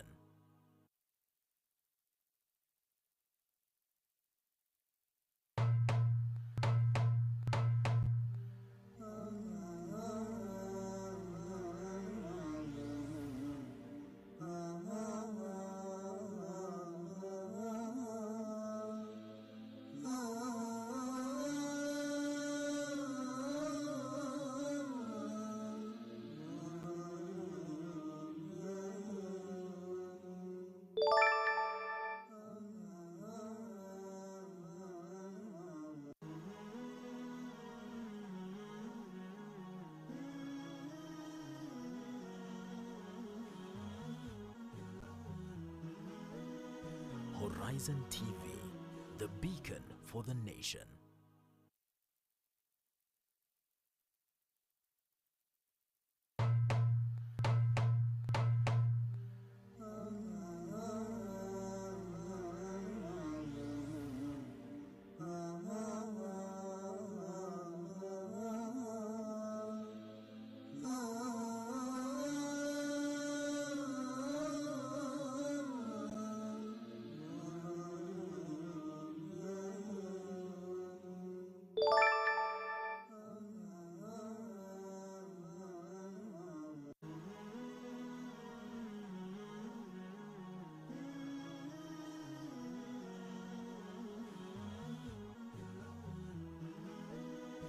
Horizon TV, the beacon for the nation.